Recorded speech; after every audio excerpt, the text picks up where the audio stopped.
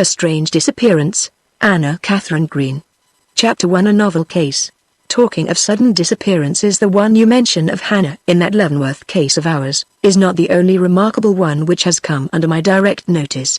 Indeed, I know of another that in some respects, at least, surpasses that in points of interest, and if you will promise not to inquire into the real names of the parties concerned, as the affair is a secret, I will relate to you my experience regarding it.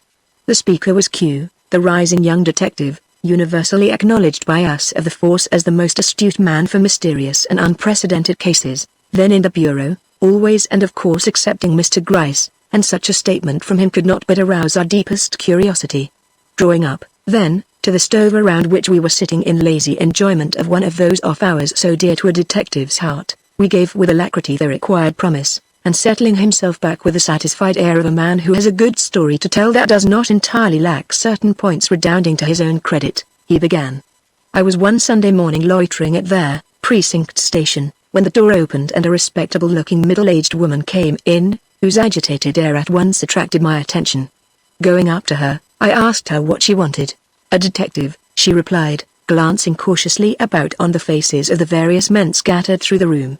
I don't wish anything said about it, but a girl disappeared from our house last night, and she stopped here, her emotion seeming to choke her, and I want someone to look her up, she went on at last with the most intense emphasis. A girl? What kind of a girl, and what house do you mean when you say our house? She looked at me keenly before replying. You are a young man, said she, isn't there someone here more responsible than yourself that I can talk to? I shrugged my shoulders and beckoned to Mr. Gryce, who was just then passing. She at once seemed to put confidence in him. Drawing him aside, she whispered a few low eager words which I could not hear. He listened nonchalantly for a moment but suddenly made a move which I knew indicated strong and surprised interest, though from his face, but you know what Gryce's face is.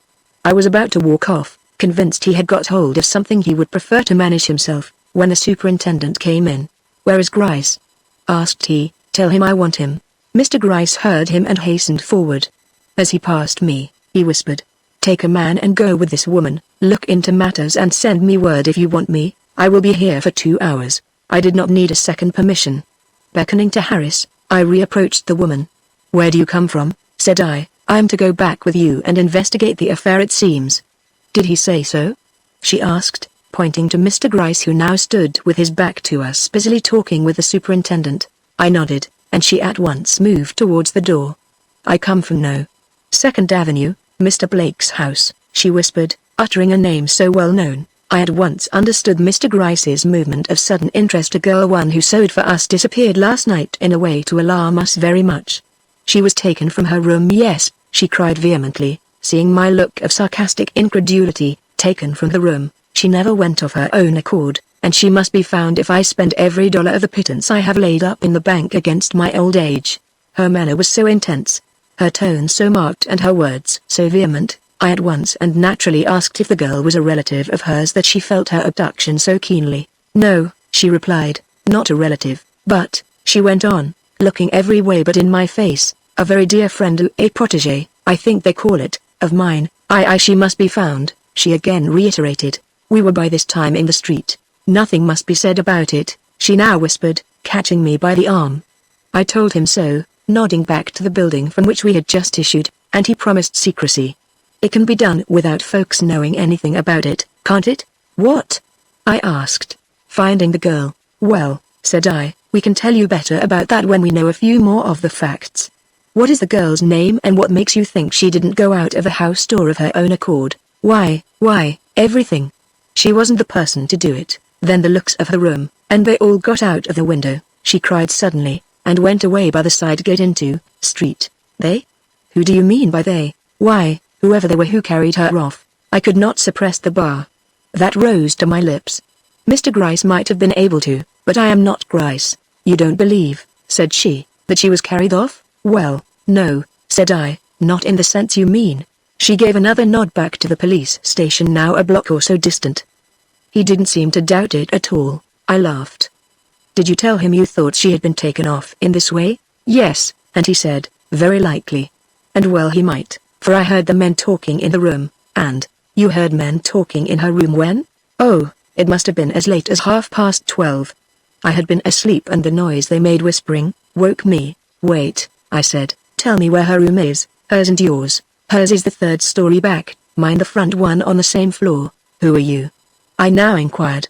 "What position do you occupy in Mr. Blake's house?" "I am the housekeeper." "Mr. Blake was a bachelor. And you awakened last night by hearing whispering which seemed to come from this girl's room?"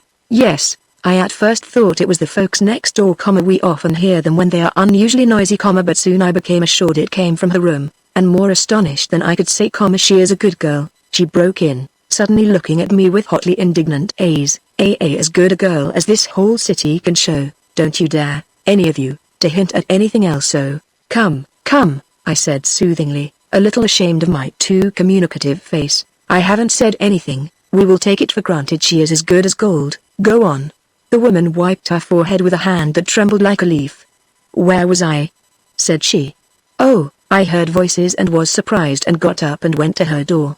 The noise I made unlocking my own must have startled her, for all was perfectly quiet when I got there. I waited a moment, then I turned the knob and called her. She did not reply and I called again.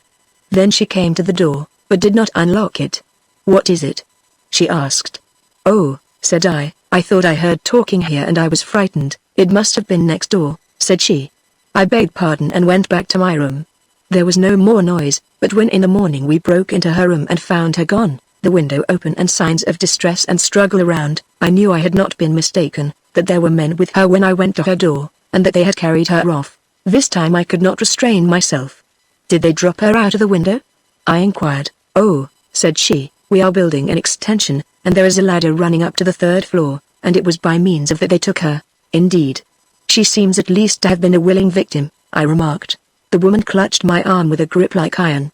"Don't you believe it?" gasped she, stopping me in the street where we were. "I tell you, if what I say is true, and these burglars or whatever they were, did carry her off, it was an agony to her, an awful, awful thing that will kill her if it has not done so already."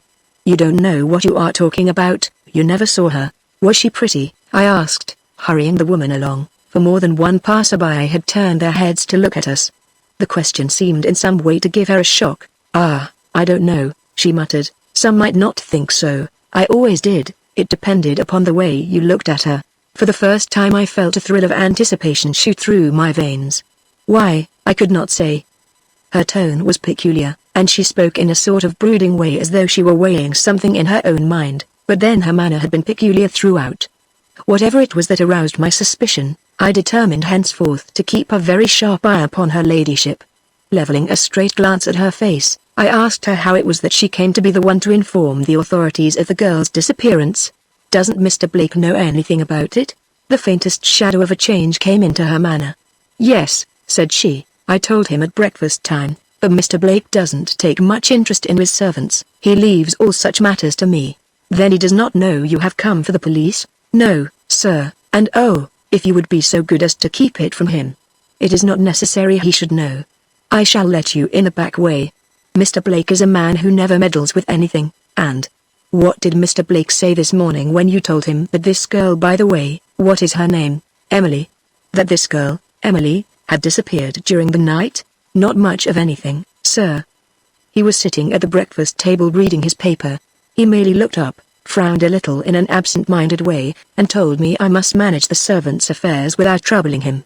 "And you let it drop?" "Yes, sir. Mr. Blake is not a man to speak twice to." I could easily believe that from what I had seen of him in public, for though by no means a harsh-looking man, he had a reserved air which if maintained in private must have made him very difficult of approach. We were now within a half-block or so of the old-fashioned mansion regarded by this scion of New York's aristocracy as one of the most desirable residences in the city, so motioning to the man who had accompanied me to take his stand in a doorway nearby and watch for the signal I would give him in case I wanted Mr. Gryce, I turned to the woman, who was now all in a flutter, and asked her how she proposed to get me into the house without the knowledge of Mr. Blake. "Oh, sir, all you have got to do is to follow me right up the back stairs. He won't notice, or if he does will not ask any questions." And having by this time reached the basement door, she took out a key from her pocket and inserting it in the lock, at once admitted us into the dwelling. Chapter 2. A few points. Mrs. Daniels, for that was her name, took me at once upstairs to the third-story back room. As we passed through the halls, I could not but notice how rich, though sombre were the old-fashioned walls and heavily frescoed ceilings, so different in style and coloring from what we see nowadays in our secret penetrations into Fifth Avenue mansions. Many as are the wealthy houses I have been called upon to enter in the line of my profession, I had never crossed the threshold of such an one as this before, and impervious as I am to any foolish sentimentalities, I felt a certain degree of awe at the thought of invading with police investigation this home of ancient Knickerbocker respectability. But once in the room of the missing girl, every consideration fled save that of professional pride and curiosity. For almost at first blush, I saw that whether Mrs. Daniels was correct or not in her surmises as to the manner of the girl's disappearance, the fact that she had disappeared was likely to prove an affair of some importance. For, let me state the facts in the order in which I noticed them. The first thing that impressed me was, that whatever Mrs. Daniels called her, this was no sewing girl's room into which I now stepped. Plain as was the furniture in comparison with the elaborate richness of the walls and ceiling, there were still scattered through the room, which was large even for a 30-foot house, articles of sufficient elegance to make the supposition that it was the abode of an ordinary seamstress open to suspicion, if no more. Mrs. Daniels, seeing my look of surprise, hastened to provide some explanation. "It is the room which has always been devoted to sewing," said she. "And when Emily came, I thought it would be easier to put up a bed here than to send her upstairs. She was a very nice girl and disarranged nothing." I glanced around on the writing case lying open on a small table in the center of the room, on the vase half full of partly withered roses, on the mantelpiece, the Shakespeare, and Macaulay's History lying on the stand at my right, thought my own thoughts, but said nothing. "You found the door locked this morning?" asked I, after a moment's scrutiny of the room in which three facts had become manifest. First, that the girl had not occupied the bed the night before. Second, that there had been some sort of struggle or surprise, one of the curtains being violently torn as if grasped by an agitated hand, to say nothing of a chair lying upset on the floor with one of its legs broken. Third, that the departure, strange as it may seem, had been by the window. "Yes," returned she. "But there is a passageway leading from my room to hers, and it was by that means we entered. There was a chair placed against the door on this side, but we easily pushed it away." I stepped to the window and looked out. Ah, it would not be so very difficult for a man to gain the street from that spot in a dark night, for the roof of the newly erected extension was almost on a level with the window. "Well," said she anxiously, "couldn't she have been got out that way?"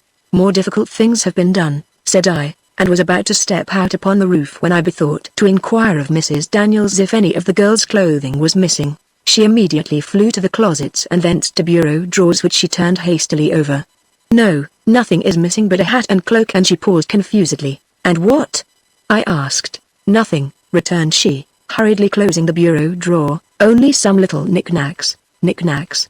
quoth I. If she stopped for knickknacks, she couldn't have gone in any very unwilling frame of mind. And somewhat disgusted, I was about to throw up the whole affair and leave the room. But the indecision in Mrs. Daniels' own face deterred me. "I don't understand it," murmured she, drawing her hand across her eyes. "I don't understand it. But," she went on with even an increase in her old tone of heartfelt conviction, "no matter whether we understand it or not, the case is serious, I tell you so, and she must be found." I resolved to know the nature of that "must," used as few women in her position would use it even under circumstances to all appearance more aggravated than these. "Why, must?" said I. "If the girl went of her own accord, as some things seem to show, why should you, no relative as you acknowledge, take the matter so to heart as to insist she shall be followed and brought back?" She turned away, uneasily taking up and putting down some little matters on the table before her. "Is it not enough that I promise to pay for all expenses which a search will occasion, without my being forced to declare just why I should be willing to do so? Am I bound to tell you I love the girl? That I believe she has been taken away by foul means, and that to her great suffering and distress? That being fond of her and believing this, I am conscientious enough to put every means I possess at the command of those who will recover her?" I was not satisfied with this, but on that very account felt my enthusiasm revive. "But Mr. Blake? Surely he is the one to take this interest if anybody." "I have before said," returned she, paling however as she spoke, "that Mr. Blake takes very little interest in his servants." I cast another glance about the room. "How long have you been in this house?" asked I. "I was in the service of Mr. Blake's father, and he died a year ago." "Since when you have remained with Mr. Blake himself?" "Yes, sir." "And this Emily, when did she come here?" "Oh, it must be 11 months or so ago." "An Irish girl?" "Oh no, American." "She is not a common person, sir." "What do you mean by that?" "That she was educated, ladylike, pretty, What? I don't know what to say. She was educated, yes, but not as you would call a lady educated. Yet she knew a great many things the rest of us didn't. She liked to read, you see, and ask the girls about her. I never know what to say when I am questioned. I scanned the grey-haired woman still more intently than I had yet done. Was she the weak commonplace creature she seemed, or had she really some cause other than appeared for these her numerous breaks and hesitations? Where did you get this girl? I inquired. Where did she live before coming here? I cannot say. I never asked her to talk about herself. She came to me for work and I liked her and took her without recommendation. And she has served you well? Excellently. Been out much? Had any visitors? She shook her head. Never went out and never had any visitors. I own I was nonplussed. Well, said I, no more of this at present. I must first find out if she left this house alone or in company with others. And without further parley I stepped out upon the roof of the extension. As I did so I debated with myself whether the case warranted me or not in sending for Mr. Gryce. As yet there was nothing to show that the girl had come to any harm. A mere elopement with or without a lover to help her, was not such a serious matter that the whole police force need be stirred up on the subject, and if the woman had money, as she said, ready to give the man who should discover the whereabouts of this girl, why need that money be divided up any more than was necessary? Yet Gryce was not one to be dallied with. He had said, send for him if the affair seemed to call for his judgment, and somehow the affair did promise to be a trifle complicated. I was yet undetermined when I reached the edge of the roof. It was a dizzy descent, but once made, escape from the yard beneath would be easy.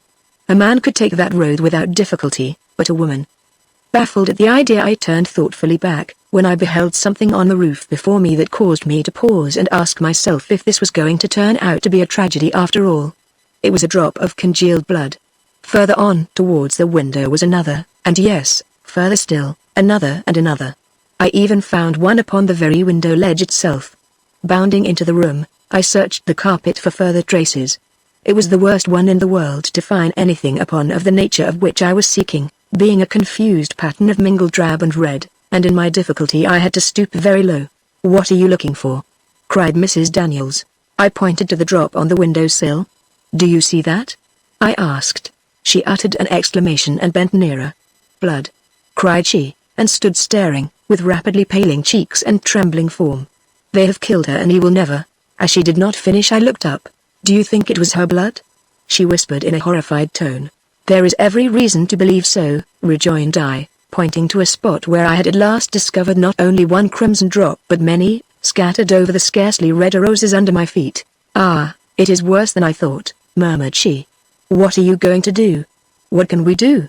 I am going to send for another detective, returned I, and stepping to the window I telegraphed at once to the man harassed to go for Mr. Gryce.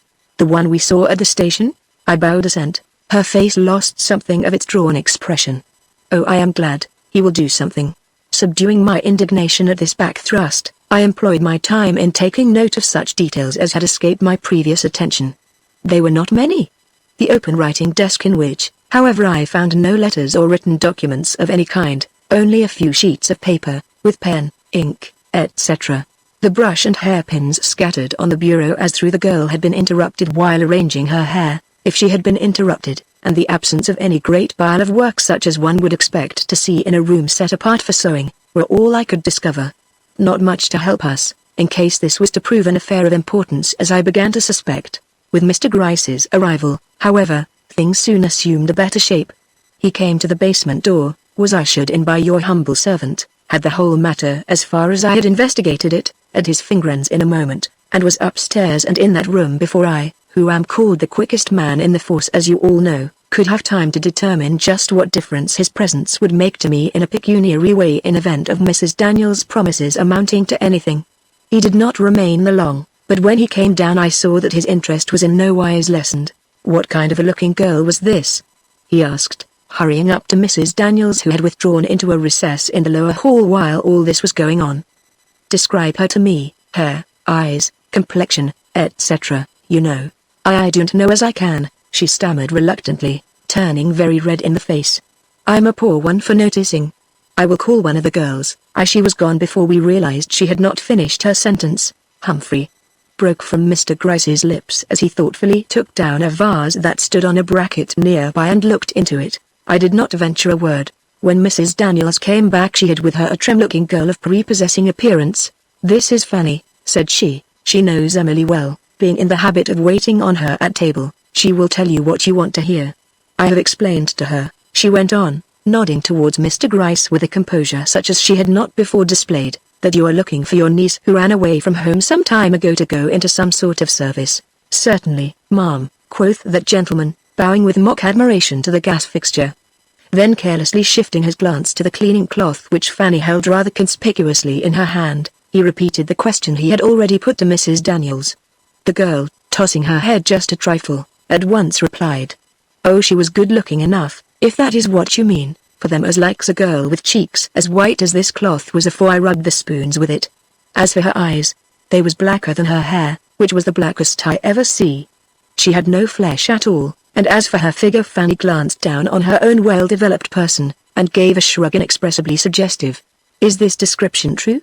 Mr. Gryce asked, seemingly of Mrs. Daniels, though his gaze rested with curious intentness on the girl's head which was covered with a little cap. "Sufficiently so," returned Mrs. Daniels in a very low tone, however. Then with a sudden display of energy, "Emily's figure is not what you would call plump. I have seen her," she broke off as if a little startled at herself and motioned Fanny to go. "Wait a moment," interposed Mr. Gryce in his soft way. "You said the girl's hair and eyes were dark. Were they darker than yours?" "Oh, yes sir," replied the girl simpering, as she settled the ribbons on her cap. "Let me see your hair." She took off her cap with a smile. "Ha, very pretty, very pretty. And the other girls?" "You have other girls I suppose, too, sir," returned Mrs. Daniels. "How about their complexions? Are they lighter too than Emily's?" "Yes, sir, about like Fanny's." Mr. Gryce spread his hand over his breast in a way that assured me of his satisfaction, and allowed the girl to go. "We will now proceed to the yard," said he. But at that moment the door of the front room opened and a gentleman stepped leisurely into the hall, whom at first glance I recognized as the master of the house. He was dressed for the street and had his hat in his hand. At the sight we all stood silent, Mrs. Daniels flushing up to the roots of her grey hair. Mr. Blake is an elegant-looking man, as you perhaps know, proud, reserved, and a trifle somber. As he turned to come towards us, the light shining through the windows at our right, fell full upon his face, revealing such a self-absorbed and melancholy expression, I involuntarily drew back as if I had unwittingly intruded upon a great man's privacy. Mr. Gryce on the contrary stepped forward. "Mr. Blake, I believe," said he, bowing in that deferential way he knows so well how to assume. The gentleman, startled as it evidently seemed from a reverie, looked hastily up. Meeting Mr. Gryce's bland smile, he returned the bow, but haughtily, and as it appeared in an abstracted way. "Allow me to introduce myself," proceeded my superior. "I am Mr. Gryce from the Detective Bureau.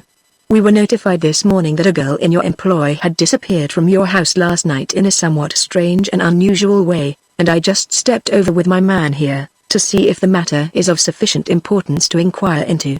With many apologies for the intrusion, I stand obedient to your orders." With a frown expressive of annoyance, Mr. Blake glanced around and detecting Mrs. Daniels, said, "Did you consider the affair so serious as that?" She nodded, seeming to find it difficult to speak.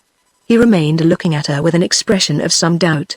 "I can hardly think," said he, "such extreme measures were necessary. The girl will doubtless come back, or if not." His shoulders gave a slight shrug and he took out his gloves.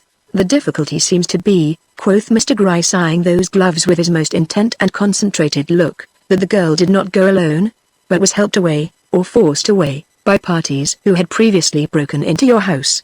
"That is a strange circumstance," remarked Mr. Blake, but still without any appearance of interest, "and if you are sure of what you say, demands, perhaps, some inquiry. I would not wish to put anything in the way of justice succoring the injured." But again he gave that slight shrug of the shoulders, indicative of doubt, if not indifference. Mrs. Daniels trembled, and took a step forward. I thought she was going to speak, but instead of that she drew back again in her strange hesitating way. Mr. Gryce did not seem to notice. "Perhaps, sir," said he, "if you will step upstairs with me to the room occupied by this girl, I may be able to show you certain evidences which will convince you that our errand here is not one of presumption." "I am ready to concede that without troubling myself with proof," observed the master of the house with the faintest show of asperity. "Yet if there is anything to see of a startling nature, perhaps I had best yield to your wishes. Whereabouts in the house is this girl's room, Mrs. Daniels?" "It is. I gave her the third story back, Mr. Blake," replied that woman. nervously eyeing his face. It was large and light for sewing, and she was so nice. He impatiently waved his hand on which he had by this time fitted his glove to a nicety, as if these details were an unnecessary bore to him, and motioned her to show the way. Instantly a new feeling appeared to seize her, that of alarm. "I hardly think you need trouble Mr. Blake to go upstairs," she murmured, turning towards Mr. Gryce. "I am sure when you tell him the curtains were torn, and the chair upset, the window open and—" But Mr. Gryce was already on the stairs with Mr. Blake, whom this small opposition seemed to have at once determined. "Oh my God!" she murmured to herself, "who could have foreseen this?" And ignoring my presence with all the egotism of extreme agitation, she hurried past me to the room above, where I speedily joined her. Chapter 3 The contents of a bureau drawer. Mr. Blake was standing in the center of the room when I entered, carelessly following with his eyes the motion of Mr. Gryce's finger as the gentleman pointed with unwearying assiduity to the various little details that had struck us. His hat was still in his hand, and he presented a very formidable and imposing appearance, or so Mrs. Daniels appeared to think as she stood watching him from the corner, whither she had withdrawn herself. "A forcible departure you see," exclaimed Mr. Gryce. She had not even time to gather up her clothes, and with a sudden movement he stooped and pulled out one of the bureau drawers before the eyes of his nonchalant listener. Immediately a smothered exclamation struck our ears, and Mrs. Daniels started forward. "I pray, gentlemen," she entreated, advancing in such a way as to place herself against the front of the bureau in a manner to preclude the opening of any more drawers, "that you will remember that a modest woman such as this girl was, would hardly like to have her clothing displayed before the eyes of strangers." Mr. Gryce instantly closed the drawer. "You are right," said he, "pardon the rough ways of a somewhat hardened officer of the law." She drew up closer to the bureau, still protecting it with her meager but energetic form while her eyes rested with almost a savage expression upon the master of the house as if he, and not the detective, had been the aggressor whose advances she feared. Mr. Blake did not return the look. "If that is all you can show me, I think I will proceed to my appointment," said he. "The matter does seem to be more serious than I thought, and if you judge it necessary to take any active measures, why, let no consideration of my great and inherent dislike to notoriety of any kind interfere with what you consider your duty. As for the house, it is at your command, under Mrs. Daniels' direction. Good morning." And returning our bows with one singularly impressive for all its elegant carelessness, he at once withdrew. Mrs. Daniels took one long deep breath and came from the bureau. Instantly Mr. Gryce stooped and pulled out the drawer she had so visibly protected. A white towel met our eyes, spread neatly out at its full length. Lifting it, we looked beneath. A carefully folded dress of dark blue silk, to all appearance elegantly made, confronted our rather eager eyes. Beside it, a collar of exquisite lace. I know enough of such matters to be a judge pricked through by a gold breastpin of a strange and unique pattern. A withered bunch of what appeared to have been a bouquet of red roses surmounted the whole, giving to the otherwise commonplace collection the appearance of a relic from the tomb. We both drew back in some amazement, involuntarily glancing up at Mrs. Daniels. "I have no explanation to give," said that woman, with a calmness strangely in contrast to the agitation she had displayed while Mr. Blake had remained in the room. "That those things, rich as they are, really belong to the girl, I have no doubt. She brought them when she came, and they only confirm what I have before intimated, that she was no ordinary sewing girl, but a woman who had seen better days." With a low humph, and another glance at the dark blue dress and delicate collar, Mr. Gryce carefully replaced the cloth he had taken from them, and softly closed the drawer without either of us having laid a finger upon a single article. 5 minutes later he disappeared from the room. I did not see him again till occasion took me below, when I beheld him softly issue from Mr. Blake's private apartment. Meeting me, he smiled, and I saw that whether he was conscious of betraying it or not, he had come upon some clue or at the least fashioned for himself some theory with which he was more or less satisfied. "An elegant apartment, that," whispered he, nodding sideways toward the room he had just left. "Pity you haven't time to examine it." "Are you sure that I haven't?" returned I, drawing a step nearer to escape the eyes of Mrs. Daniels who had descended after me. "Quite sure," and we hastened down together into the yard. But my curiosity once aroused in this way would not let me rest. Taking an opportunity when Mr. Gryce was engaged in banter with the girls below, and in this way learning more in a minute of what he wanted to know than some men would gather in an hour by that or any other method, I stole lightly back and entered this room. I almost started in my surprise. Instead of the luxurious apartment I had prepared myself to behold, a plain, scantily furnished room opened before me, of a nature between a library and a studio. There was not even a carpet on the polished floor, only a rug, which strange to say was not placed in the center of the room or even before the fireplace, but on one side, and directly in front of a picture that almost at first blush had attracted my attention as being the only article in the room worth looking at. It was the portrait of a woman, handsome, haughty and alluring, a modern beauty, with eyes of fire burning beneath high-piled locks of jetty blackness, that were only relieved from being too intense by the scarlet hood of an opera cloak, that was drawn over them. A sister, I thought to myself, it is too modern for his mother, and I took a step nearer to see if I could trace any likeness in the chiseled features of this disdainful brunette, to the more characteristic ones of the careless gentleman who had stood but a few moments before in my presence.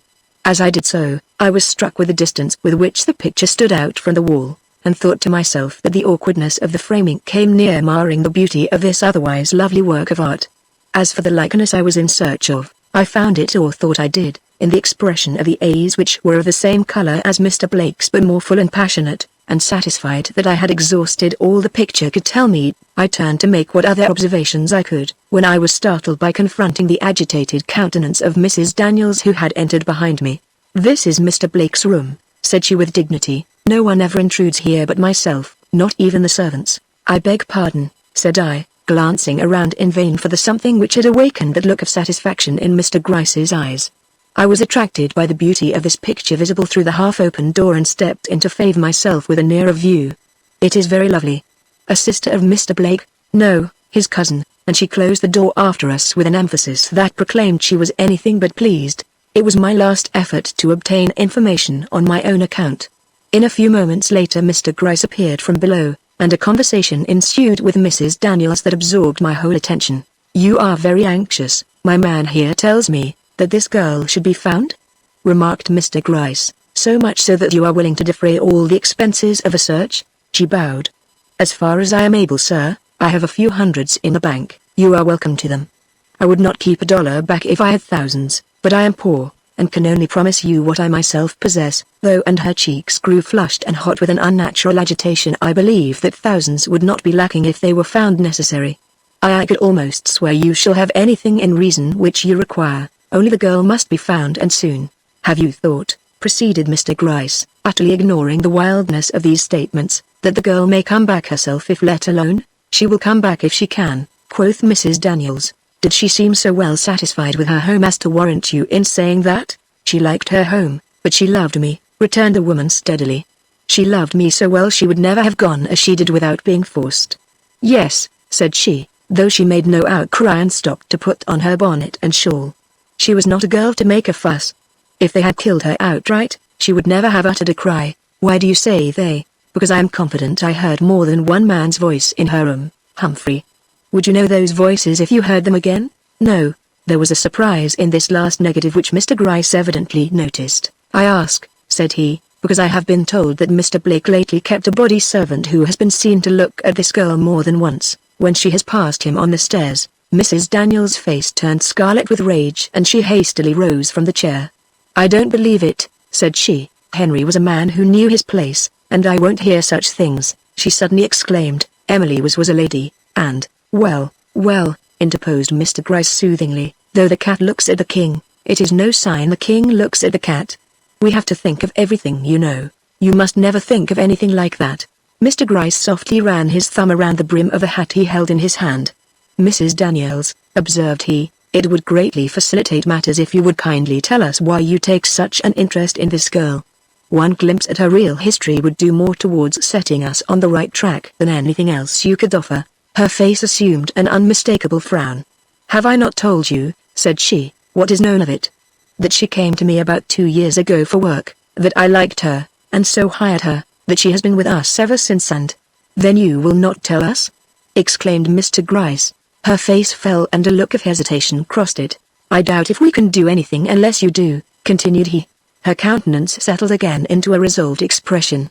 "You are mistaken," said she. "If the girl had a secret, as nearly all girls have, brought low as she has evidently been, it had nothing to do with her disappearance, nor would a knowledge of it help you in any way. I am confident of this and so shall hold my peace. She was not a woman to be frightened or cajoled into making revelations she did not think necessary," and seeing it, Mr. Gryce refrained from urging her further. "However, you will at least tell me this," said he, "what were the knickknacks she took away with her from her bureau drawer?" "No," said she, for they have nothing to do with her abduction. They were articles of positive value to her, though I assure you of little importance to anyone else. All that is shown by their disappearance is the fact that she had a moment's time allowed her in which to collect what she most wanted. Mr. Gryce arose. "Well," said he, "you have given us a hard sum to work out, but I am not the man to recoil from anything hard. If I can discover the whereabouts of this girl I will certainly do it, but you must help me." How? "By inserting a personal in the Herald. You say she loves you, and would come back if she could.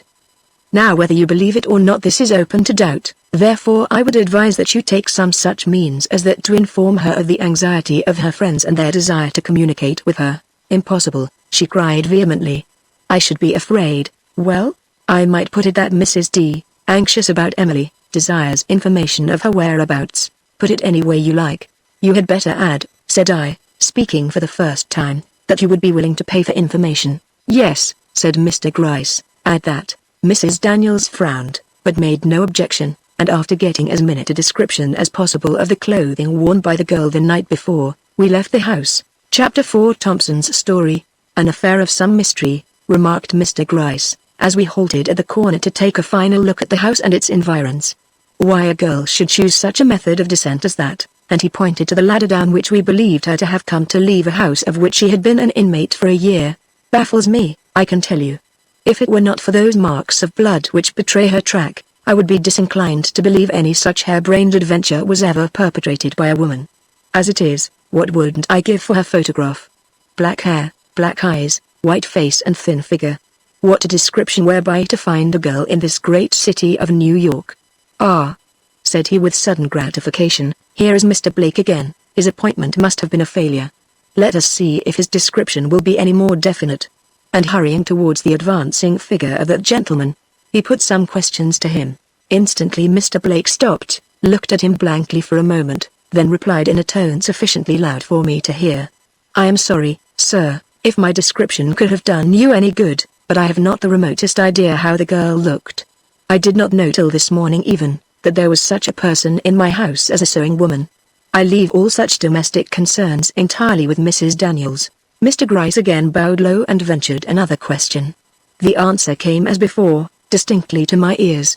"Oh, I may have seen her, I cannot say about that. I very often run across the servants in the hall, but whether she is tall or short, light or dark, pretty or ugly, I know no more than you do, sir." Then with a dignified nod calculated to abash a man in Mr. Gryce's position, inquired, "Is that all?" It did not seem to be. Mr. Gryce put another question. Mr. Blake gave him a surprised stare before replying, then courteously remarked, "I do not concern myself with servants after they have left me.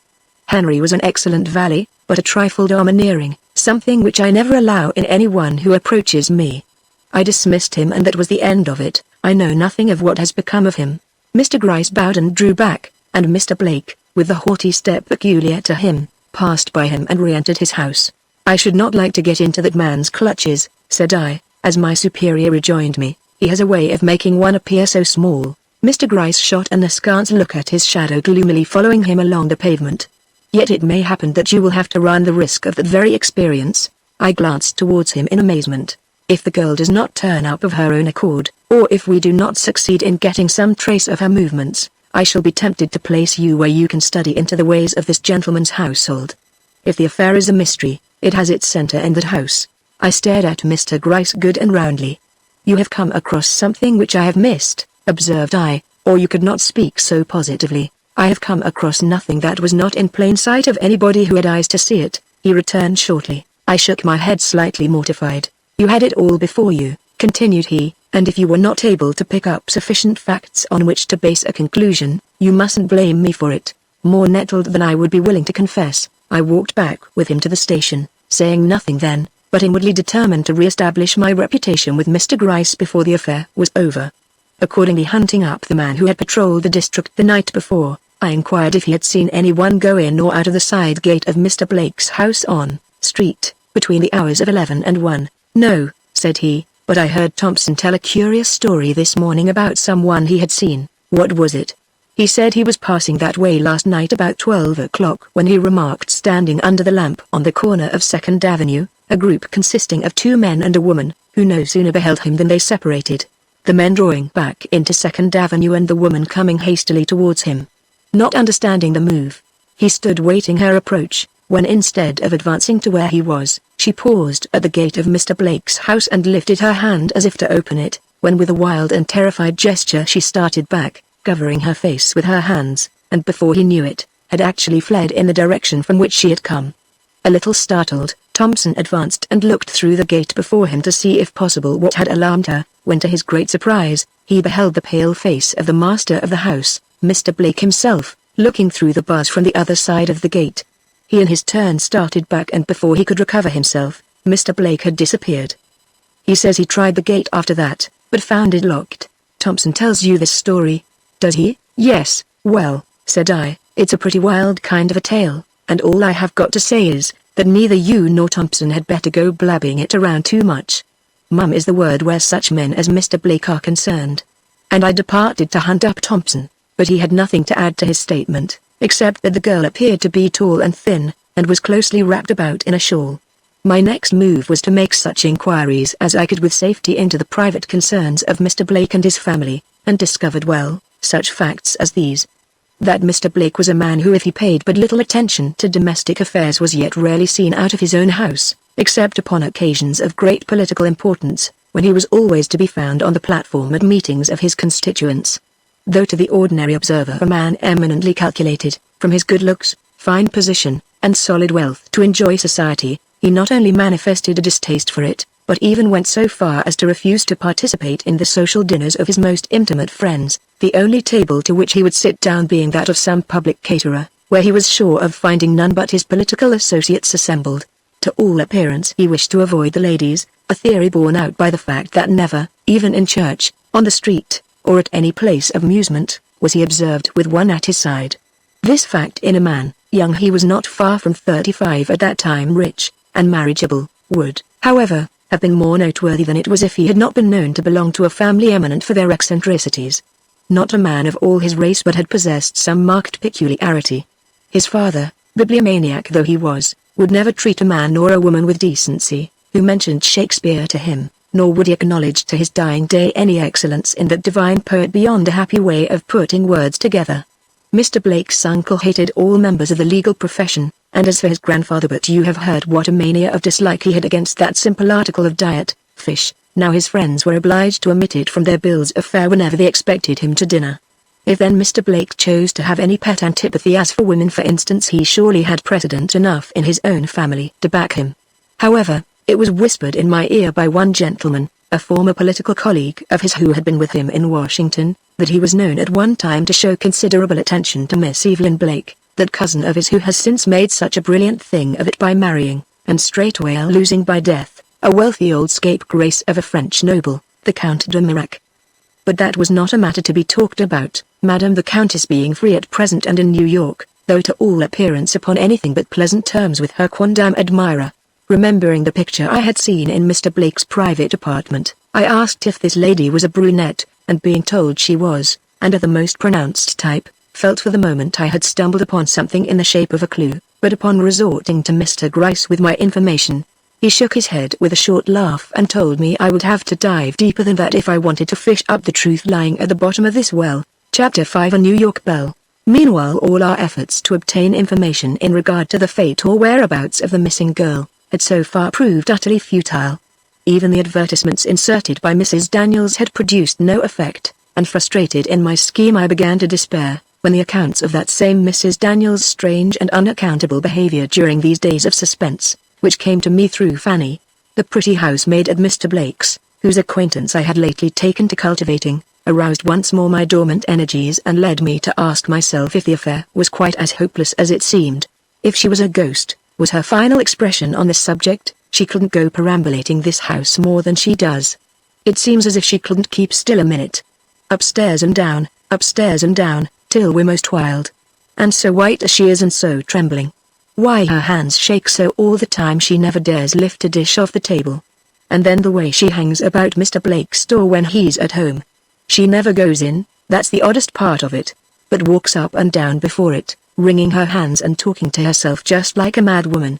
Why, I have seen her almost put her hand on the knob twice in an afternoon perhaps, then draw back as if she was afraid it would burn her, and if by any chance the door opened and Mr. Blake came out, you ought to have seen how she run. What it all means I don't know, but I have my imaginings, and if she ain't crazy, why etc., etc. In face of facts like these I felt it would be pure insanity to despair. Let there be but a mystery, though it involved a man of the position of Mr. Blake and I was safe. My only apprehension had been that the whole affair would dissolve itself into an ordinary elopement or some such commonplace matter, where, therefore, a few minutes later, Fanny announced that Mr. Blake had ordered a carriage to take him to the charity ball that evening. I determined to follow him and learn if possible what change had taken place in himself or his circumstances, to lead him into such an innovation upon his usual habits. Though the hour was late I had but little difficulty in carrying out my plan, arriving at the academy something less than an hour after the opening dance. The crowd was great and I circulated the floor 3 times before I came upon him. When I did, I own I was slightly disappointed, for instead of finding him as I anticipated, the center of an admiring circle of ladies and gentlemen, I espied him withdrawn into a corner with a bland old politician of the 15th Ward, discussing, as I presently overheard, the merits and demerits of a certain Smith who at that time was making some disturbance in the party. If that is all he has come for, thought I had better have stayed at home and made love to the pretty Fanny. And somewhat chagrined, I took up my stand nearby, and began scrutinizing the ladies. Suddenly I felt my heart stand still, the noise of voices ceasing the same instant behind me. A lady was passing on the arm of a foreign-looking gentleman, whom it did not require a second glance to identify with the subject of the portrait in Mr. Blake's house. Older by some few years than when her picture was painted, her beauty had assumed a certain defiant expression that sufficiently betrayed the fact that her years had not been so wholly happy as she had probably anticipated when she jilted handsome Holman Blake for the old French count. At all events so I interpreted the look of latent scorn that burned in her dark eyes, as she slowly turned her richly bejeweled head towards the corner where the gentleman stood, and meeting his eyes no doubt, bowed with a sudden loss of self-possession that not all the haughty carriage of her noble form, held doubly erect for the next few moments, could quite conceal or make forgotten. She still loves him, I inwardly commented and turned to see if the surprise had awakened any expression on his uncommunicative countenance. Evidently not, for the tough old politician of the 15th Ward was laughing, at one of his own jokes probably, and looking up in the face of Mr. Blake, whose back was turned to me, in a way that entirely precluded all thought of any tragic expression in that quarter. Somewhat disgusted, I withdrew and followed the lady. I could not get very near. By this time the presence of a live countess in the assembly had become known, and I found her surrounded by a swarm of half-fledged youths. But I cared little for this, all I wanted to know was whether Mr. Blake would approach her or not during the evening. Tediously the moments passed, but a detective on duty, or on fancied duty, succumbs to no weariness. I had a woman before me worth studying and the time could not be thrown away. I learned to know her beauty, the poise of her head, the flush of her cheek, the curl of her lip, the glance the glance of her eye, though that was more difficult to understand, for she had a way of drooping her lids at times that, while exceedingly effective upon the poor wretch toward whom she might be directing that half-veiled shaft of light, was anything but conducive to my purposes. At length with a restless shrug of her haughty shoulders she turned away from her crowd of adorers, her breast heaving under its robing of garnet velvet, and her whole face flaring with a light that might mean resolve and might mean simply love. I had no need to turn my head to see who was advancing towards her. Her stately attitude as countess, her thrilling glance as woman, betrayed only too readily. He was the more composed of the two. Bowing over her hand with a few words I could not hear, he drew back a step and began uttering the usual commonplace sentiments of the occasion. She did not respond. With a splendor of indifference not often seen even in the manner of our grandest ladies, she waited, opening and shutting her richly feathered fan, as one who would say, I know all this has to be gone through with, therefore I will be patient. But as the moments passed, and his tone remained unchanged, I could detect a slight gleam of impatience flash in the depths of her dark eyes, and a change come into the conventional smile that had hitherto lighted, without illuminating her countenance. Drawing still further back from the crowd that was not to be awed from pressing upon her, she looked around as if seeking a refuge. Her glance fell upon a certain window, with a gleam of satisfaction. Seeing they would straightway withdraw there, I took advantage of the moment and made haste to conceal myself behind a curtain as near that vicinity as possible. In another instant I heard them approaching. You seem to be rather overwhelmed with attention tonight, were the first words I caught, uttered in Mr. Blake's calmest and most courteous tones. Do you think so? Was the slightly sarcastic reply. I was just deciding to the contrary when you came up. There was a pause. Taking out my knife, I ripped open a seam in the curtain hanging before me, and looked through. He was eyeing her intently, a firm look upon his face that made its reserve more marked than common. I saw him gaze at her handsome head piled with its midnight tresses amid which the jewels, doubtless of her dead lord, burned with a fierce and ominous glare, at her smooth olive brow, her partly veiled eyes where the fire passionately blazed, at her scarlet lips trembling with an emotion her rapidly flushing cheeks would not allow her to conceal. I saw his glances fall and embrace her whole elegant form with its casing of ruby velvet and ornamentation of lace and diamonds, and an expectant thrill passed through me almost as if I already beheld the mask of his reserve falling, and the true man flash out in response to the wooing beauty of this full-blown rose, evidently in waiting for him. But it died away and a deeper feeling seized me as I saw his glances return unkindled to her countenance, and heard him say in still more measured accents than before, "Is it possible then that the Countess de Mirac can desire the adulation of us poor American plebeians? I had not thought it, madame." Slowly her dark eyes turned towards him, she stood a statue. "But I forget," he went on, a tinge of bitterness for a moment showing itself in his smile. "Perhaps in returning to her own country, Evelyn Blake has so far forgotten the last 2 years as to find pleasure again in the toys and foibles of her youth. Such things have been, I hear." And he bowed almost to the ground in his half-sarcastic homage. "Evelyn Blake. It is long since I have heard that name," she murmured. He could not restrain the quick flush from mounting to his brow. "Pardon me," said he, "if it brings you sadness or unwelcome memories. I promise you I will not so transgress again." A wan smile crossed her lips grown suddenly pallid. "You mistake," said she. "If my name brings up a past laden with bitter memories and shadowed by regret, it also recalls much that is pleasant and never to be forgotten. I do not object to hearing my girlhood's name uttered by my nearest relative." The answer was dignity itself. "Your name is Countess de Mirac, your relatives must be proud to utter it." A gleam not unlike the lightning's quick flash shot from the eyes she drooped before him. "Is it Holman Blake I am listening to?" said she. "I do not recognize my old friend in the cool and sarcastic man of the world now before me. We often fail to recognize the work of our hands, madame, after it has fallen from our grasp." "What?" she cried. "Do you mean would you say that?" "I would say nothing," interrupted he calmly, stooping for the fan she had dropped. "At an interview which is at once a meeting and a parting, I would give utterance to nothing which would seem like recrimination." Wait," suddenly exclaimed she, reaching out her hand for her fan with a gesture lofty as it was resolute. "You have spoken a word which demands explanation. What have I ever done to you that you should speak the word recrimination to me? What?" "You shook my faith in womankind. You showed me that a woman who had once told a man she loved him, could so far forget that love as to marry one she could never respect, for the sake of titles and jewels. You showed me—" "Hold," said she again, this time without gesture or any movement, save that of her lips grown pallid as marble. "And what did you show me?" He started, colored profoundly, and for a moment stood before her unmasked of his stern self-possession. "I beg your pardon," said he, "I take back that word, recrimination." It was now her turn to lift her head and survey him. With glance less cool than his, but fully as deliberate, she looked at his proud head bending before her, studying his face, line by line, from the stern brow to the closely compressed lips on which melancholy seemed to have set its everlasting seal, and a change passed over her countenance. "Holman," said she, with a sudden rush of tenderness, "if in the times gone by, we both behaved with too much worldly prudence for it now to be any great pleasure for either of us to look back, is that any reason why we should mar our whole future by dwelling too long upon what we are surely still young enough to bury if not forget?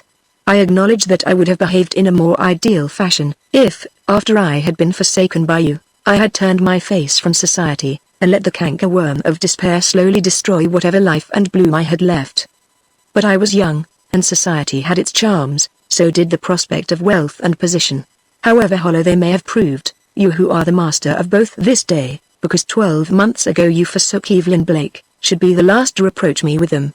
I do not reproach you, I only say let the past be forgotten." "Impossible," exclaimed he, his whole face darkening with an expression I could not fathom. "What was done at that time cannot be undone. For you and me there is no future." "Yes," he said turning towards her as she made a slight fluttering move of dissent, "no future. We can bury the past, but we cannot resurrect it. I doubt if you would wish to if we could, as we cannot. Of course you will not desire even to converse upon the subject again." Evelyn, I wanted to see you once, but I do not wish to see you again. Will you pardon my plain speaking, and release me? I will pardon your plain speaking, but her look said she would not release him. He seemed to understand it so, and smiled, but very bitterly. In another moment he had bowed and gone, and she had returned to her crowd of adoring sycophants. Chapter 6 A Bit of Calico. It was about this time that I took up my residence in a sort of lodging house that occupied the opposite corner to that of Mr. Blake. My room, as I took pains to have it, overlooked the avenue, and from its windows I could easily watch the goings and comings of the gentleman whose movements were daily becoming of more and more interest to me. For set it down to caprice, and men are often as capricious as women, or account for it as you will, his restlessness at this period was truly remarkable. Not a day that he did not spend his time in walking the streets, and that not in his usual aimless gentlemanly fashion, but eagerly and with an intent gaze that roamed here and there, like a bird seeking its prey.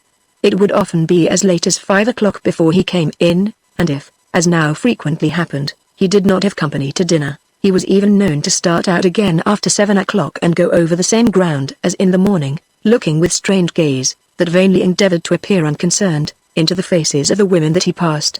I not unfrequently followed him at these times, as much for my own amusement as from any hope I had of coming upon anything that should aid me in the work before me. But when he suddenly changed his route of travel from a promenade in the fashionable thoroughfares of Broadway and 14th Street to a walk through Chatham Square and the dark, narrow streets of the East Side, I began to scent whom the prey might be that he was seeking, and putting every other consideration aside, regularly set myself to dog his steps, as only I, with my innumerable disguises, knew how to do.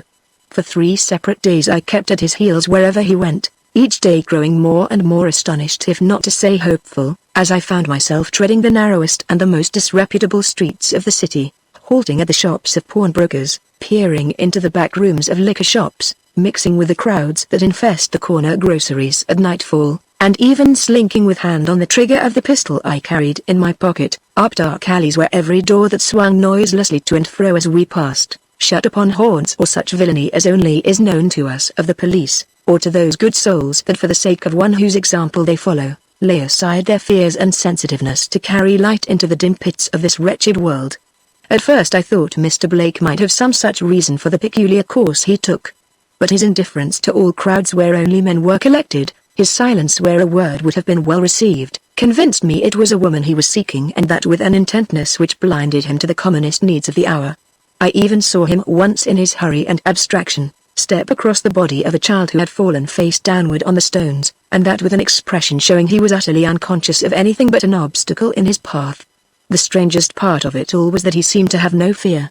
To be sure, he took pains to leave his watch at home, but with such a figure and carriage as he possessed, the absence of jewelry could never deceive the eye for a moment as to the fact of his being a man of wealth, and those he went among would do anything for money. Perhaps, like me, he carried a pistol.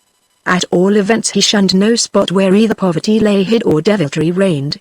His proud stern head bending to enter the lowest doors without a tremble of the haughty lips that remained compressed as by an iron force, except when some poor forlorn creature with flaunting headgear, and tremulous hands, attracted by his bearing, would hastily brush against him, when he would turn and look, perhaps speak, though what he said I always failed to catch, after which he would hurry on as if possessed by 7 devils. The evenings of those 3 days were notable also. 2 of them he spent in the manner I have described, the 3rd he went to the Windsor house where the Countess de Mirac had taken rooms, going up to the ladies' entrance and actually ringing the bell, only to start back and walk up and down on the opposite side of the way, with his hands behind his back, and his head bent, evidently deliberating as to whether he should or should not carry out his original intention of entering. The arrival of a carriage with the stately subject of his deliberations, who from her elaborate costume had seemingly been to some kettle-drum or private reception, speedily put an end to his doubts. As the door opened to admit her, I saw him cast one look at her heavily draped person, with its snowy opera cloak drawn tightly over the sweeping folds of her maize-colored silk, and shrink back with what sounded like a sigh of anger or distrust, and without waiting for the closing of the door upon her, turned toward home with a step that hesitated no longer. The 4th day, to my infinite chagrin, I was sick and could not go with him. All I could do was to wrap myself in blankets and sit in my window, from which I had the satisfaction of viewing him start, as I supposed, upon his usual course. The rest of the day was employed in a long, dull waiting for his return, only relieved by casual glimpses of Mrs. Daniel's troubled face as she appeared at one window or another of the old-fashioned mansion before me.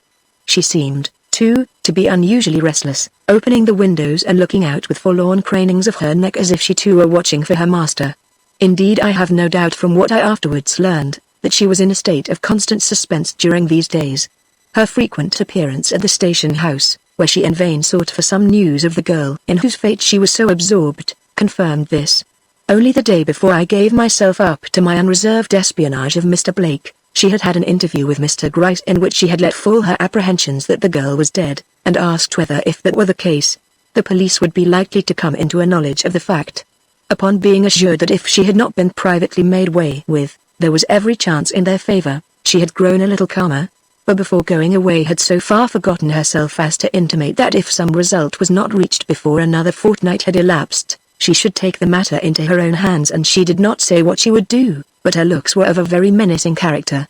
It was no wonder, then, that her countenance bore marks of the keenest anxiety as she trod the halls of that dim old mansion, with its dusky corners rich with bronzes and the glimmering shine of ancient brocades, breathing suggestions of loss and wrong, or bent her wrinkled forehead to gaze from the windows for the coming of one whose footsteps were ever delayed. She happened to be looking out, when after a longer stroll than usual the master of the house returned. As he made his appearance at the corner, I saw her hurriedly withdraw her head and hide herself behind the curtain, from which position she watched him as with tired steps and somewhat dejected mien. He passed out the steps and entered the house. Not till the door closed upon him, did she venture to issue forth and with a hurried movement shut the blinds and disappear. This anxiety on her part redoubled mine, and thankful enough was I when on the next day I found myself well enough to renew my operations. To ferret out this mystery, if mystery it was, I still found myself forced to admit the possibility of there being none had now become the one ambition of my life, and all because it was not only an unusually blind one, but of a nature that involved danger to my position as detective. I entered upon it with a zest rare even to me who love my work and all it involves with an undivided passion.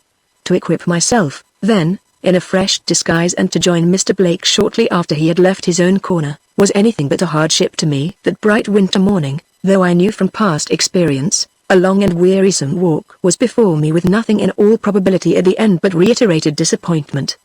But for once the fates had willed it otherwise.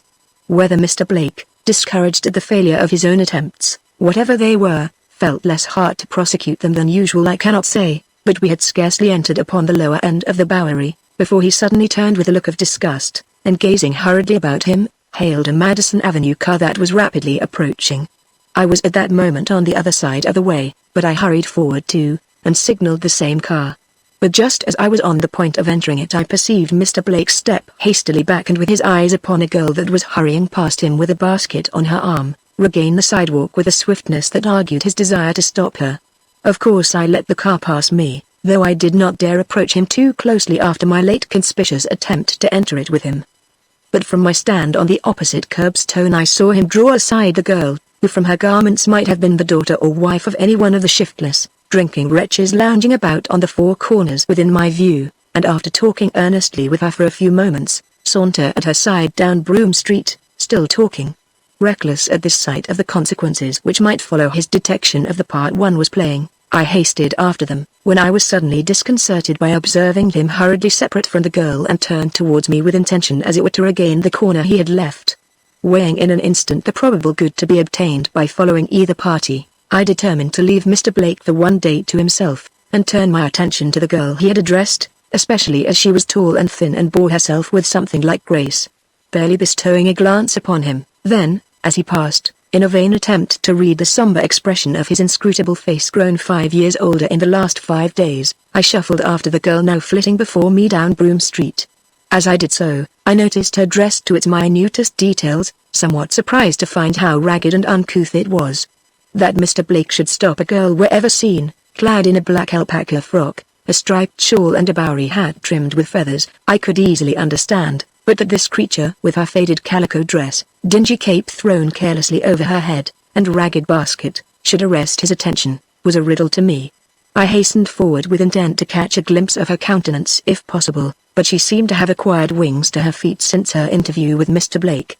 Darting into a crowd of hooting urchins that were rushing from Center Street after a broken wagon and runaway horse, she sped from my sight with such rapidity, I soon saw that my only hope of overtaking her lay in running. I accordingly quickened my steps when those same hooting youngsters getting in the way of my feet, I tripped up and well, I own I retired from that field baffled. Not entirely so, however. Just as I was going down, I caught sight of the girl tearing away from a box of garbage on the curbstone. And when order having been restored, by which lofty statement I mean to say when your humble servant had regained his equilibrium, I awoke to the fact that she had effectually disappeared. I hurried to that box and succeeded in finding hanging to it a bit of rag easily recognized as a piece of the old calico frock of nameless color which I had been following a moment before. Regarding it as the sole spoils of a very unsatisfactory day's work, I put it carefully away in my pocketbook, where it lay till but with all my zeal for compression, I must not anticipate. When I came home that afternoon I found myself unexpectedly involved in a matter that for the remainder of the day at least, prevented me from further attending to the affair I had in hand. The next morning Mr. Blake did not start out as usual, and at noon I received intimation from Fanny that he was preparing to take a journey. Where, she could not inform me, nor when, though she thought it probable he would take an early train. Mrs. Daniels was feeling dreadfully, she informed me, and the house was like a grave. Greatly excited at this unexpected move on Mr. Blake's part, I went home and packed my valise with something of the spirit of her who once said, "Under somewhat different circumstances I allow, whither thou goest I will go." The truth was, I had travelled so far and learned so little, that my professional pride was piqued. That expression of Mr. Gryce still rankled, and nothing could soothe my injured spirit now but success. Accordingly, when Mr. Blake stepped up to the ticket office of the Hudson River Railroad next morning, to buy a ticket for Putney, a small town in the northern part of Vermont, he found beside him a spruce young drummer, or what certainly appeared such, who by some strange coincidence, wanted a ticket for the same place.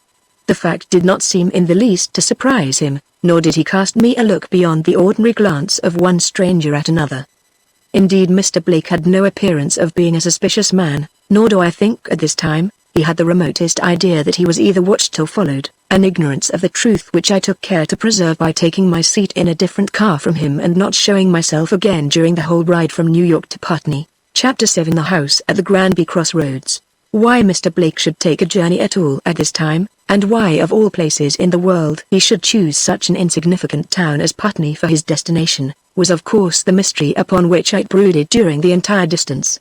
But when somewhere near 5 in the afternoon I stepped from the cars onto the platform at Putney Station only to hear Mr. Blake making inquiries in regard to a certain stage running between that town and a still smaller village further east, I own I was not only surprised but well nigh nonplussed.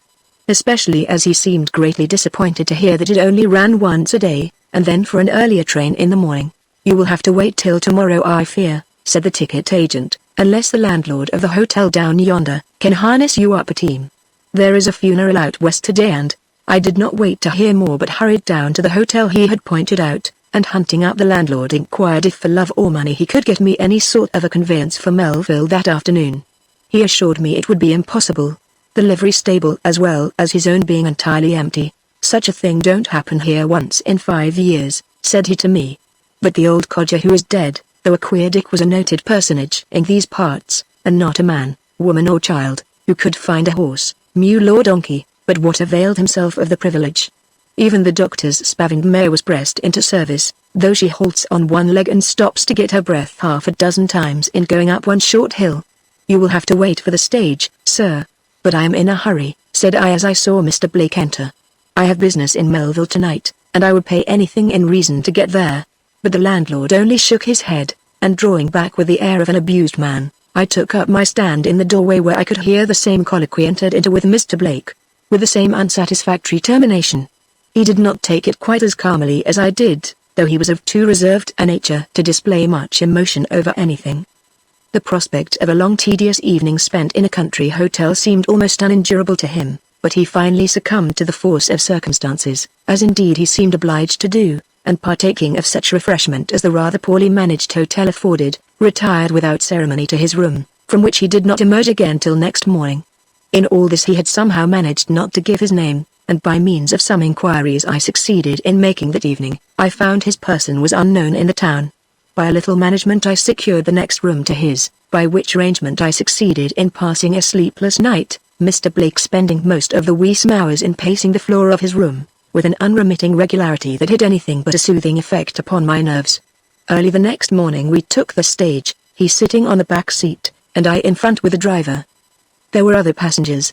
but I noticed he never spoke to any of them, nor through all the long drive did he once look up from the corner where he had ensconced himself. It was 12 o'clock when we reached the end of the route, a small town of somewhat less than the usual pretensions of mountain villages, so insignificant indeed, that I found it more and more difficult to imagine what the wealthy ex-congressman could find in such a spot as this, to make amends for a journey of such length and discomfort, when to my increasing wonder I heard him give orders for a horse to be saddled and brought round to the inn door directly after dinner. This was a move I had not expected, and it threw me a little aback, for although I had thus far managed to hold myself so aloof from Mr. Blake, even while keeping him under my eye, that no suspicion of my interest in his movements had as yet been awakened, how could I thus for the third time follow his order with one precisely similar, without attracting an attention that would be fatal to my plans? Yet to let him ride off alone now, would be to drop the trail at the very moment the scent became of importance. The landlord, a bustling, wiry little man all nervousness and questions, unwittingly helped me at this crisis. "Are you going on to Perry, sir?" inquired he of that gentleman. "I have been expecting a man along these 3 days bound for Perry." "I am that man," I broke in, stepping forward with some appearance of asperity, "and I hope you won't keep me waiting. A horse as soon as dinner is over. Do you hear? I am 2 days late now, and won't stand any nonsense." And to escape the questions sure to follow, I strode into the dining room with a half-fierce, half-sullen countenance, that effectually precluded all advances. During the meal I saw Mr. Blake's eye roam more than once towards my face, but I did not return his gaze, or notice him in any way, hurrying through my dinner, and mounting the first horse brought around, as if time were my only consideration. But once on the road I took the first opportunity to draw rein and wait, suddenly remembering that I had not heard Mr. Blake give any intimation of the direction he intended taking. A few minutes revealed to me his elegant form well mounted and showing to perfection in his closely buttoned coat, slowly approaching up the road. Taking advantage of a rise in the ground, I lingered till he was almost upon me, when I cantered quickly on, fearing to arouse his apprehensions if I allowed him to pass me on a road so solitary as that which now stretched out before us, a move provocative of much embarrassment to me, as I dared not turn my head for the same reason, anxious as I was to keep him in sight. The roads dividing before me, at length gave me my first opportunity to pause and look back. He was some 50 paces behind. Waiting till he came up, I bowed with the surly courtesy I thought in keeping with the character I had assumed, and asked if he knew which road led towards Perry, saying I had come off in such haste I had forgotten to inquire my way. He returned my bow, pointed towards the left-hand road and saying, "I know this does not," calmly took it. Now here was a dilemma. If in face of this curt response I proceeded to follow him, my hand was revealed at once, yet the circumstances would admit of no other course. I determined to compromise matters by pretending to take the right-hand road till he was out of sight, when I would return and follow him swiftly upon the left. Accordingly I reined my horse to the right, and for some 15 minutes galloped slowly away towards the north, but another 15 saw me facing the west, and riding with a force and fury of which I had not thought the old mare they had given me capable, till I put her to the test.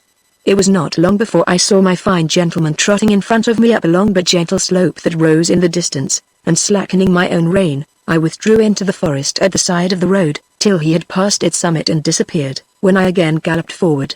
And thus we went on for an hour, over the most uneven country I ever traversed, he always one hill ahead, when suddenly, by what instinct I cannot determine, I felt myself approaching the end, and hastening to the top of the ascent up which I was then laboring, looked down into the shallow valley spread out before me. What a sight met my eyes if I had been intent on anything less practical than the movements of the solitary horseman below.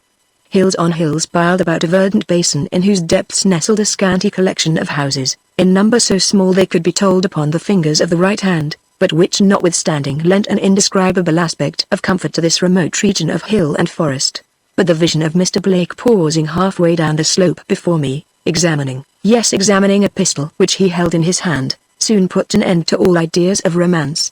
Somewhat alarmed I reined back, but his action had evidently no connection with me, for he did not once glance behind him, but kept his eye on the road which I now observed took a short turn towards a house of so weird and ominous an appearance that I scarcely marvelled at his precaution. Situated on a level tract of land at the crossing of 3 roads, its spacious front, rude and unpainted as it was, presented every appearance of an inn, but from its moss-grown chimneys no smoke arose, nor could I detect any sign of life in its shutterless windows and closed doors, across which shivered the dark shadow of the one corned and aged vine, that stood like a guard beside its tumble-down porch. Mr. Blake seemed to have been struck by the same fact concerning its loneliness, for hurriedly replacing his pistol in his breast pocket, he rode slowly forward. I instantly conceived the plan of striking across the belt of underbrush that separated me from this old dwelling, and by taking my stand opposite its front, intercept a view of Mr. Blake as he approached. Hastily dismounting, therefore, I led my horse into the bushes and tied her to a tree, proceeding to carry out my plan on foot. I was so far successful as to arrive at the further edge of the wood, which was thick enough to conceal my presence without being too dense to obstruct my vision, just as Mr. Blake passed on his way to this solitary dwelling. He was looking very anxious, but determined. Turning my eyes from him, I took another glance at the house, which by this movement I had brought directly before me. It was even more deserted looking than I had thought, its unpainted front with its double row of blank windows meeting your gaze without a response, while the huge old pine with half its limbs dismantled of foliage, rattled its old bones against its sides and moaned in its aged fashion like the solitary retainer of a dead race. I own I felt the cold shivers creep down my back as that creaking sound struck my ears, though as the day was chill with an east wind I dare say it was more the effect of my sudden cessation from exercise, than of any superstitious awe I felt. Mr. Blake seemed to labor under no such impressions. Riding up to the front door he knocked without dismounting, on its dismal panels with his riding whip. No response was heard. Knitting his brows impatiently, he tried the latch. The door was locked. Hastily running his eye over the face of the building, he drew rein and proceeded to ride around the house, which he could easily do owing to the absence of every obstruction in the way of fence or shrubbery. Finding no means of entrance, he returned again to the front door, which he shook with an impatient hand that however produced no impression upon the trusty lock, and recognizing, doubtless, the futility of his endeavors, he drew back, and merely pausing to give another look at its deserted front, turned his horse's head, and to my great amazement, proceeded with somber mien and clouded brow to retake the road to Melville. This old in-or-decayed homestead was then the object of his lengthened and tedious journey, this ancient house rotting away among the bleak hills of Vermont, the bourne towards which his steps had been tending for these past 2 days. I could not understand it. Rapidly emerging from the spot where I had secreted myself, I in my turn made a circuit of the house, if happily I should discover some loophole of entrance which had escaped his attention. But every door and window was securely barred, and I was about to follow his example and leave the spot, when I saw 2 or 3 children advancing towards me down the crossroads, gaily swinging their school books. I noticed they hesitated and huddled together as they approached and saw me, but not heeding this, I accosted them with a pleasant word or so, then pointing over my shoulder to the house behind, asked who lived there. Instantly their already pale faces grew paler. "Why," cried one, "a boy, don't you know? That is where the 2 wicked men lived who stole the money out of the Rutland Bank. They were put in prison, but they got away and, here." The other, a little girl, plucked him by the sleeve with such a fright, that he himself took alarm and just giving me one quick stare out of his wide eyes, grasped his companion by the hand and took to his heels. As for myself I stood rooted to the ground in my astonishment. This blank, sleepy old house the home of the notorious cern-makers after whom half of the detectives of the country were searching? I could scarcely credit my own ears. True, I now remembered they had come from these parts. Still, turning round I eyed the house once more. How altered it looked to me. What a murderous aspect it wore, and how dismally secret were the tight-shut windows and closely fastened doors, on one of which a rude cross scrawled in red chalk met the eye with a mysterious significance. Even the old pine had acquired the villainous air of the uncanny repositor of secrets too dreadful to reveal, as it groaned and murmured to itself in the keen east wind. Dark deeds and foul wrong seemed written all over the fearful place, from the long strings of black moss that clung to the worm-eaten eaves, to the worn stone with its great blotch of something common. Could it have been blood? That served as a threshold to the door. Suddenly, with the quickness of lightning, the thought flashed across me, what could Mr. Blake, the aristocratic representative of New York's oldest family, have wanted in this nest of infamy? What errand of hope, fear, despair, avarice or revenge, could have brought this superior gentleman with his refined tastes and proudly reticent manners, so many miles from home, to the forsaken den of a brace of hardy villains whose name for 2 years now, had stood as the type of all that was bold, bad and lawless, and for whom during the last 6 weeks the prison had yawned, and the gallows hungered? Contemplation brought no reply, and shocked at my own thoughts, I put the question by for steadier brains than mine, and instead of trying further to solve it, cast about how I was to gain entrance into this deserted building, for to enter it I was more than ever determined, now that I had heard to whom it had once belonged. Examining with a glance the several roads that branched off in every direction from where I stood, I found them all equally deserted. Even the school children had disappeared in some one of the 4 or 5 houses scattered in the remote distance. If I was willing to enter upon any daring exploit, there was no one to observe or interrupt. I resolved to make the attempt with which my mind was full. This was to climb the old tree, and from one of the 2 or 3 branches that brushed against the house, gain entrance at an open garret window that stared at me from amid the pine's dark needles.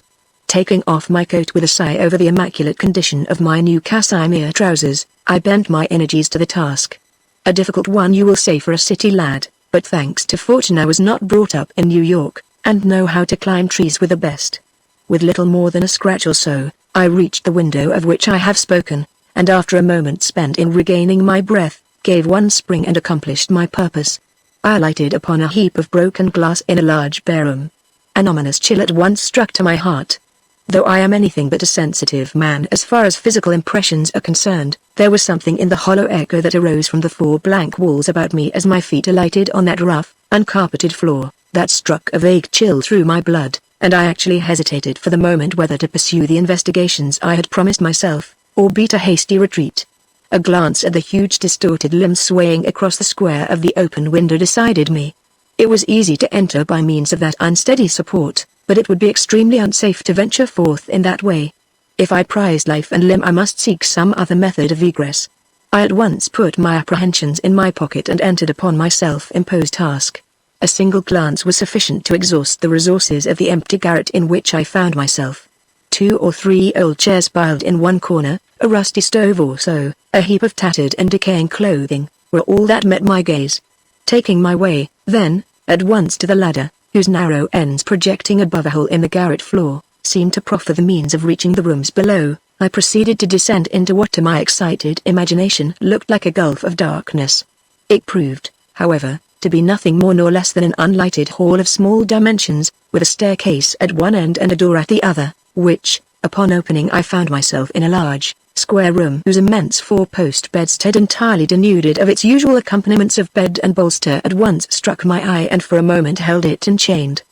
There were other articles in the room, a disused bureau, a rocking chair, even a table, but nothing had such a ghostly look as that antique bedstead with its curtains of calico tied back over its naked framework, like rags draped from the bare bones of a skeleton.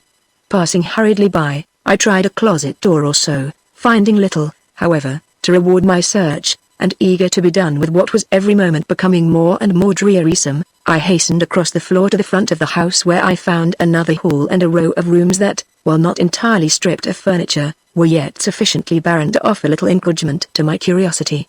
One only, a small but not uncomfortable apartment, showed any signs of having been occupied within a reasonable length of time, and as I paused before its hastily spread bed, thrown together as only a man would do it, and wondering why the room was so dark, looked up and saw that the window was entirely covered by an old shawl and a couple of heavy coats that had been hastily nailed across it. I own I felt my hand go to my breast pocket almost as if I expected to see the wild faces of the dreaded sunmakers start up all aglow from one of the dim corners before me. Rushing to the window, I tore down with one sweep of my arm both coat and shawl, and with a start discovered that the window still possessed its draperies in the shape of a pair of discolored and tattered curtains tied with ribbons that must once have been brilliant and cheery of color. Nor was this the only sign in the room of a bygone presence that had possessed a taste for something beyond the mere necessities of life. On the grim coarsely papered wall hung more than one picture, cut from pictorial newspapers to be sure, but each and every one, if I may be called a judge of such matters, possessing some quality of expression to commend it to a certain order of taste. They were all strong pictures. Vivid faces of men and women in daring positions, a hunter holding back a jaguar from his throat, a soldier protecting his comrade from the stroke, and most striking of all, a woman lissom as she was powerful, starting aghast and horror-stricken from what? I could not tell. A rough hand had stripped the remainder of the picture from the wall. A bit of candle and a half sheet of a newspaper lay on the floor. I picked up the paper. It was a Rutland Herald and bore the date of 2 days before. As I read I realized what I had done. If these daring robbers were not at this very moment in the house, they had been there, and that within 2 or 3 days. The broken panes of glass in the garret above were now explained. I was not the first one who had climbed that creaking pine tree this fall. Something like a sensible dread of a very possible danger now seized hold of me. If I had stumbled upon these strangely subtle, yet devilishly bold creatures in their secret lair, the pistol I carried was not going to save me. Shut in like a fox in a hole, I had little to hope for, if they once made their appearance at the stairway or came upon me from any of the dim halls of the crazy old dwelling, which I now began to find altogether too large for my comfort. Stealing cautiously forth from the room in which I had found so much to disconcert me, I crept towards the front staircase and listened. All was deathly quiet. The old pine tree moaned and twisted without, and from time to time the wind came sweeping down the chimney with an unearthly shrieking sound that was weirdly in keeping with the place. But within and below all was still as the tomb, and though in no ways reassured, I determined to descend and have the suspense over at once. I did so, pistol in hand and ears stretched to their utmost to catch the slightest rustle, but no sound came to disturb me, nor did I meet on this lower floor the sign of any other presence in the house but my own. Passing hastily through what appeared to be a sort of rude parlor, I stepped into the kitchen and tried one of the windows. Finding I could easily lift it from the inside, I drew my breath with ease for the first time since I had alighted among the broken glass above, and turning back, deliberately opened the door of the kitchen stove, and looked in. As I half expected, I found a pile of partly charred rags, showing where the wretches had burned their prison clothing, and proceeding further, picked up from the ashes a ring which whether or not they were conscious of having attempted to destroy in this way I cannot say, but which I thankfully put in my pocket against the day it might be required as proof. Discerning nothing more in that quarter inviting interest, I asked myself if I had nerve to descend into the cellar. Finally concluding that that was more than could be expected from any man in my position, I gave one look of farewell to the damp and desolate walls about me, then with a breath of relief jumped from the kitchen window again into the light and air of day.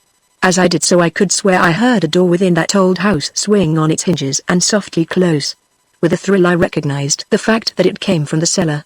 My thoughts on the road back to Melville were many and conflicting. Chief above them all, however, rose the comfortable conclusion that in the pursuit of one mysterious affair, I had stumbled, as is often the case, upon the clue to another of yet greater importance, and by so doing got a start that might yet redound greatly to my advantage. For the reward offered for the recapture of the cernmakers was large, and the possibility of my being the one to put the authorities upon their track, certainly appeared after this day's developments, open at least to a very reasonable hope. At all events I determined not to let the grass grow under my feet till I had informed the superintendent of what I had seen and heard that day in the old haunt of these two escaped convicts. Arrived at the public house in Melville, and learning that Mr. Blake had safely returned there an hour before, I drew the landlord to one side and asked what he could tell me about that old house of the two noted robbers Cernmaker. I had passed on my way back among the hills. "Well now," replied he, "this is curious. Here I've just been answering the gentleman upstairs a heap of questions concerning that self-same old place, and now you come along with another batch of them, just as if that rickety old den was the only spot of interest we had in these parts." "Perhaps that may be the truth," I laughed. "Just now when the papers are full of these rogues, anything concerning them must be of superior interest of course." And I pressed him again to give me a history of the house and the two thieves who had inhabited it. "Wall," drawled he, "'tain't much we know about them, yet after all it may be a trifle too much for their necks some day. Time was when nobody thought a special ill of them beyond a suspicion or so of their being somewhat mean about money. That was when they kept an inn there, but when the robbery of the Rutland Bank was so clearly traced to them, more than one man about here started up and said as how they had always suspected them shoemakers of being villains, and even hinted at something worse than robbery. But nothing beyond that one rascality has yet been proved against them, and for that they were sent to jail for 20 years as you know. 2 months ago they escaped, and that is the last known of them. A precious set, too, they are, the father being only so much the greater rogue than the son as he is years older. And the inn? When was that closed? Just after their arrest. Hasn't it been opened since? Only once when a brace of detectives came up from Troy to investigate, as they called it. Who has the key? Ah, that's more than I can tell you. I dared not ask how my questions differed from those of Mr. Blake, nor indeed touch upon that point in any way. I was chiefly anxious now to return to New York without delay, so paying my bill I thanked the landlord, and without waiting for the stage, remounted my horse and proceeded at once to Putney, where I was fortunate enough to catch the evening train. By 5 o'clock next morning I was in New York, where I proceeded to carry out my program by hastening at once to headquarters and reporting my suspicions regarding the whereabouts of the Cernmakers. The information was received with interest, and I had the satisfaction of seeing 2 men dispatched north that very day with orders to procure arrest of the 2 notable villains wherever found. Chapter 8. A word overheard. That evening I had a talk with Fanny over the area gate. She came out when she saw me approach, with her eyes staring and her whole form in a flutter. "Oh," she cried, "such things as I have heard this day." "Well," said I, "what?" "Let me hear too." She put her hand on her heart. "I never was so frightened," whispered she. "I thought I should have fainted right away. To hear that elegant lady use such a word as crime, comma." "What elegant lady?" interrupted I. "Don't begin in the middle of your story, that's a good girl. I want to hear it all." "Well," said she, calming down a little, "Mrs. Daniels had a visitor today, a lady. She was dressed." "Oh, now," interrupted I for the second time, "you can leave that out. Tell me what her name was and let the folderols go." "Her name?" exclaimed the girl with some sharpness. "How should I know her name? She didn't come to see me." "How did she look then?" "You saw her, I suppose? And wasn't that what I was telling you, when you stopped me? She looked like a queen, that she did, as grand a lady as ever I see, in her velvet dress sweeping over the floor, and her diamonds as big as—" "Was she a dark woman?" I asked. "Her hair was black and so were her eyes, if that is what you mean." "And was she very tall and proud looking?" The girl nodded. "You know her?" whispered she. "No," said I, "not exactly, but I think I can tell who she is." "And so she called today on Mrs. Daniels, did she?" "Yes, but I guess she knew Master would be home before she got away." "Come," said I, "tell me all about it, I'm getting impatient." "And ain't I telling you?" said she. "It was about 3 o'clock this afternoon. The time I go upstairs to dress, so I just hangs about in the hall a bit, near the parlor door, and I hear her gossiping with Mrs. Daniels almost as if she was an old friend, and Mrs. Daniels answering her mighty stiffly and as if she wasn't glad to see her at all. But the lady didn't seem to mind, but went on talking as sweet as honey, and when they came out, you would have thought she loved the old woman like a sister to see her look into her face and say something about knowing how busy she was, but that it would give her so much pleasure if she would come some day to see her and talk over old times. But Mrs. Daniels wasn't pleased a bit and showed plain enough she didn't like the lady, fine as she was in her ways. She was going to answer her too, but just then the front door opened and Mr. Blake with his satchel in his hand, came into the house. And how he did start, to be sure, when he saw them, though he tried to say something polite which he didn't seem to take to at all, for after muttering something about not expecting to see him, she put her hand on the knob and was going right out. But he stopped her and they went into the parlor together while Mrs. Daniels stood staring after them like one mad, her hand held out with his bag and umbrella in it, stiff as a statter in the Central Park. She didn't stand so long, though, but came running down the hall, as if she was bewitched. I was dreadful flustered, for though I was hid behind the wall that juts out by the back stairs, I was afraid she would see me and shame me before Mr. Blake. But she passed right by and never looked up. There is something dreadful mysterious in this, thought I, and I just made up my mind to stay where I was till Mr. Blake and the lady should come out again from the parlor. I didn't have to wait very long. In a few minutes the door opened and they stepped out, he ahead and she coming after. I thought this was queer, he is always so dreadful polite in his ways, but I thought it was a deal queerer when I saw him go up the front stairs, she hurrying after, looking I cannot tell you how, but awful troubled and anxious, I should say. They went into that room of his he calls his studio, and though I knew it might cost me my place if I was found out, I couldn't help following and listening at the keyhole. "And what did you hear?" I asked, for she paused to take breath. "Well, the first thing I heard was a cry of pleasure from her, and the words, 'You keep that always before you? You cannot dislike me, then, as much as you pretend.' I don't know what she meant nor what he did, but he stepped across the room and I heard her cry out this time as if she was hurt as well as awful surprised, and he talked, and I couldn't catch a word. He spoke so low, and by she sobbed just a little, and I got scared and would have run away, but she cried out with a kind of shriek, 'Oh, don't say any more, to think that crime should come into our family, the proudest in the land. How could you, Holman, how could you?' Yes," the girl went on, flushing in her excitement till she was as red as the cherry ribbons in her cap, "those were the very words she used, to think that crime should come into our family. The proudest one in the land. And she called him by his first name, and asked him how he could do it." "And what did Mr. Blake say?" returned I, a little taken back myself at this result of my efforts with Fanny. "Oh, I didn't wait to hear. I didn't wait for anything. If folks was going to talk about such things as that, I thought I had better be anywhere than listening at the keyhole. I went right upstairs, I can tell you. And whom have you told of what you heard in the half-dozen hours that have gone by? Nobody. How could you think so mean of me when I promised? And it is not necessary to go any further into this portion of the interview. The Countess de Mirac possessed to its fullest extent the present fine lady's taste for bric-a-brac. So much I had learned in my inquiries concerning her. Remembering this, I took the bold resolution of profiting by this weakness of hers to gain admission to her presence, she being the only one sharing Mr. Blake's mysterious secret. Borrowing a valuable antique from a friend of mine at that time in the business, I made my appearance the very next day at her apartments, and sending in an urgent request to see Madame, by the trim negress who answered my summons, waited in some doubt for her reply. It came all too soon. Madame was ill and could see no one. I was not, however, to be baffled by one rebuff. Handing the basket I held to the girl, I urged her to take it in and show her mistress what it contained, saying it was a rare article which might never again come her way. The girl complied, though with a doubtful shake of the head which was anything but encouraging.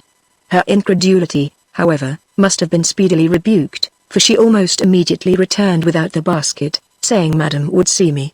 My first thoughts upon entering the grand lady's presence, was that the girl had been mistaken, for I found the Countess walking the floor in an abstracted way, drying a letter she had evidently but just completed, by shaking it to and fro with an unsteady hand, the plaque I had brought, lying neglected on the table. But at sight of my respectful form standing with bent head in the doorway, she hurriedly thrust the letter into a book and took up the plaque. As she did so I marked her well and almost started at the change I observed in her since that evening at the academy. It was not only that she was dressed in some sort of loose dishabille that was in eminent contrast to the sweeping silks and satins in which I had hitherto beheld her adorned, or that she was laboring under some physical disability that robbed her dark cheek of the bloom that was its chiefest charm. The change I observed went deeper than that. It was more as if a light had been extinguished in her countenance. It was the same woman I had beheld standing like a glowing column of will and strength before the melancholy form of Mr. Blake, but with the will and strength gone, and with them all the glow. She no longer hopes, thought I, and already felt repaid for my trouble. This is a very pretty article you have brought me, said she with something of the unrestrained love of art which she undoubtedly possessed, showing itself through all her languor. Where did it come from, and what recommendations have you, to prove it is an honest sale you offer me? None, returned I, ignoring with a reassuring smile the first question, except that I should not be afraid if all the police in New York knew I was here with this fine plaque for sale. She gave a shrug of her proud shoulder that bespoke the French countess and softly ran her finger round the edge of the plaque. I don't need anything more of this kind, said she languidly. Besides, and she set it down with a fretful air, I am in no mood to buy this afternoon.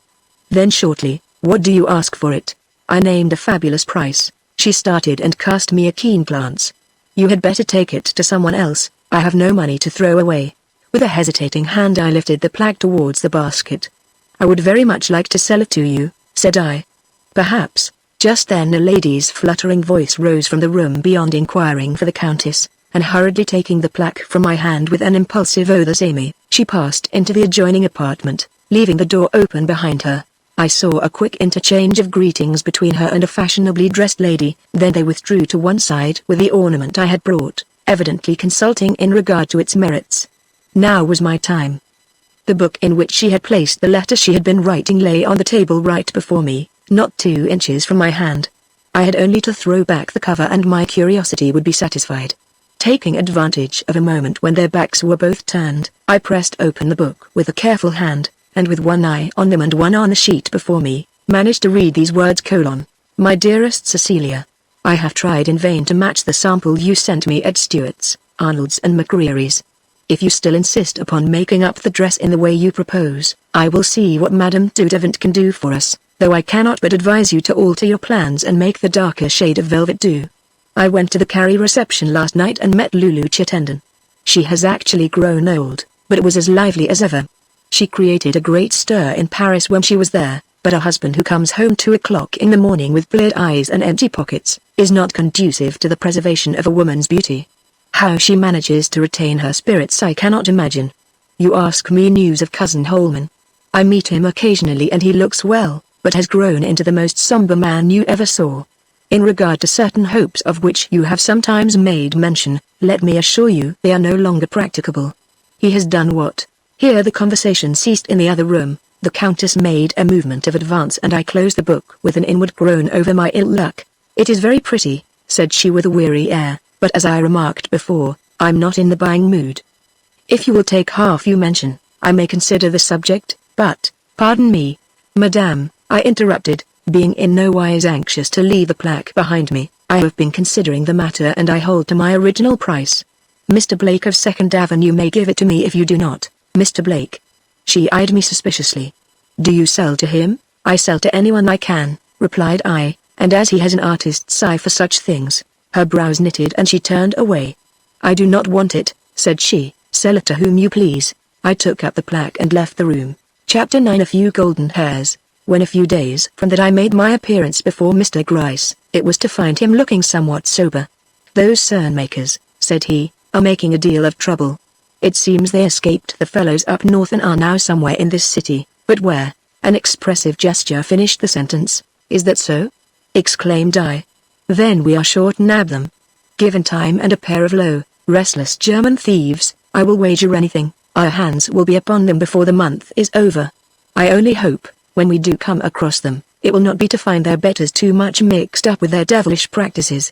And I related to him what Fanny had told me a few evenings before. "The coil is tightening," said he.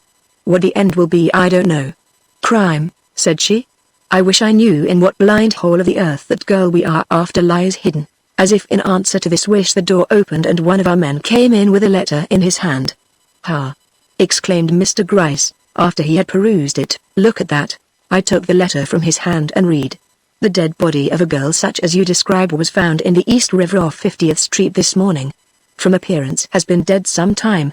Have telegraphed to police headquarters for orders. Should you wish to see the body before it is removed to the morgue or otherwise disturbed, please hasten to Pier 48E. "Ah, Graham, come," said I, "let's go and see for ourselves. If it should be the one." "The dinner party proposed by Mr. Blake for tonight may have its interruptions," he remarked. "I do not wish to make my story any longer than is necessary, but I must say that when in an hour or so later, I stood with Mr. Gryce before the unconscious form of that poor drowned girl I felt an unusual degree of awe stealing over me. There was so much mystery connected with this affair, and the parties implicated were of such standing and repute. I almost dreaded to see the covering removed from her face lest I should behold, what? I could not have told if I had tried. "A trim-made body enough," cried the official in charge as Mr. Gryce lifted an end of the cloth that enveloped her and threw it back. "Pity the features are not better preserved." "No need for us to see the features," exclaimed I, pointing to the locks of golden red hair that hung in tangled masses about her. "The hair is enough, she is not the one." And I turned aside, asking myself if it was relief I felt. To my surprise Mr. Gryce did not follow. Tall, thin, white face, black eyes. I heard him whisper to himself. "It is a pity the features are not better preserved. But," said I, taking him by the arm, "Fanny spoke particularly of her hair being black, while this girl's, good heavens." I suddenly ejaculated as I looked again at the prostrate form before me. "Yellow hair or black, this is the girl I saw him speaking to that day in Broome Street. I remember her clothes if nothing more." And opening my pocketbook, I took out the morsel of cloth I had plucked that day from the ash barrel, lifted up the discolored rags that hung about the body and compared the two. The pattern, texture and color were the same. "Well," said Mr. Gryce, pointing to certain contusions, like marks from the blow of some heavy instrument on the head and bared arms of the girl before us, "he will have to answer me one question anyhow. And that is, who this poor creature is who lies here the victim of treachery or despair." And turning to the official he asked if there were any other signs of violence on the body. The answer came deliberately, "Yes, she has evidently been battered to death." Mr. Gryce's lips closed with grim decision.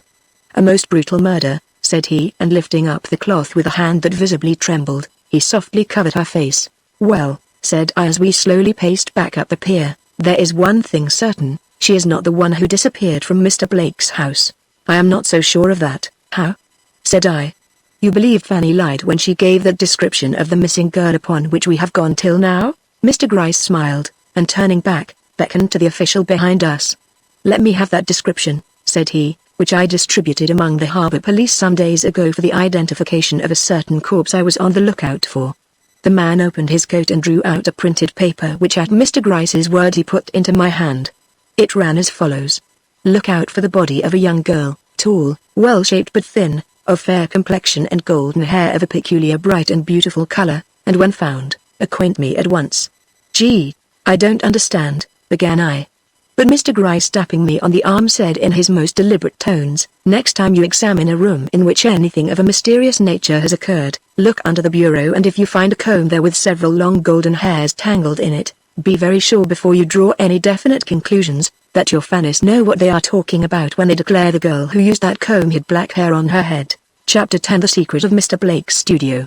"Mr. Blake is at dinner, sir, with company, but I will call him if you say so." "No," returned Mr. Gryce. "Show us into some room where we can be comfortable and we will wait till he has finished." The servant bowed, and stepping forward down the hall, opened the door of a small and cozy room heavily hung with crimson curtains. "I will let him know that you are here," said he, and vanished towards the dining room. "I doubt if Mr. Blake will enjoy the latter half of his bill of fare as much as the first," said I, drawing up one of the luxurious armchairs to the side of my principal. "I wonder if he will break away from his guests and come in here? No. If I am not mistaken, we shall find Mr. Blake a man of nerve. Not a muscle of his face will show that he is disturbed." "Well," said I dread it." Mr. Gryce looked about on the gorgeous walls and the rich old-fashioned furniture that surrounded him, and smiled one of his grimmest smiles. "Well, you may," said he. The next instant a servant stood in the doorway, bearing to our great astonishment, a tray well set with decanter and glasses.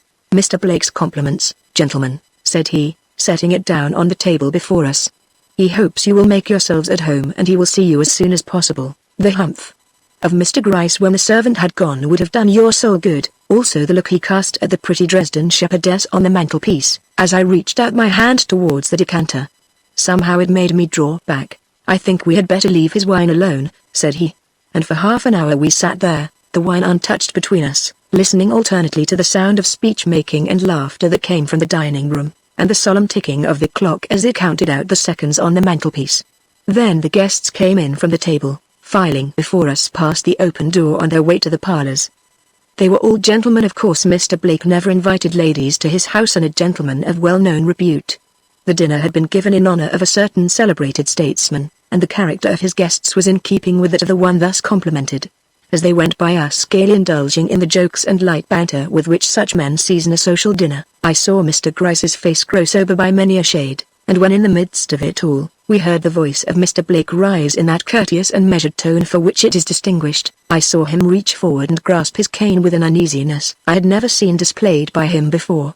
But when some time later, the guests having departed, the dignified host advanced with some apology to where we were, I never beheld a firmer look on Mr. Gryce's face than that with which he rose and confronted him. Mr. Blake's own had not more character in it. "You have called at a rather inauspicious time, Mr. Gryce," said the latter, glancing at the card which he held in his hand. "What may your business be?" "Something to do with politics, I suppose." I surveyed the man in amazement. Was this great politician stooping to act a part, or had he forgotten our physiognomies as completely as appeared?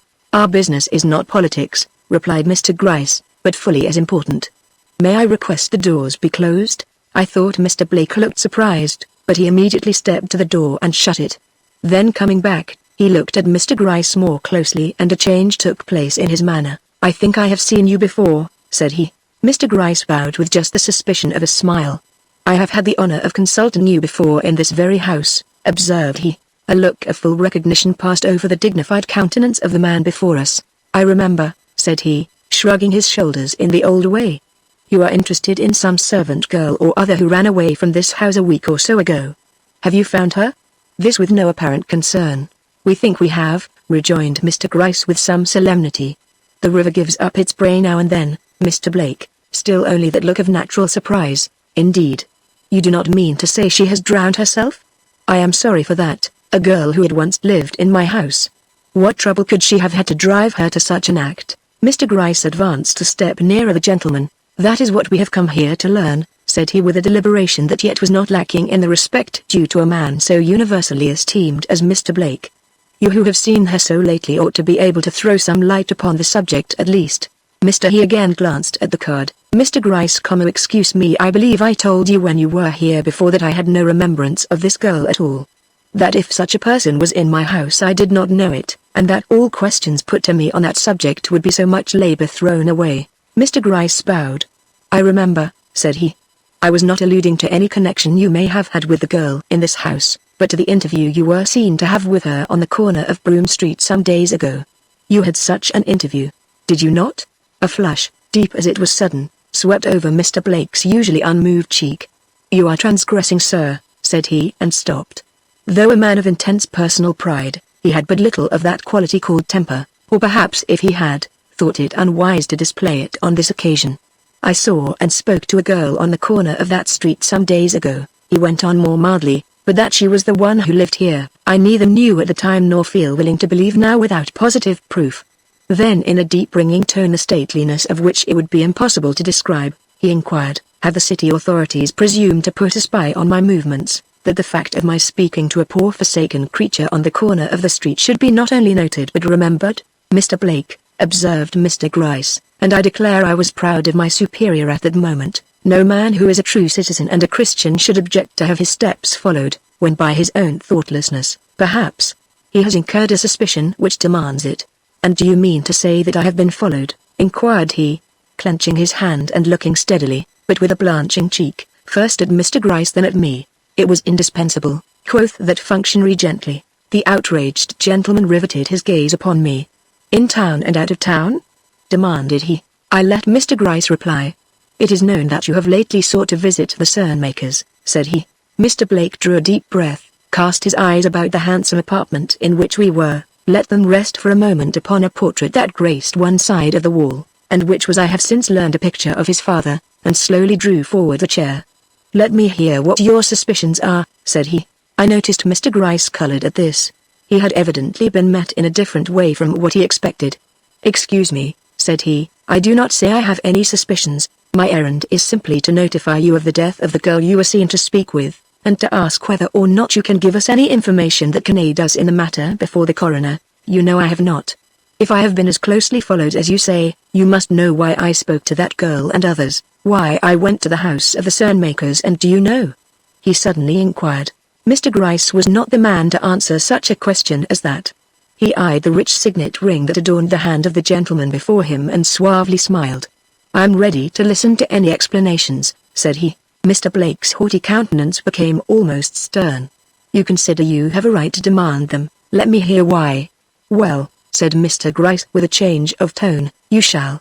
Unprofessional as it is, I will tell you why I, a member of the police force, dare enter the house of such a man as you are, and put him the questions I have concerning his domestic affairs. Mr. Blake, imagine yourself in a detective's office. A woman comes in, the housekeeper of a respected citizen, and informs us that a girl employed by her as seamstress has disappeared in a very unaccountable way from her master's house the night before, in fact been abducted as she thinks from certain evidences, through the window. Her manner is agitated, her appeal for assistance urgent, though she acknowledges no relationship to the girl or expresses any especial cause for her interest beyond that of common humanity. She must be found, she declares, and hints that any sum necessary will be forthcoming, though from what source after her own pittance is expended she does not state. When asked if her master has no interest in the matter, she changes color and puts us off. He never noticed his servants, left all such concerns to her, etc., but shows fear when a proposition is made to consult him. Next imagine yourself with the detectives in that gentleman's house. You enter the girl's room, what is the first thing you observe?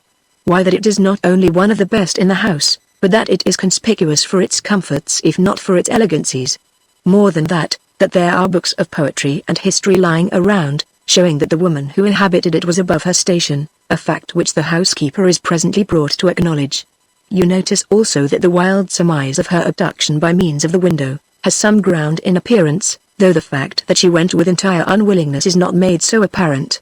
The housekeeper, however, insists in a way that must have had some special knowledge of the girl's character or circumstances to back it, that she never went without compulsion, a statement which the torn curtains and the track of blood over the roof of the extension would seem to emphasize. A few other facts are made known. First, a penknife is picked up from the grass plot in the yard beneath, showing with what instrument the wound was inflicted, whose drippings made those marks of blood alluded to.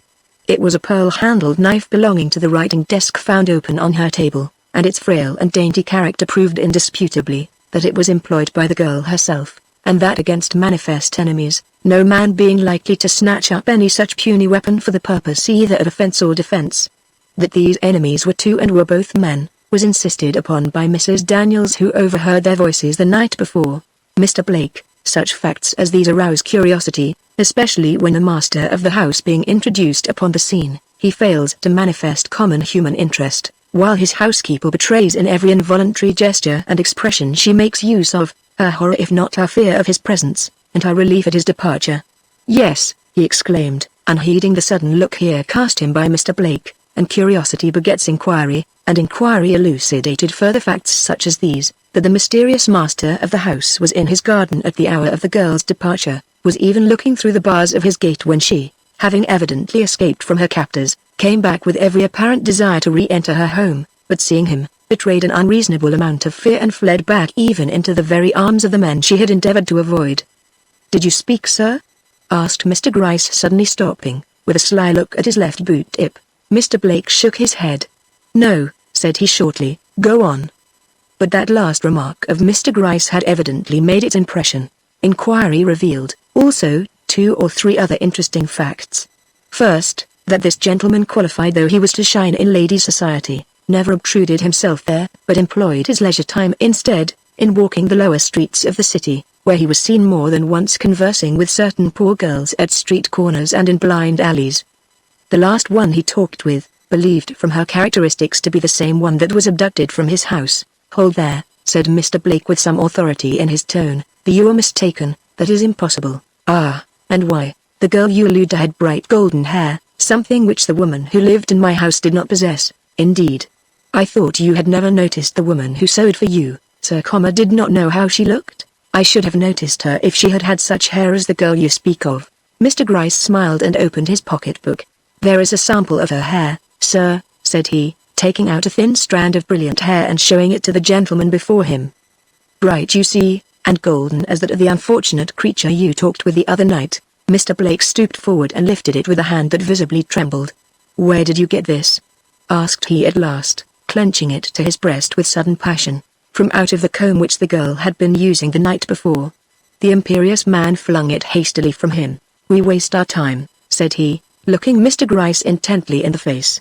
"All that you have said does not account for your presence here nor the tone you have used while addressing me. What are you keeping back? I am not a man to be trifled with." Mr. Gryce rose to his feet. "You are right," said he, and he gave a short glance in my direction. "All that I have said would not perhaps justify me in this intrusion." If he looked again towards me. "Do you wish me to continue?" he asked. Mr. Blake's intent look deepened. "I see no reason why you should not utter the whole," said he. "A good story loses nothing by being told to the end. You wish to say something about my journey to Cernmaker's house, I suppose?" Mr. Gryce gravely shook his head. "What, you can let such a mystery as that go without a word? I am not here to discuss mysteries that have no connection with the sewing girl in whose cause I am interested." "Then," said Mr. Blake, turning for the first time upon my superior with all the dignified composure for which he was eminent, "it is no longer necessary for us to prolong this interview. I have allowed, nay encouraged you to state in the plainest terms what it was you had or imagined you had against me, knowing that my actions of late, seen by those who did not possess the key to them, must have seemed a little peculiar. But when you say you have no interest in any mystery disconnected with the girl who has lived the last few months in my house, I can with assurance say that it is time we quitted this unprofitable conversation, as nothing which I have lately done, said or thought here or elsewhere has in any way had even the remotest bearing upon that individual, she having been a stranger to me while in my house, and quite forgotten by me, after her unaccountable departure hence." Mr. Gryce's hand, which had been stretched out towards the hitherto untouched decanter before him, suddenly dropped.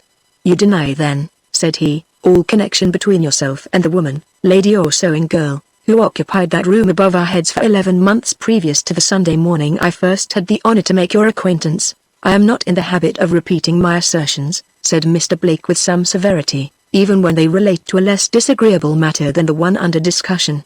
Mr. Gryce bowed, and slowly reached out for his hat. I had never seen him so disturbed.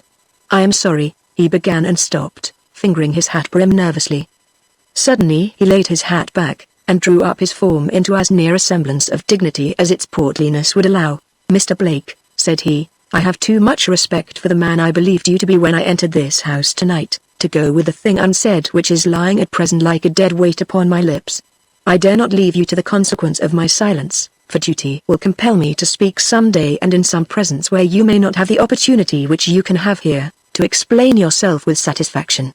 Mr. Blake, I cannot believe you when you say the girl who lived in this house was a stranger to you. Mr. Blake drew his proud form up in a disdain that was only held in check by the very evident honesty of the man before him.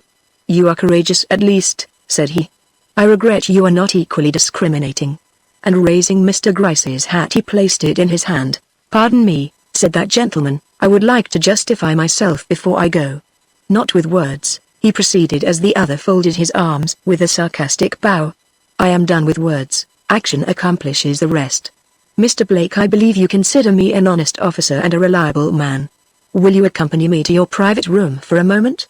There is something there which may convince you I was neither playing the fool nor the bravado when I uttered the phrase I did an instant ago. I expected to hear the haughty master of the house refuse a request so peculiar. But he only bowed, though in a surprised way that showed his curiosity if no more was aroused. My room and company are at your disposal, said he, but you will find nothing there to justify you in your assertions. Let me at least make the effort, entreated my superior. Mr. Blake, smiling bitterly, immediately led the way to the door. The man may come, he remarked carelessly as Mr. Gryce waved his hand in my direction. Your justification, if not mine, may need witnesses. Rejoiced at the permission, for my curiosity was by this time raised to fever pitch, I at once followed. Not without anxiety. The assured poise of Mr. Blake's head seemed to argue that the confidence betrayed by my superior might receive a shock, and I felt it would be a serious blow to his pride to fail now. But once within the room above, my doubts speedily fled. There was that in Mr. Gryce's face which anyone acquainted with him could not easily mistake. Whatever might be the mysterious something which the room contained, it was evidently sufficient in his eyes to justify his whole conduct. Now, sir, said Mr. Blake, turning upon my superior with his sternest expression, the room and its contents are before you. What have you to say for yourself? Mr. Gryce, equally stern, if not equally composed, cast one of his inscrutable glances round the apartment and without a word stepped before the picture that was, as I have said, the only ornamentation of the otherwise bare and unattractive room. I thought Mr. Blake looked surprised, but his face was not one that lightly expressed emotion. A portrait of my cousin the Countess de Mirac, said he with a certain dryness of tone hard to interpret. Mr. Gryce bowed and for a moment stood looking with a strange lack of interest at the proudly brilliant face of the painting before him, then to our great amazement stepped forward and with a quick gesture turned the picture rapidly to the wall, when gracious heavens! What a vision started out before us from the reverse side of that painted canvas! No luxurious brunette countenance now, steeped in pride and languor, but a face, let me see if I can describe it. But no, it was one of those faces that are indescribable. You draw your breath as you view it. You feel as if you had had an electric shock, but as for knowing 10 minutes later whether the eyes that so enthralled you were blue or black, or the locks that clustered halo-like about a forehead almost awful in its expression of weird, unfathomable power, were brown or red, you could not nor would you pretend to say. It was the character of the countenance itself that impressed you. You did not even know if this woman, who might have been anything wonderful or grand you ever read of, were beautiful or not. You did not care. It was as if you had been gazing on a tranquil evening sky and a lightning flash had suddenly startled you. Is the lightning beautiful? Who asks? But I know from what presently transpired, that the face was ivory pale in complexion, the eyes deeply dark, and the hair, strange and uncanny combination, of a bright and peculiar golden hue. You dare? Came forth in strange broken tones from Mr. Blake's lips. I instantly turned towards him. He was gazing with a look that was half indignant, half menacing at the silent detective who, with eyes drooped and finger directed towards the picture, seemed to be waiting for him to finish. I do not understand an audacity that allows you to do. Was this the haughty gentleman we had known, this hesitating troubled man with bloodless lips and trembling hands? I declared my desire to justify myself, said my principal with a respectful bow. This is my justification. Do you note the color of the woman's hair whose portrait hangs with its face turned to the wall in your room? Is it like or unlike that of the strand you held in your hand a few moments ago, a strand taken, as I swear, hair by hair from the comb of the poor creature who occupied the room above? But that is not all, he continued as Mr. Blake fell a trifle aback. Just observe the dress in which this woman is painted, blue silk you see, dark and rich, a wide collar cunningly executed, you can almost trace the pattern, a brooch, then the roses in the hand, do you see? Now come with me upstairs. Too much startled to speak, Mr. Blake, haughty aristocrat as he was, turned like a little child and followed the detective, who with an assured step and unembarrassed mien led the way into the deserted room above. "You accuse me of insulting you, when I express disbelief of your assertion that there was no connection between you and the girl Emily," said Mr. Gryce as he lit the gas and unlocked that famous bureau drawer. "Will you do so any longer in face of these?" And drawing off the towel that lay uppermost, he revealed the neatly folded dress, wide collar, brooch and faded roses that lay beneath. "Mrs. Daniels assures us these articles belong to the sewing woman Emily, were brought here by her. Dare you say they are not the ones reproduced in the portrait below?" Mr. Blake, uttering a cry, sank on his knees before the drawer. "My God! My God!" was his only reply. "What are these?" Suddenly he rose, his whole form quivering, his eyes burning. "Where is Mrs. Daniels?" he cried, hastily advancing and pulling the bell. "I must see her at once. Send the housekeeper here," he ordered as Fanny, smiling demurely, made her appearance at the door. "Mrs. Daniels is out," returned the girl. "Went out as soon as ever you got up from dinner, sir." "Gone out at this hour?" "Yes, sir. She goes out very often nowadays, sir." Her master frowned. "Send her to me as soon as she returns," he commanded, and dismissed the girl. "I don't know what to make of this," he now said in a strange tone, approaching again the touching contents of that open bureau drawer with a look in which longing and doubt seemed in some way to be strangely commingled. "I cannot explain the presence of these articles in this room, but if you will come below I will see what I can do to make other matters intelligible to you. Disagreeable as it is for me to take anyone into my confidence, affairs have gone too far for me to hope any longer to preserve secrecy as to my private concerns." Chapter 11. Luttra. "Gentlemen," said he as he ushered us once more into his studio, "you have presumed, and not without reason I should say, to infer that the original of this portrait and the woman who has so long occupied the position of sewing woman in my house, are one and the same. You will no longer retain that opinion when I inform you that this picture, strange as it may appear to you, is the likeness of my wife." "Wife?" We both were astonished, as I take it, but it was my voice which spoke. "We were ignorant you ever had a wife." "No doubt," continued our host, smiling bitterly, "that at least has evaded the knowledge even of the detectives." Then, with a return to his naturally courteous manner, "She was never acknowledged by me as my wife, nor have we ever lived together. But if priestly benediction can make a man and woman one, that woman as you see her there is my lawful wife." Rising, he softly turned the lovely, potent face back to the wall, leaving us once more confronted by the dark and glowing countenance of his cousin. "I am not called upon," said he, "to go any further with you than this. I have told you what no man till this hour has ever heard from my lips, and it should serve to exonerate me from any unjust suspicions you may have entertained. But to one of my temperament, secret scandal and the gossip it engenders is only less painful than open notoriety. If I leave the subject here, 1,000 conjectures will at once seize upon you, and my name, if not hers, will become, before I know it, the football of gossip, if not of worse and deeper suspicion than has yet assailed me. Gentlemen, I take you to be honest men, husbands, perhaps, and fathers, proud, too, in your way and jealous of your own reputation and that of those with whom you are connected. If I succeed in convincing you that my movements of late have been totally disconnected with the girl whose cause you profess solely to be interested in, may I count upon your silence as regards those actions and the real motive that led to them? You may count upon my discretion as regards all matters that do not come under the scope of police duty," returned Mr. Gryce. "I haven't much time for gossip. And your man here? Oh, he's safe where it profits him to be. Very well, then, I shall count upon you." And with the knitted brows and clenched hands of a proudly reticent man who, perhaps for the first time in his life, finds himself forced to reveal his inner nature to the world, he began his story in these words. "Difficult as it is for me to introduce into a relation like this the name of my father, I shall be obliged to do so in order to make my conduct at a momentous crisis of my life intelligible to you. My father, then, was a man of strong will and a few but determined prejudices. Resolved that I should sustain the reputation of the family for wealth and respectability, he gave me to understand from my earliest years, that as long as I preserved my manhood from reproach, I had only to make my wishes known, to have them immediately gratified, while if I crossed his will either by indulging in dissipation or engaging in pursuits unworthy of my name, I no longer need expect the favor of his countenance or the assistance of his purse. When, therefore, at a certain period of my life, I found that the charms of my cousin Evelyn were making rather too strong an impression upon my fancy for a secured peace of mind, I first inquired how such a union would affect my father, and learning that it would be in direct opposition to his views, cast about in my mind what I should do to overcome my passion. Travel suggested itself, and I took a trip to Europe. But the sight of new faces only awakened in me comparisons anything but detrimental to the beauty of her who was at that time my standard of feminine loveliness. Nature and the sports connected with the wildlife were my next resort. I went overland to California, roamed the orange groves of Florida, and probed the wildernesses of Canada and our northern states. It was during these last excursions that an event occurred which has exercised the most material influence upon my fate, though at the time it seemed to me no more than the matter of a day.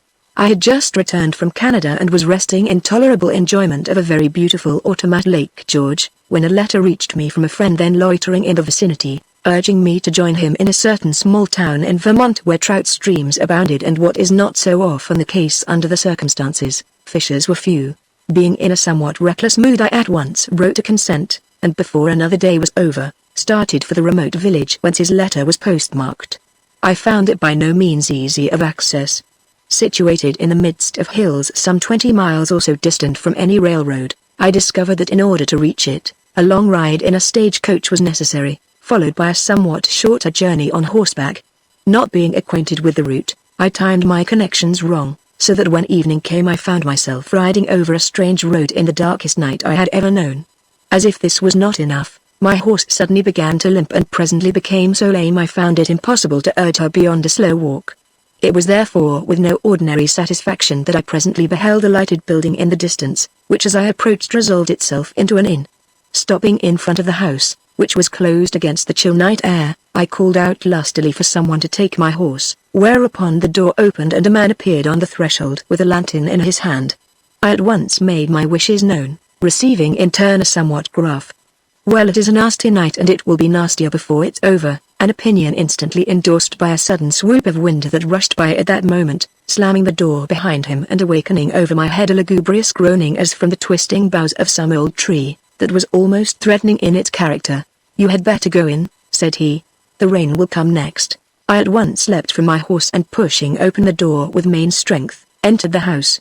Another man met me on the threshold who, merely pointing over his shoulder to a lighted room in his rear, passed out without a word, to help the somewhat younger man, who had first appeared, in putting up my horse.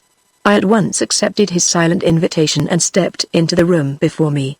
Instantly I found myself confronted by the rather startling vision of a young girl of a unique and haunting style of beauty, who rising at my approach now stood with her eyes on my face and her hands resting on the deal table before which she had been sitting, in an attitude expressive of mingled surprise and alarm. To see a woman in that place was not so strange, but such a woman. Even in the first casual glance I gave her, I at once acknowledged to myself her extraordinary power. Not the slightness of her form, the pallor of her countenance, or the fairness of the locks of golden red hair that fell in 2 long braids over her bosom, could for a moment counteract the effect of her dark glance or the vivid, almost unearthly force of her expression. It was as if you saw a flame upstarting before you, waving tremulously here and there, but burning and resistless in its white heat. I took off my hat with deference. A shudder passed over her, but she made no effort to return my acknowledgement. As we cast our eyes dilating with horror, down some horrible pit upon whose verge we suddenly find ourselves, she allowed her gaze for a moment to dwell upon my face, then with a sudden lifting of her hand, pointed towards the door as if to bid me depart, when it swung open with that shrill rushing of wind that involuntarily awakes a shudder within you, and the 2 men entered and came stamping up to my side. Instantly her hand sunk, not feebly as with fear, but calmly as if at the bidding of her will, and without waiting for them to speak, she turned away and quietly left the room. As the door closed upon her I noticed that she wore a calico frock and that her face did not own one perfect feature. "Go after Luttra and tell her to make up the bed in the northwest room," said the elder of the 2 in deep guttural tones unmistakably German in their accent, to the other who stood shaking the wet off his coat into the leaping flames of a small wood fire that burned on the hearth before us. "Oh, she'll do without my bothering," was the sullen return. "I'm wet through." The elder man, a large powerfully framed fellow of some 50 years or so, frowned. It was an evil frown, and the younger one seemed to feel it. He immediately tossed his coat onto a chair and left the room. "Boys are so obstropolous nowadays," remarked his companion to me with what he evidently intended for a conciliatory nod. "In my time they were broke in, did what they were told and asked no questions." I smiled to myself at his calling the broad-shouldered 6-footer who had just left us a boy, but merely remarking, "He is your son, is he not?" seated myself before the blaze which shot up a tongue of white flame at my approach, that irresistibly recalled to my fancy the appearance of the girl who had gone out a moment before. Oh, yes, he is my son, and that girl you saw here was my daughter. I keep this in and they help me, but it is a slow way to live, I can tell you. Travel on these roads is slim. I should think likely, I returned, remembering the half-dozen or so hills up which I had clambered since I took to my horse. How far are we from Pentonville? Oh, 2 or 3 miles, he replied, but in a hurried kind of a way. Not far in the daytime, but a regular journey in a night like this? Yes, said I, as the house shook under a fresh gust. It is fortunate I have a place in which to put up. He glanced down at my baggage, which consisted of a small handbag, an overcoat and a fishing pole, with something like a gleam of disappointment. Going fishing? He asked. Yes, I returned. Good trout up those streams and plenty of them, he went on. Going alone? I did not half like his importunity, but considering I had nothing better to do, replied as affably as possible. No, I expect to meet a friend in Pentonville who will accompany me. His hand went to his beard in a thoughtful attitude and he cast me what, with my increased experience of the world, I should now consider a sinister glance. Then you are expected? Said he. Not considering this worth reply, I stretched out my feet to the blaze and began to warm them, for I felt chilled through. Been on the road long? He now asked, glancing at the blue flannel suit I wore. All summer, I returned. I again thought he looked disappointed. From Troy or New York? He went on with a vague endeavor to appear good naturally offhand. New York, a big place that. He continued. I was there once, lots of money stored away in them big buildings down in Wall Street, eh? I assented, and he drew a chair up to my side, a proceeding that was interrupted, however, by the re-entrance of his son, who without any apology crowded into the other side of the fireplace in a way to sandwich me between them. Not fancying this arrangement which I, however, imputed to ignorance, I drew back and asked if my room was ready. It seemed it was not, and unpleasantly as it promised, I felt forced to reseat myself and join in, if not support, the conversation that followed. A half-hour passed away, during which the wind increased till it almost amounted to a gale. Spurts of rain dashed against the windows with a sharp crackling sound that suggested hail, while ever and anon a distant rollers of rousing thunder rumbled away among the hills in a long and reverberating peal, that made me feel glad to be housed even under the roof of these rude and uncongenial creatures. Suddenly the conversation turned upon the time and timepieces, when in a low even tone I heard murmured behind me, "The gentleman's room is ready," and turning, I saw standing in the doorway the slight figure of the young girl whose appearance had previously so impressed me. I immediately arose. "Then I will proceed to it at once," said I, taking up my traps and advancing towards her. "Do not be alarmed if you hear creaks and cracklings all over the house," observed the landlord as I departed. "The windows are loose and the doors ill-fitting. In such a storm as this they make noise enough to keep an army awake. The house is safe enough though, and if you don't mind noise—" "Oh, I don't mind noise," rejoined I, feeling at that moment tired enough to fall into a doze on the staircase. "I shall sleep, never fear," and without further ado followed the girl upstairs into a large clumsily furnished room whose enormous bed draped with heavy curtains at once attracted my attention. "Oh, I cannot sleep under those things," remarked I, with a gesture towards the dismal draperies which to me were another name for suffocation. With a single arm sweep she threw them back. "Is there anything more I can do for you?" asked she, glancing hastily about the room. I thanked her and said no, at which she at once departed with a look of still determination upon her countenance that I found it hard to explain. Left alone in that large, bare and dimly lighted room, with the wind shrieking in the chimney and the powerful limbs of some huge tree beating against the walls without, with a heavy thud inexpressibly mournful, I found to my surprise and something like dismay, that the sleepiness which had hitherto oppressed me, had in some unaccountable way entirely fled. In vain I contemplated the bed, comfortable enough now in its appearance that the stifling curtains were withdrawn. No temptation to invade it came to arouse me from the chair into which I had thrown myself. It was as if I felt myself under the spell of some invisible influence that, like the eye of a basilisk, held me enchained. I remember turning my head towards a certain quarter of the wall as if I half expected to encounter there the bewildering glance of a serpent. Yet far from being apprehensive of any danger, I only wondered over the weakness of mind that made such fancies possible. An extra loud swirl of the foliage without, accompanied by a quick vibration of the house, aroused me at last. If I was to lose the sense of this furious storm careering over my head, I must court sleep at once. Rising, I drew off my coat, unloosened my vest and was about to throw it off, when I bethought me of a certain wallet it contained. Going to the door in some unconscious impulse or precaution I suppose, I locked myself in, and then drawing out my wallet, took from it a roll of bills which I put into a small side pocket, returning the wallet to its old place. Why I did this I can scarcely say. As I have before intimated, I was under no special apprehension. I was at that time anything but a suspicious man, and the manner and appearance of the men below struck me as unpleasantly disagreeable but nothing more. But I not only did what I have related, but allowed the lamp to remain lighted, lying down finally in my clothes, an almost unprecedented act on my part, warranted however as I said to myself, by the fury of the gale which at that time seemed as if it would tumble the roof over our heads. How long I lay listening to the creakings and groanings of the rickety old house, I cannot say, nor how long I remained in the doze which finally seized me as I became accustomed to the sounds around and over me. Enough that before the storm had passed its height, I awoke as if at the touch of a hand, and leaping with a bound out of the bed, beheld to my incredible amazement, the alert, nervous form of Luttra standing before me. She had my coat in her hand, and it was her touch that had evidently awakened me. "I want you to put this on," said she in a low thrilling tone totally new in my experience, "and come with me. The house is unsafe for you to remain in. Hear how it cracks and trembles. Another blast like that and we shall be roofless." She was moving toward the door, which to my amazement stood ajar, but my hesitation stopped her. "Won't you come?" she whispered, turning her face towards me with a look of such potent determination, I followed in spite of myself. "I dare not let you stay here, your blood will be upon my head." "You exaggerate," I replied, shrinking back with a longing look at the comfortable bed I had just left. "These old houses are always strong. It will take many such a gust as that you hear, to overturn it, I assure you." "I exaggerate," she returned with a look of scorn impossible to describe.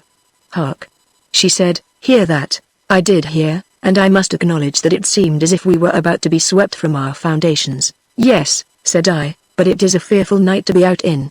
"I shall go with you," said she. In that case I began with an ill-advised attempt at gallantry which she cut short with a gesture. "Here is your hat," remarked she, "and here is your bag. The fishing pole must remain, you cannot carry it." "But I expostulated. "Hush," said she with her ear turned towards the depths of the staircase at the top of which we stood.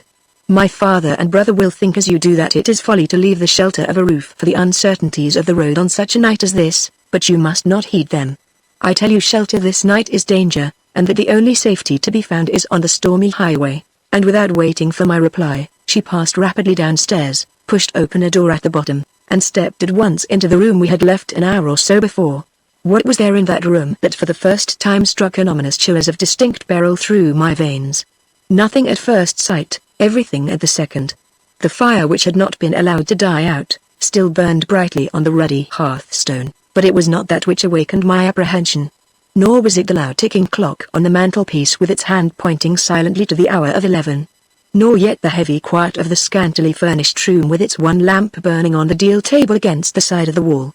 It was the sight of those two powerful men drawn up in grim silence, the one against the door leading to the front hall, the other against that opening into the kitchen. A glance at Luttra standing silent and undismayed at my side, however, instantly reassured me. With that will exercised in my favor, I could not but win through whatever it was that menaced me. Slinging my bag over my shoulder, I made a move towards the door and the silent figure of my host. But with a quick outreaching of her hand, she drew me back. "Stand still," said she.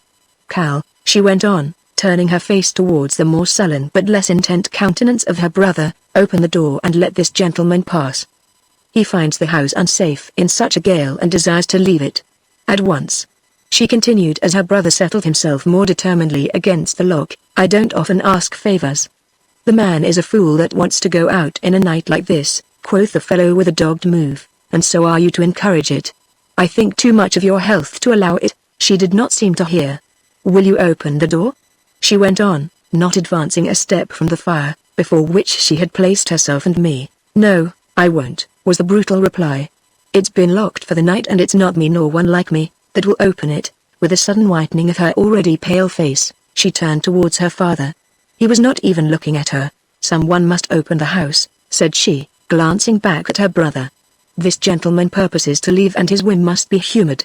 Will you unlock the door or shall I?" An angry snarl interrupted her. Her father had bounded from the door where he stood and was striding hastily towards her. In my apprehension I put up my arm for a shield, for he looked ready to murder her, but I let it drop again as Elle caught her glance, which was like white flame undisturbed by the least breeze of personal terror. "You will stop there," said she, pointing to a spot a few feet from where she stood. "Another step and I let that for which I have heard you declare you would peril your very soul, fall into the heart of the flames." And drawing from her breast a roll of bills, she stretched them out above the fire before which she was standing. "You," broke from the grey-bearded lips of the old man, but he stopped where he was, eyeing those bills as if fascinated. "I am not a girl of many words, as you know," continued she in a lofty tone inexpressibly commanding. "You may strangle me, you may kill me, it matters little, but this gentleman leaves the house this night, or I destroy the money." With a gesture, "You," again broke from those quivering lips, but the old man did not move, not so the younger. With a rush he left his post and in another instant would have had his powerful arms about her slender form, only that I met him halfway with a blow that laid him on the floor at her feet. She said nothing, but one of the bills immediately left her hand and fluttered into the fire, where it instantly shriveled into nothing. With the yell of a mad beast wounded in his most vulnerable spot, the old man before us stamped with his heel upon the floor. "Stop!" cried he, and going rapidly to the front door he opened it. "There!" shrieked he. "If you will be fools, go. And may the lightning blast you. But first give me the money." "Come from the door," said she, reaching out her left hand for the lantern hanging at the side of the fireplace, "and let Carl light this and keep himself out of the way." It was all done. In less time than I can tell it, the old man had stepped from the door, the younger one had lit the lantern, and we were in readiness to depart. "Now do you proceed," said she to me. "I will follow." "No," said I, "we will go together." "But the money?" growled the heavy voice of my host over my shoulder. "I will give it to you on my return," said the girl. Chapter 12 A Woman's Love. Shall I ever forget the blast of driving rain that struck our faces and enveloped us in a cloud of wet, as the door swung on its hinges and let us forth into the night, or the electric thrill that shot through me as that slender girl grasped my hand and drew me away through the blinding darkness? It was not that I was so much affected by her beauty as influenced by her power and energy. The fury of the gale seemed to bend to her will. The wind lent wings to her feet. I began to realize what intellect was. Arrived at the roadside, she paused and looked back. The two burly forms of the men we had left behind us were standing in the door of the inn. In another moment they had plunged forth and towards us. With a low cry the young girl leapt towards a tree, where to my unbounded astonishment I beheld my horse standing ready saddled.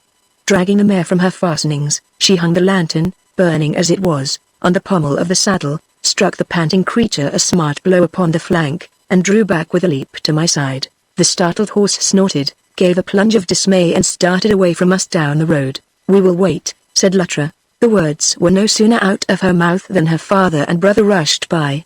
"They will follow the light," whispered she, and seizing me again by the hand, she hurried me away in the direction opposite to that which the horse had taken.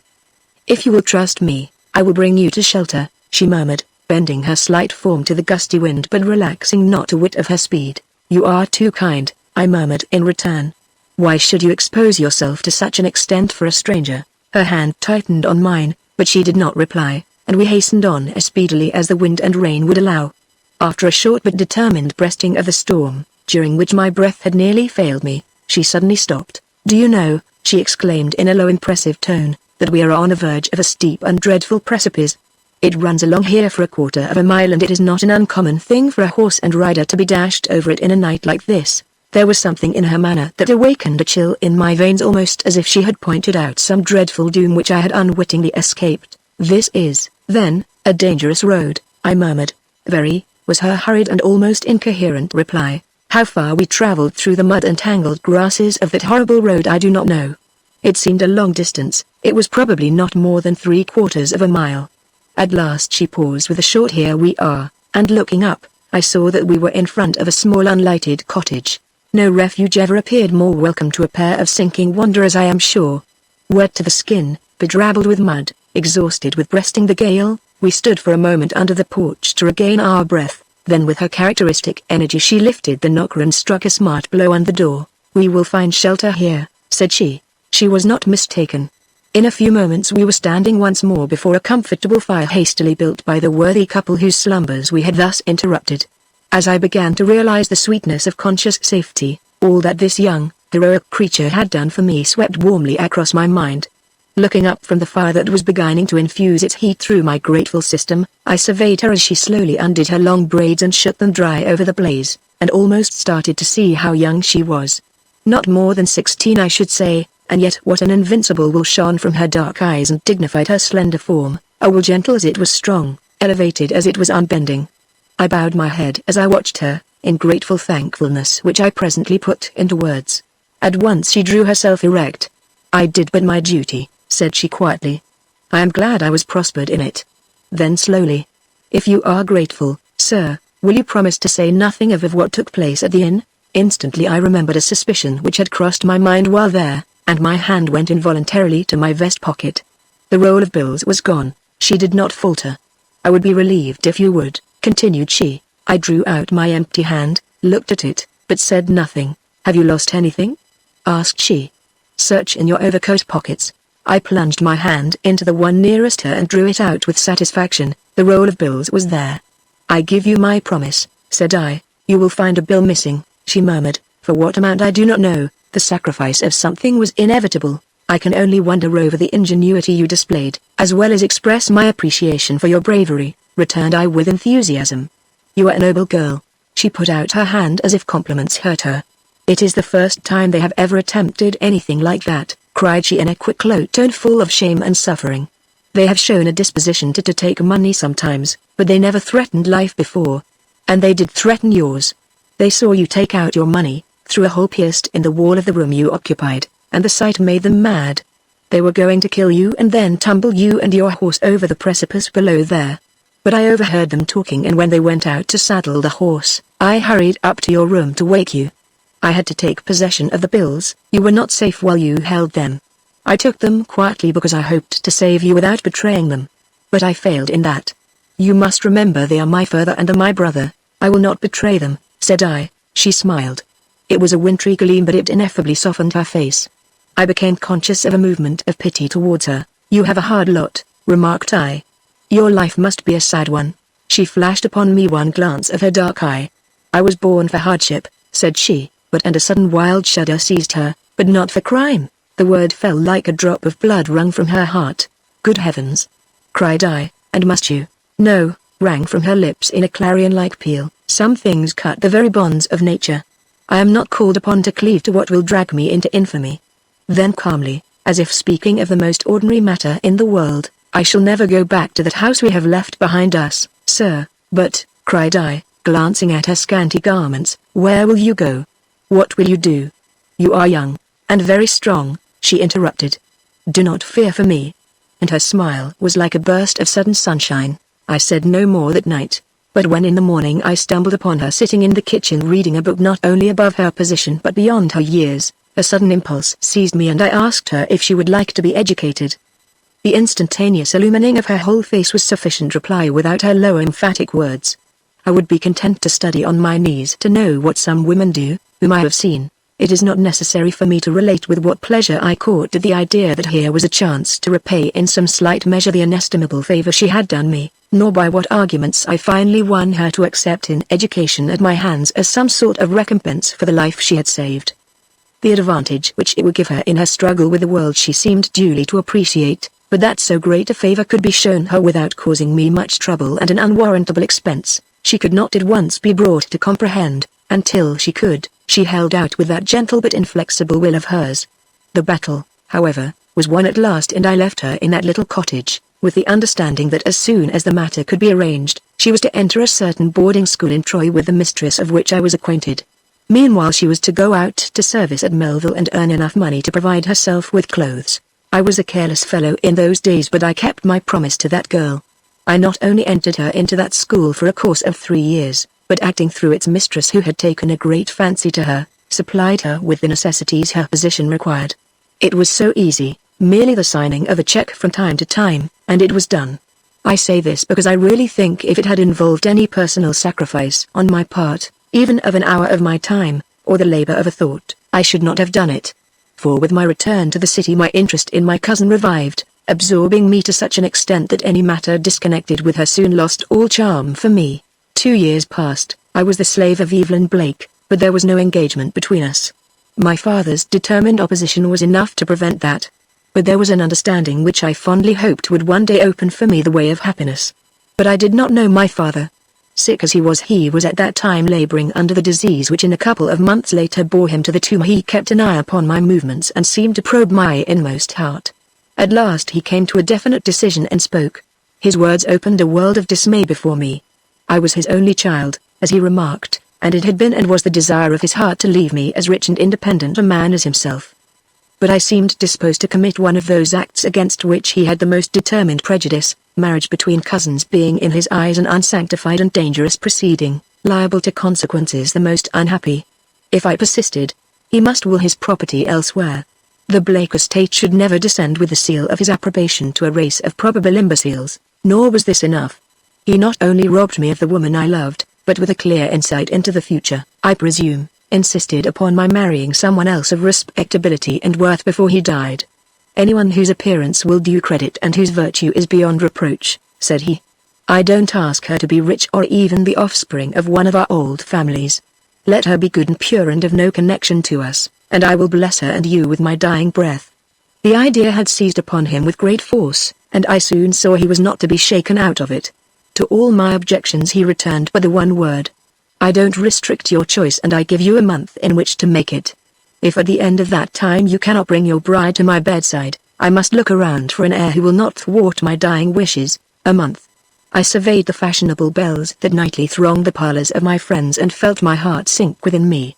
Take one of them for my wife, loving another woman? Impossible. Women like these demanded something in return for the honor they conferred upon a man by marrying him. Wealth. They had it. Position? That was theirs also. Consideration. Ah, what consideration had I to give? I turned from them with distaste. My cousin Evelyn gave me no help. She was a proud woman and loved my money and my expectations as much as she did me. If you must marry another woman to retain your wealth, marry, said she, but do not marry one of my associates. I will have no rival in my own empire. Your wife must be a plainer and a less aspiring woman than Evelyn Blake. Yet do not discredit your name, which is mine, she would always add. Meanwhile the days flew by. If my own conscience had allowed me to forget the fact, my father's eagerly inquiring, but sternly unrelenting gaze as I came each evening to his bedside, would have kept it sufficiently in my mind. I began to feel like one in the power of some huge crushing machine whose slowly descending weight he in vain endeavors to escape. How or when the thought of Luttra first crossed my mind I cannot say. At first I recoiled at the suggestion and put it away from me in disdain. But it ever recurred, and with it so many arguments in her favor that before long I found myself regarding it as a refuge. To be sure she was a waif and a stray, but that seemed to be the kind of wife demanded of me. She was allied to rogues if not villains, I knew, but then had she not cut all connection with them, dropped away from them, planted her feet on new ground which they would never invade? I commenced to cherish the idea. With this friendless, grateful, unassuming protégé of mine for a wife, I would be as little bound as might be. She would ask nothing, and I need give nothing, beyond a home and the common attentions required of a gentleman and a friend. Then she was not disagreeable, nor was her beauty of a type to suggest the charms of her I had lost. None of the graces of the haughty patrician lady whose lightest gesture was a command, would appear in this humble girl, to mock and constrain me. No, I should have a fair wife and an obedient one, but no vulgarized shadow of Evelyn, thank God, or of any of her fashionably dressed friends. Advanced thus far towards the end, I went to see Luttra. I had not beheld her since the morning we parted at the door of that little cottage in Vermont, and her presence caused me a shock. This, the humble waif with the appealing grateful eyes I had expected to encounter? This tall and slender creature with an aureola of golden hair about a face that it was an education to behold. I felt a half movement of anger as I surveyed her. I had been cheated. I had planted a grape seed and a palm tree had sprung up in its place.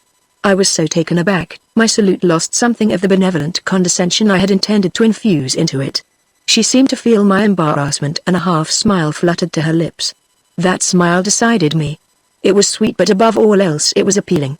How I won that woman to marry me in 10 days' time I care not to state. Not by holding up my wealth and position before her. Something restrained me from that. I was resolved, and perhaps it was the only point of light in my conduct at that time, not to buy this young girl. I never spoke of my expectations, I never alluded to my present advantages, yet I won her. We were married, there, in Troy, in the quietest and the most unpretending manner. Why the fact has never transpired I cannot say. I certainly took no especial pains to conceal it at the time, though I acknowledge that after our separation I did resort to such measures as I thought necessary, to suppress what had become gall and wormwood to my pride. My first move after the ceremony was to bring her immediately to New York and to this house. With perhaps a pardonable bitterness of spirit, I had refrained from any notification of my intentions, and it was as strangers might enter an unprepared dwelling, that we stepped across the threshold of this house and passed immediately to my father's room. I can give you no wedding and no honeymoon, I had told her. My father is dying and demands my care. From the altar to a deathbed may be sad for you, but it is an inevitable condition of your marriage with me.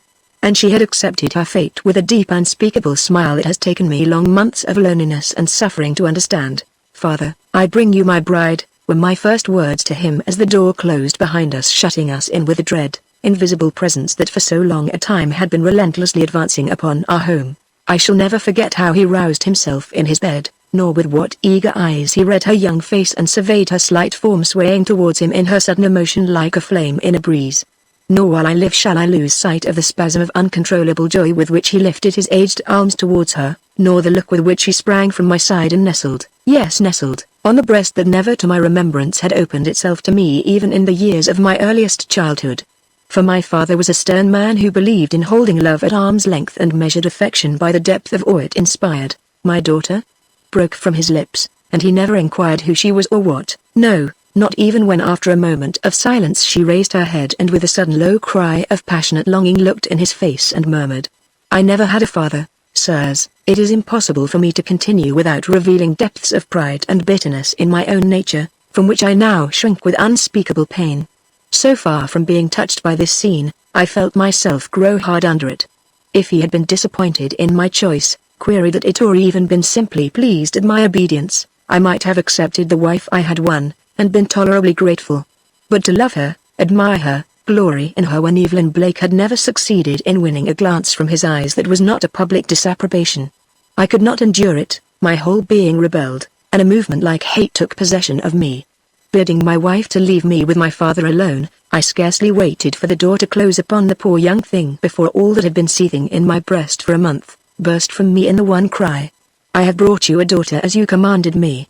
Now give me the blessing you promised and let me go, for I cannot live with a woman I do not love. Instantly, and before his lips could move, the door opened and the woman I thus repudiated in the first dawning hour of her young bliss, stood before us. My God! What a face! When I think of it now in the night season when from dreams that gloomy as they are often Elysian to the thoughts which beset me in my waking hours, I suddenly arouse to see starting upon me from the surrounding shadows that young fair brow with its halo of golden tresses, blotted by the agony that turned her that instant into stone. I wonder I did not take out the pistol that lay in the table near which I stood, and shoot her lifeless on the spot as some sort of a compensation for the misery I had caused her. I say I wonder now, then I only thought of braving it out. Straight as a dart, but with that look on her face, she came towards us. Did I hear aright? Were the words that came from her lips? Have you married me, a woman beneath your station as I now perceive, because you were commanded to do so? Have you not loved me? Given me that which alone makes marriage a sacrament or even a possibility? And must you leave this house made sacred by the recumbent form of your dying father if I remain within it? I saw my father's stiff and pallid lips move silently as though he would answer for me if he could, and summoning up what courage I possessed, I told her that I deeply regretted she had overheard my inconsiderate words. That I had never meant to wound her, whatever bitterness lay in my heart towards one who had thwarted me in my dearest and the most cherished hopes. That I humbly begged her pardon and would so far acknowledge her claim upon me as to promise that I could not leave my home at this time, if it distressed her, my desire being not to injure her, only to protect myself. Oh, the scorn that mounted to her brow at these weak words!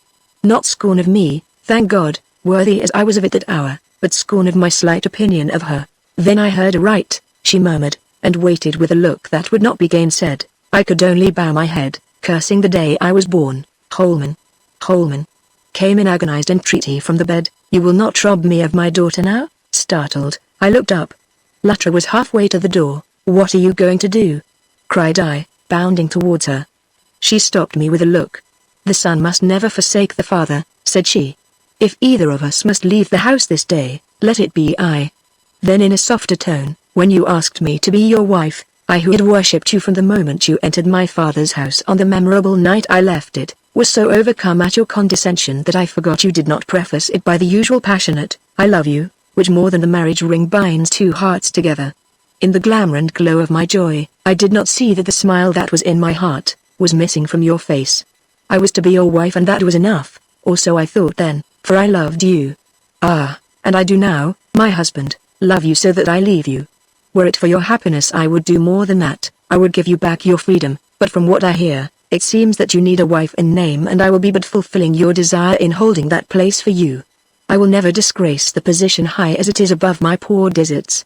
When the day comes, if the day comes that you need or feel you need the sustainment of my presence or the devotion of my heart, no power on earth save that of death itself, shall keep me from your side. Till that day arrives I remain what you have made me, a bride who lays no claim to the name you this morning bestowed upon her. And with a gesture that was like a benediction, she turned, and noiselessly, breathlessly as a dream that vanishes, left the room. Sirs, I believe I uttered the cry and stumbled towards her. Someone in that room uttered a cry, but it may be that it only rose in my heart and that the one I heard came from my father's lips. For when at the door I turned, startled at the deathly silence, I saw he had fainted on his pillow. I could not leave him so. Calling to Mrs. Daniels, who was never far from my father in those days, I bade her stop the lady, I believe I called her my wife, who was going down the stairs, and then rushed to his side. It took minutes to revive him. When he came to himself it was to ask for the creature who had flashed like a beacon of light upon his darkening path. I rose as if to fetch her, but before I could advance I heard a voice say, "She is not here," and looking up I saw Mrs. Daniels glide into the room. "Mrs. Blake has gone, sir, I could not keep her." Chapter 13 A Man's Heart. That was the last time my eyes ever I rested upon my wife. Whither she went or what refuge she gained, I never knew. My father, who had received in this scene a great shock, began to fail so rapidly. He demanded my constant care, and though from time to time as I ministered to him and noted with what a yearning persistency he would eye the door and then turn and meet my gaze with a look I could not understand, I caught myself asking whether I had done a deed destined to hang forever about me like a pall. It was not till after his death that the despairing image of the bright young creature to whom I had given my name, returned with any startling distinctness to my mind, or that I allowed myself to ask whether the heavy gloom which I now felt settling upon me was owing to the sense of shame that overpowered me at the remembrance of the past, or to the possible loss I had sustained in the departure of my young and loved bride. The announcement at this time of the engagement between Evelyn Blake and the Count de Mirac may have had something to do with this. Though I had never in the most passionate hours of my love for her, lost sight of that side of her nature which demanded as her right the luxury of great wealth, and though in my tacit abandonment of her and secret marriage with another I had certainly lost the right to complain of her actions whatever they might be, this manifest surrendering of herself to the power of wealth and show at the price of all that women are believed to hold dear, was an undoubted blow to my pride and the confidence I had till now unconsciously reposed in her inherent womanliness and affection. That she had but made on a more conspicuous scale, the same sacrifice as myself to the god of wealth and position, was in my eyes at that time, no palliation of her conduct. I was a man none too good or exalted at the best. She, a woman, should have been superior to the temptations that overpowered me. That she was not, seemed to drag all womanhood a little nearer the dust, fashionable womanhood I ought to say, for somehow even at that early day her conduct did not seem to affect the vivid image of Luttra standing upon my threshold, shorn of her joy but burning with a devotion I did not comprehend, and saying, "I loved you. Ah, and I do yet, my husband, love you so that I leave you. When the day comes, if the day comes you need or feel you need the sustainment of my presence or the devotion of my heart, no power on earth save that of death itself, shall keep me from your side." Yes, with the fading away of other faces and other forms, that face and that form now began to usurp the chief place in my thoughts. Not to my relief and pleasure. That could scarcely be, remembering all that had occurred, rather to my increasing distress and passionate resentment. I longed to forget I was held by a tie, that known to the world would cause me the bitterest shame. For by this time the true character of her father and brother had been revealed and I found myself bound to the daughter of a convicted criminal, but I could not forget her. The look with which she had left me was branded into my consciousness. Night and day it floated before me, till to escape it I resolved to fasten it upon canvas, if by that means I might succeed in eliminating it from my dreams. The painting you have seen this night is the result. Born with an artist's touch and insight that under other circumstances might, perhaps, have raised me into the cold dry atmosphere of fame, The execution of this piece of work presented but few difficulties to my somewhat accustomed hand.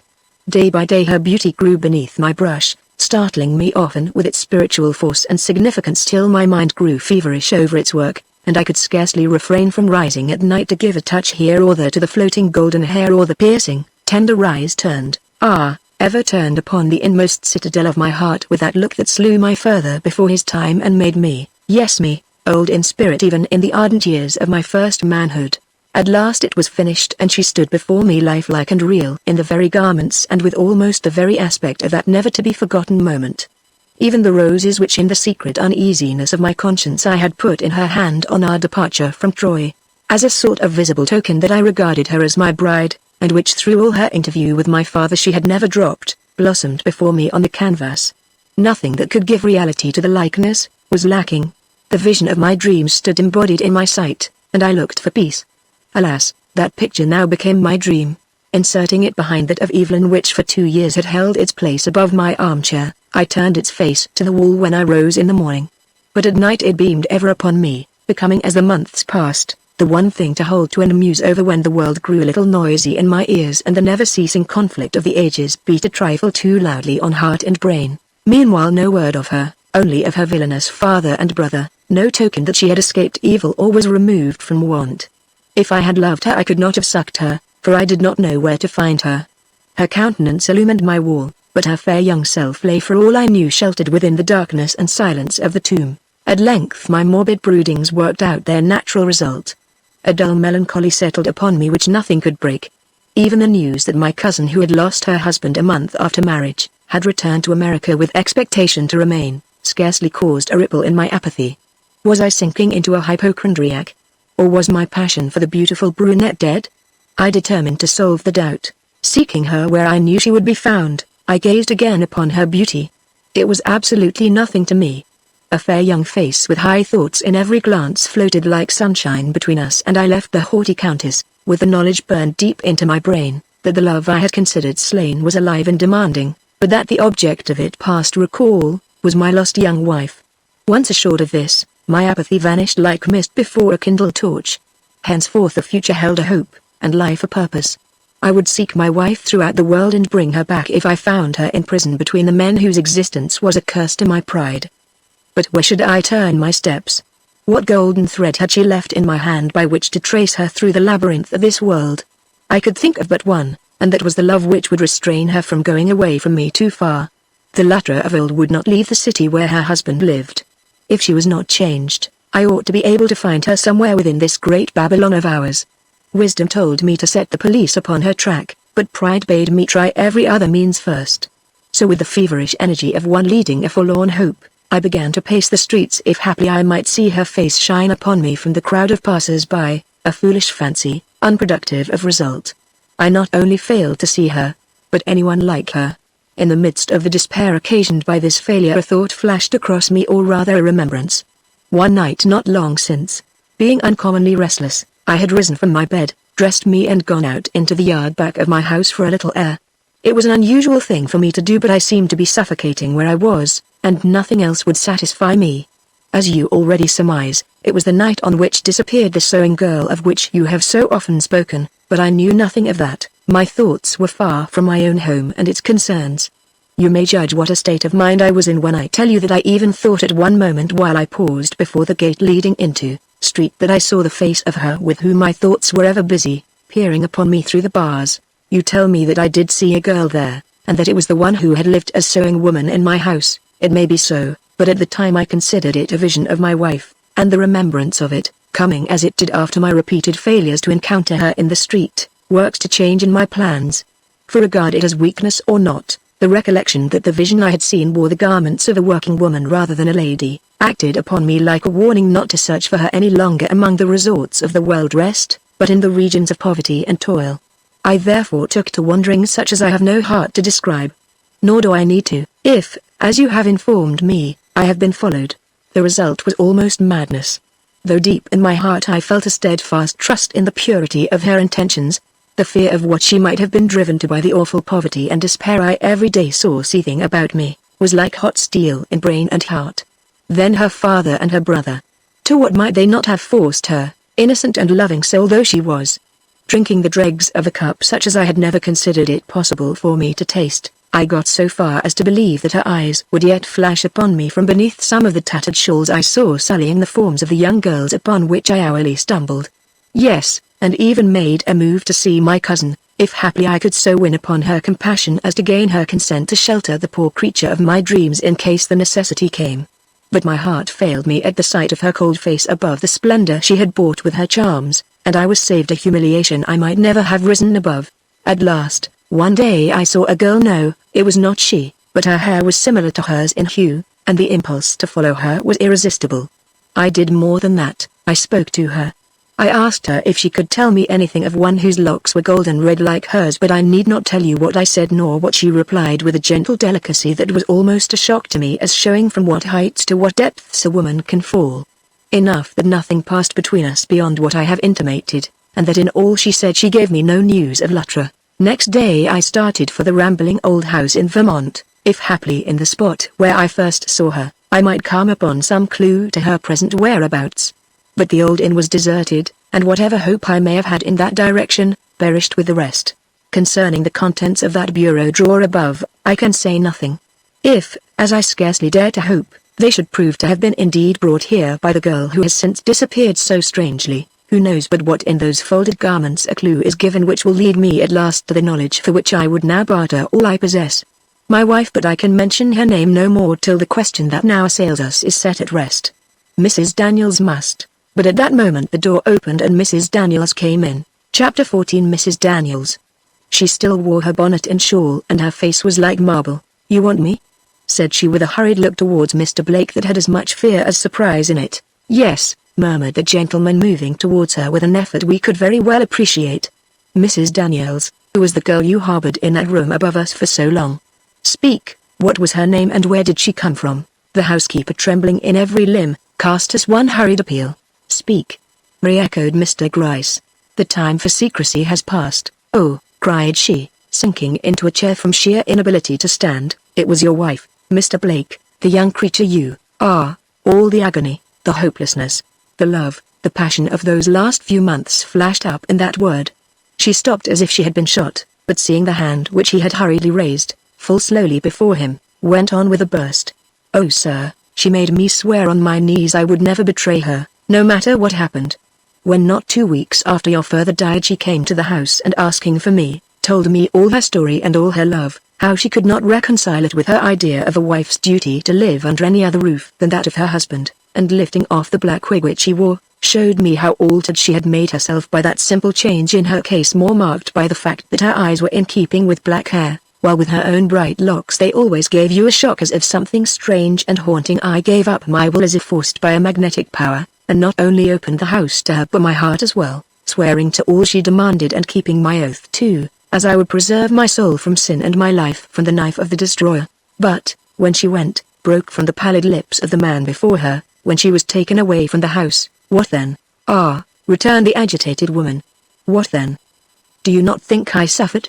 To be held by my oath, an oath I was satisfied she would wish kept even at this crisis, yet knowing all the while she was drifting away into some evil that you, if you knew who she was, would give your life to avert from your honor if not from her innocent head. To see you cold, indifferent, absorbed in other things, while she, who would have perished any day for your happiness, was losing her life perhaps in the clutches of those horrible villains. Do not ask me to tell you what I have suffered since she went. I can never tell you, innocent, tender, noble-hearted creature that she was. His hand clutched his heart as if it had been seized by a deathly spasm. "Why do you say was? Because I have just come from the morgue where she lies dead." "No, no," came in a low shriek from his lips. "That is not she, that is another woman, like her perhaps, but not she. Would to God you were right, with the long golden braids. Such hair as hers I never saw on anyone before." "Mr. Blake is right," I broke in, for I could not endure this scene any longer. "The woman taken out of the East River today has been both seen and spoken to by him, and that not long since. He should know if it is his wife. And isn't it? No, 1,000 times no." The girl was a perfect stranger. The assurance seemed to lift a leaden weight from her heart. "Oh, thank God," she murmured, dropping with an irresistible impulse on her knees. Then with a sudden return of her old tremble, "But I was only to reveal her secret in case of her death. What have I done? Oh, what have I done? Her only hope lay in my faithfulness. Mr. Blake, leaning heavily on the table before him, looked in her face. Mrs. Daniels, said he, I love my wife, her hope now lies in me. She leapt to her feet with a joyous bound. You love her? Oh, thank God. She again reiterated, but this time in a low murmur to herself. Thank God. And weeping with unrestrained joy, she drew back into a corner. Of course, after that, all that remained for us to do was to lay our heads together and consult as to the best method of renewing our search after the unhappy girl, now rendered of double interest to us by the facts with which we had just been made acquainted. That she had been forced away from the roof that sheltered her by the power of her father and brother was of course no longer open to doubt. To discover them, therefore, meant to recover her. Do you wonder, then, that from the moment we left Mr. Blake's house, the capture of that brace of thieves became the leading purpose of our two lives? Chapter 15. A confab. Next morning Mr. Gryce and I met in serious consultation. How, and in what direction should we extend the inquiries necessary to a discovery of these cernmakers? I advise a thorough overhauling of the German quarter, said my superior. Schmidt and Rosenthal will help us and the result ought to be satisfactory, but I shook my head at this. I don't believe, said I, that they will hide among their own people.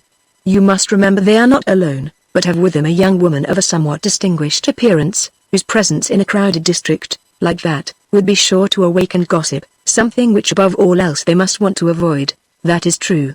The Germans are a dreadful race for gossip. If they dared to ill-dress her or ill-treat her, it would be different. But she is a valuable piece of property to them, you see, a choice lot of goods which it is for their interest to preserve in first-class condition till the day comes for its disposal. For I presume you have no doubt that it is for the purpose of extorting money from Mr. Blake that they have carried off his young wife. For that reason or one similar. He is a man of resources. They may have hoped he would help them to escape the country. If they don't hide in the German quarter, they certainly won't in the Italian, French or Irish. What they want is to keep close and rouse no questions. I think they will be found to have gone up the river somewhere, or over to Jersey. Hoboken wouldn't be a bad place to send Schmidt to. You forget what it is they've got on their minds. Besides, no conspicuous party such as they could live in a rural district without attracting more attention than in the most crowded tenement house in the city. Where do you think, then, they would be liable to go? Well, my most matured thought on the subject, returned Mr. Gryce, after a moment's deliberation, is this, you say, and I agree, that they have hampered themselves with this woman at this time for the purpose of using her hereafter in a scheme of blackmail upon Mr. Blake. He, then, must be the object about which their thoughts revolve and toward which whatever operations or plans they may be engaged upon must tend. What follows? When a company of men have made up their minds to rob a bank, what is the first thing they do? They hire, if possible, a house next to the especial building they intend to enter, and for months work upon the secret passage through which they hope to reach the safe and its contents, or they make friends with the watchman that guards its treasures, and the janitor who opens and shuts the doors. In short, they hang about their prey before they pounce upon it. And so will these cernmakers do in the somewhat different robbery which they plan sooner or later to effect. Whatever may keep them close at this moment, Mr. Blake and Mr. Blake's house is the point toward which their eyes are turned, and if we had time. But we haven't, I broke in impetuously. It is horrible to think of that grand woman languishing away in the power of such rascals. If we had time, Mr. Gryce persisted, all it would be necessary to do would be to wait. They would come into our hands as easily and naturally as a hawk into the snare of the fowler. But as you say, we have not, and therefore, I would recommend a little beating of the bush directly about Mr. Blake's house, for if all my experience is not at fault, those men are already within eye-shot of the prey they intend to run down. But, said I have been living myself in that very neighborhood and know by this time the ways of every house in the vicinity. There is not a spot up and down the avenue for 10 blocks where they could hide away for 2 days, much less 2 weeks. And as for the side streets, why, I could tell you the names of those who live in each house for a considerable distance. Yet if you say so, I will go to work. Do, and meanwhile Schmidt and Rosenthal shall rummage the German quarter and even go through Williamsburg and Hoboken. The end justifies any amount of labor that can be spent upon this matter. And you, I asked, will do my part when you have done yours. Chapter 16. The Mark of the Red Cross. And what success did I meet? The best in the world. And by what means did I attain it? By that of the simplest, prettiest clue I ever came upon. But let me explain. When after a wearisome day spent in an ineffectual search through the neighborhood, I went home to my room, which as you remember was a front one in a lodging house on the opposite corner from Mr. Blake. I was so absorbed in mind and perhaps I may say shaken in nerve, by the strain under which I had been laboring for some time now, that I stumbled up an extra flight of stairs, and without any suspicion of the fact, tried the door of the room directly over mine.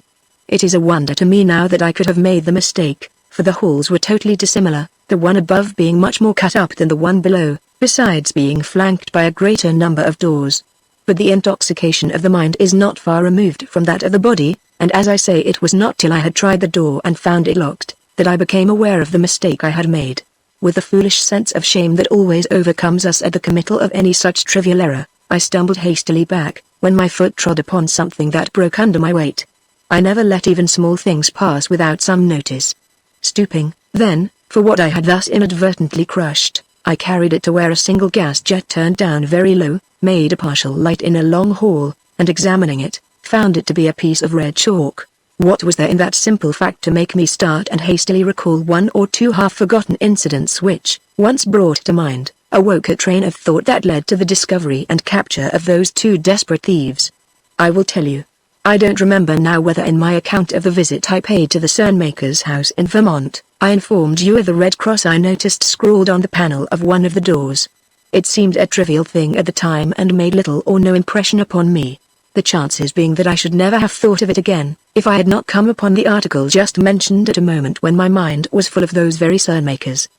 But remembered now, together with another half-forgotten fact, that some days previous I had been told by the woman who kept the house I was in, that the parties over my head, 2 men and a woman I believe she said, were giving her some trouble, but that they paid well and therefore she did not like to turn them out. It aroused a vague suspicion in my mind, and led to my walking back to the door I had endeavored to open in my abstraction, and carefully looking at it. It was plain and white, rather ruder of make than those below, but offering no inducements for prolonged scrutiny. But not so with the one that stood at right angles to it on the left. Full in the center of that, I beheld distinctly scrawled, probably with the very piece of chalk I then held, a red cross precisely similar in outline to the one I had seen a few days before on the panel of the Cernmaker's door at Granby. The discovery sent a thrill over me that almost raised my hair on end. Was, then, this famous trio to be found in the very house in which I had been myself living for a week or more? Over my head, in fact? I could not withdraw my gaze from the mysterious-looking object.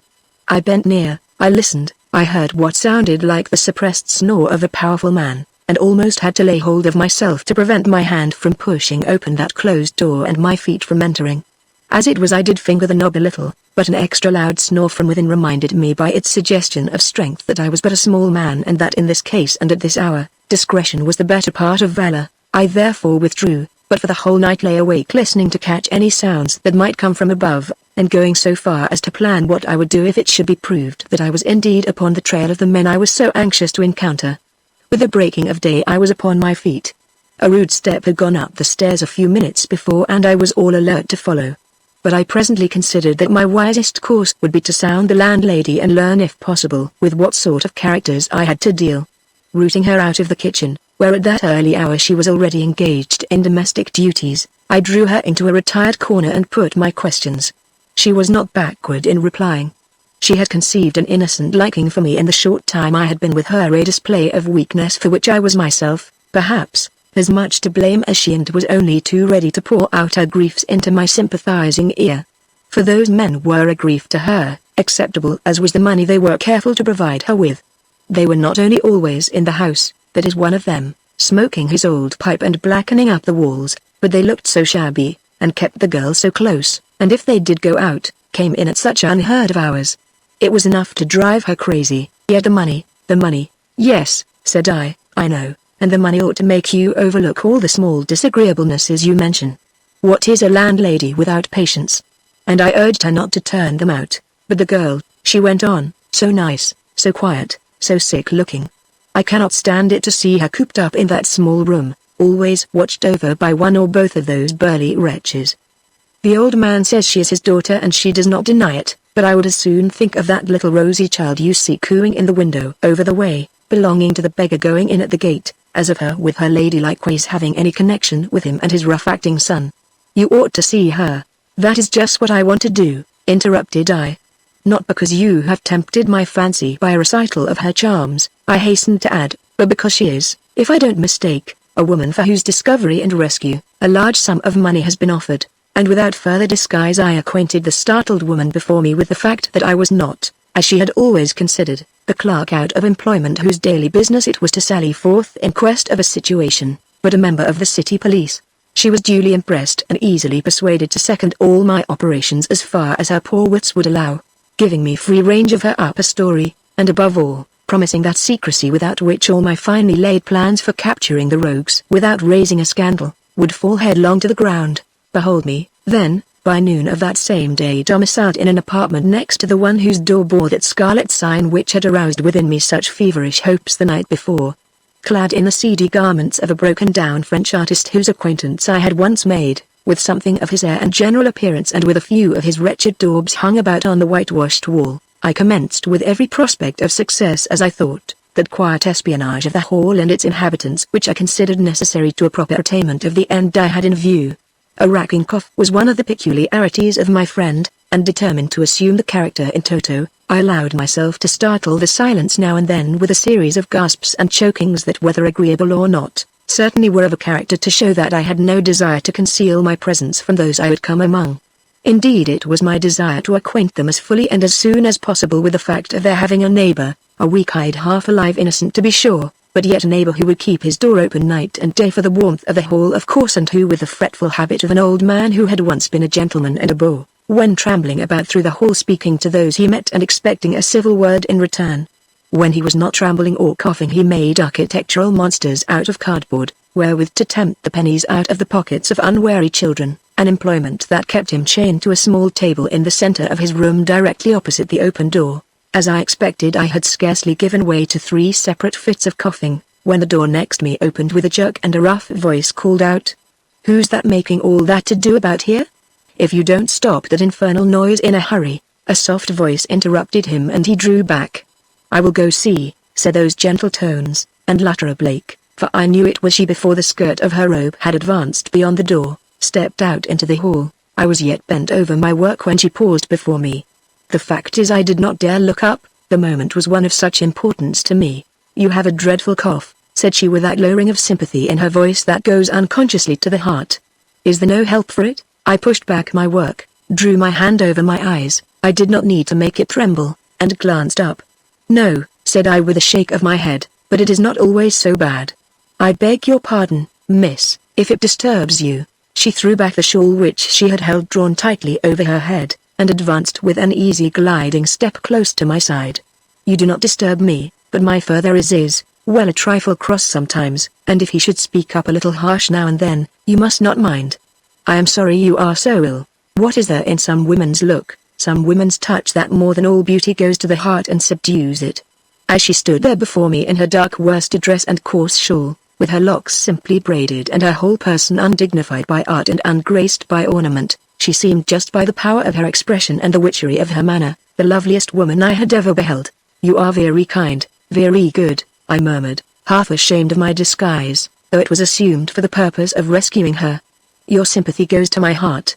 Then as a deep growl of impatience rose from the room at my side, I motioned her to go and not irritate the man who seemed to have such control over her. "In a minute," answered she. "First tell me what you are making." So I told her, and in the course of telling, let drop such other facts about my fancied life as I wished to have known to her and through her to her father. She looked sweetly interested and more than once turned upon me the dark eye, of which I had heard so much, full of tears that were as much for me, scamp that I was, as for her own secret trouble.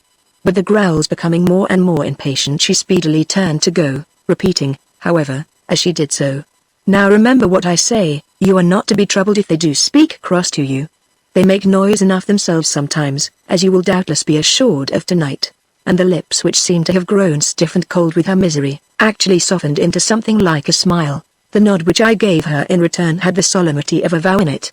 My mind thus assured as to the correctness of my suspicions, and the way thus paved to the carrying out of my plans, I allowed some few days to elapse without further action on my part. My motive was to acquaint myself as fully as possible with the habits and ways of these 2 desperate men, before making the attempt to capture them upon which so many interests hung. For while I felt it would be highly creditable to my sagacity, as well as valuable to my reputation as a detective, to restore these escaped convicts in any way possible into the hands of justice. My chief ambition after all was to so manage the affair as to save the wife of Mr. Blake, not only from the consequences of their despair, but from the publicity and scandal attendant upon the open arrest of two heavily armed men. Strategy, therefore, rather than force was to be employed, and strategy to be successful must be founded upon the most thorough knowledge of the matter with which one has to deal. 3 days, then, did I give to the acquiring of that knowledge, the result of which was the possession of the following facts. 1. That the landlady was right when she told me the girl was never left alone, one of the men, if not the father then the son, always remaining with her. 2. That while thus guarded, she was not so restricted but that she had the liberty of walking in the hall, though never for any length of time. 3. That the cross on the door seemed to possess some secret meaning connected with their presence in the house, it having been erased one evening when the whole three went out on some matter or other, only to be chalked on again when in an hour or so later, father and daughter returned alone. 4.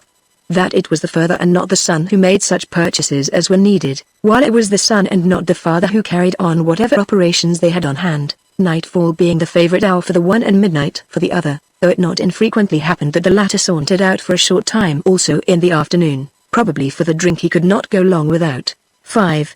That they were men of great strength but little alertness, the stray glimpses I had had of them, revealing a breadth of back that was truly formidable, if it had not been joined to a heaviness of motion that proclaimed a certain stolidity of mind that was eminently in our favor. How best to use these facts in the building up of a matured plan of action, was, then, the problem.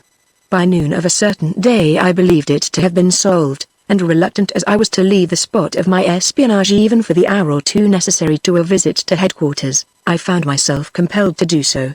Packing up in a small basket I had for the purpose, the little articles I had been engaged during the last few days in making, I gave way to a final fit of coughing so hollow or sepulchral in its tone, that it awoke a curse from the next room deep as the growl of a wild beast, and still continuing, finally brought Luttra to the door with the look of compassion on her face that always called up a flush to my cheek whether I wished it or number. Monsieur, I am afraid your cough is very bad today. Oh, I see, you have been getting ready to go out. Come back here, broke in a heavy voice from the room she had left. What do you mean by running off to palaver with that old rascal every time he opens his battery of a cough? A smile that went through me like the cut of a knife, flashed for a moment on her face. My father is in one of his impatient moods, said she. You had better go. I hope you will be successful, she murmured, glancing wistfully at my basket. What is that? Again came thundering on our ears. Successful? What are you two up to? And we heard the rough clatter of advancing steps. Go, said she, you are weak and old, and when you come back, try and not cough. And she gave me a gentle push towards the door. When I come back, I began, but was forced to pause. The elder Cernmaker having by this time reached the open doorway where he stood frowning in upon us in a way that made my heart stand still for her. What are you two talking about? Said he, and what have you got in your basket there? He continued with a stride forward that shook the floor. Only some little toys that he has been making, and is now going out to sell, was her low answer given with a quick deprecatory gesture such as I doubt if she ever used for herself. Nothing more? Asked he in German with a red glare in the eye. He turned towards her. Nothing more, replied she in the same tongue. You may believe me. He gave a deep growl and turned away. If there was, said he, you know what would happen. And unheeding the wild keen shudder that seized her at the word, making her insensible for the moment to all and everything about her, he laid one heavy hand upon her slight shoulder and led her from the room. I waited no longer than was necessary to carry my feeble and faltering steps appropriately down the stairs, to reach the floor below and gain the landlady's presence. Do you go up, said I, and sit on those stairs till I come back. If you hear the least cry of pain or sound of struggle from that young girl's room, do you call at once for help. I will have a policeman standing on the corner below. The good woman nodded and proceeded at once to take up her work basket. Lucky there's a window up there, so I can see, I heard her mutter. I've no time to throw away even on deeds of charity.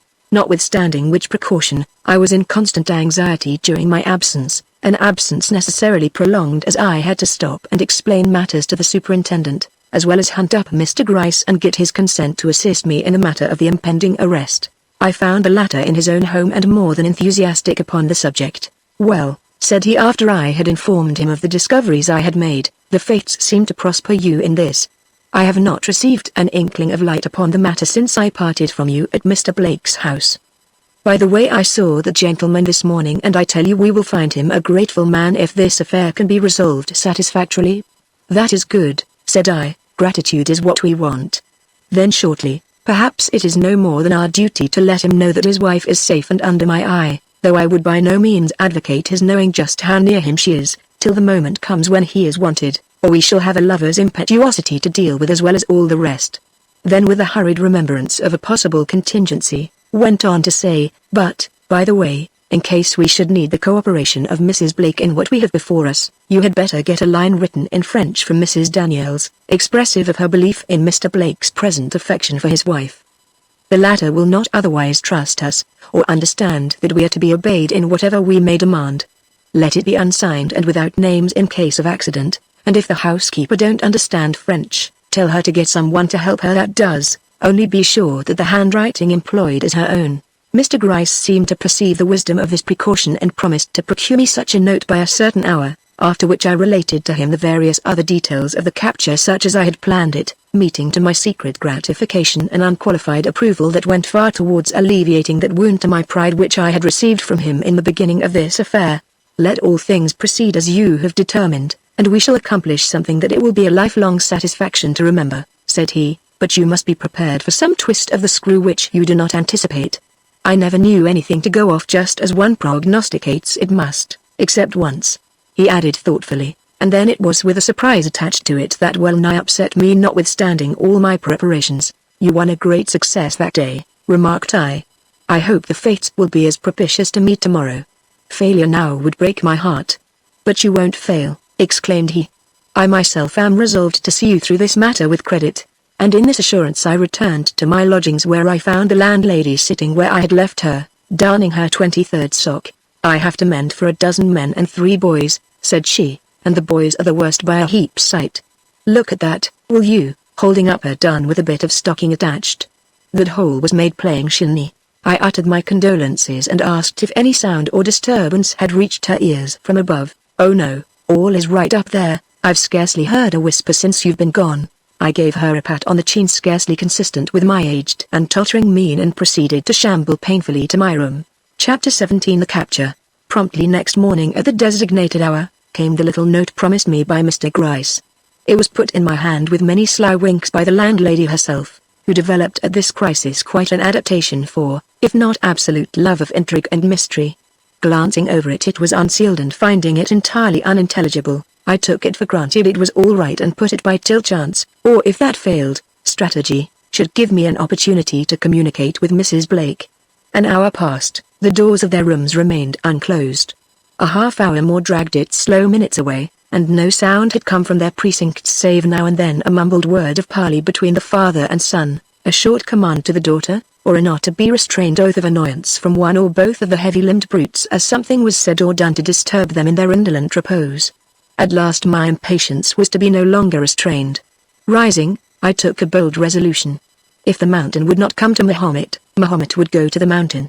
Taking my letter in the hand, I deliberately proceeded to the door marked with the ominous red cross and knocked. A surprised snarl from within, followed by a sudden shuffling of feet as the 2 men leapt upright from what I presume had been a recumbent position, warned me to be ready to face defiance if not the fury of despair. And curbing with a determined effort the slight sinking of heart natural to a man of my make on the threshold of a very doubtful adventure, I awaited with as much apparent unconcern as possible, the quick advance of that light foot which seemed to be ready to perform all the biddings of these hardened wretches, much as it shrunk from following in the ways of their infamy. "Ah, miss," said I, as the door opened revealing in the gap her white face clouded with some new and sudden apprehension, "I beg your pardon but I am an old man, and I got a letter today and my eyes are so weak with the work I've been doing that I cannot read it. It is from someone I love, and would you be so kind as to read off the words for me and so relieve an old man from his anxiety?" The murmur of suspicion behind her warned her to throw wide open the door. "Certainly," said she, "if I can," taking the paper in her hand. "Just let me get a squint at it first," said a sullen voice behind her, and the youngest of the 2 sun-makers stepped forward and tore the paper out of her grasp. "You are too suspicious," murmured she, looking after him with the first assumption of that air of power and determination which I had heard so eloquently described by the man who loved her. There is nothing in those lines which concerns us. Let me have them back." "You hold your tongue," was the brutal reply as the rough man opened the folded paper and read or tried to read what was written within. "Blast it. It's French," was his low exclamation after a moment spent in this way. "See," and he thrust it towards his father who stood frowning heavily a few feet off. "Of course, it's French," cried the girl. "Would you write a note in English to Father there?" The man's friends are French like himself, and must write in their own language. "Here, take it and read it out," commanded her father, "and mind you tell us what it means." "I'll have nothing going on here that I don't understand. Read me the French words first, miss," said I. "It is my letter and I want to know what my friend has to say to me." Nodding at me with a gentle look, she cast her eyes on the paper and began to read. "Carmes vous, mon ami, il vous aime et il vous cherche. Dans quatorze vous seras heureux. Alas du courage, et si tu sois maître de vous même." "Thanks," I exclaimed in a calm matter-of-fact way as I perceived the sudden tremor that seized her as she recognized the handwriting and realized that the words were for her. "My friend says he will pay my week's rent and bids me be at home to receive him," said I, turning upon the two ferocious faces peering over her shoulder, with a look of meek unsuspiciousness in my eye, that in a theater would have brought down the house. "Is that what those words say, you?" asked the father, pointing over her shoulder to the paper she held. "I will translate for you word by word what it says," replied she, nerving herself for the crisis till her face was like marble, though I could see she could not prevent the gleam of secret rapture that had visited her, from flashing fitfully across it. "Carmes vous, mon ami. Do not be afraid, my friend. Il vous aime et il vous cherche. He loves you and is hunting for you. Dans quatorze vous seras heureux. In 4 hours you will be happy. Allons du courage, et si tu sois maître de vous même. Then take courage and above all preserve your self-possession. It is the French way of expressing oneself," observed she. "I am glad your friend is disposed to help you," she continued, giving me back the letter with a smile. "I am afraid you needed it." In a sort of maze I folded up the letter, bowed my very humble thanks to her and shuffled slowly back. The fact is I had no words, I was utterly dumbfounded. Halfway through that letter, with whose contents you must remember I was unacquainted, I would have given my whole chance of expected reward to have stopped her. Read out such words as those before these men. Was she crazy? But how naturally at the conclusion did she with a word make its language seem consistent with the meaning I had given it. With a fresh sense of my obligation to her, I hurried to my room, that to count out the minutes of another long hour in anxious expectation of her making that endeavor to communicate with me, which her new hopes and fears must force her to feel almost necessary to her existence. At length, my confidence in her was rewarded. Coming out into the hall, she hurried past my door, her finger on her lip. I immediately rose and stood on the threshold with another paper in my hand, which I had prepared against this opportunity. As she glided back, I put it in her hand, and warning her with a look not to speak, resumed my usual occupation. The words I had written were as follows. "At or as near the time as possible of your brother's going out, you are to come to this room wrapped in an extra skirt and with your shawl over your head. Leave the skirt and shawl behind you, and withdraw at once to the room at the head of the stairs. You are not to speak, and you are not to vary from the plan thus laid down. Your brother and father are to be arrested, whether or no, but if you will do as this commands, they will be arrested without bloodshed and without shame to one you know." Her face while she read these lines, was a study, but I dared not soften toward it. Dropping the paper from her hand, she gave me one inquiring look. But I pointed determinedly to the words lying upward on the floor, and would listen to no appeal. My resolve had its effect. Bowing her head with a sorrowful gesture, she laid her hand on her heart, looked up and glided from the room. I took up that paper and tore it into bits. And now for the first time since I had been in the house, I closed the door of my room. I had a part to perform that rendered the dropping of my disguise indispensable. The old French artist had finished his work, and henceforth must merge into Q. the detective. Shortly before 2 o'clock my assistants began to arrive. First, Mr. Gryce appeared on the scene and was stowed away in a large room on the other side of mine. Next, 2 of the most agile, as well as muscular men in the force who, thanks to having taken off their shoes in the lower hall, gained the same refuge without awakening the suspicions of those we were anxious to surprise. Lastly, the landlady who went into the closet to which I had bidden Mrs. Blake retire after leaving in my room the articles I had mentioned. All was now ready and waiting for the departure of the youngest cernmaker. Would he disappoint us and remain at home that day? Had any suspicions been awakened in the stolid breasts of these men, that would serve to make them more watchful than usual against running unnecessary risks? No, at or near the time for the clock to strike 2, their door opened and the tread of a lumbering foot was heard in the hall. On it came, passing my room with a rude stamping that gradually grew less distinct as the hardy rough went down the corridor, brushing the wall behind which Mr. Gryce and his men lay concealed with his thick cane, and even stopping to light his pipe in front of the small apartment where cowered our good landlady with her eternal basket of mending in her lap.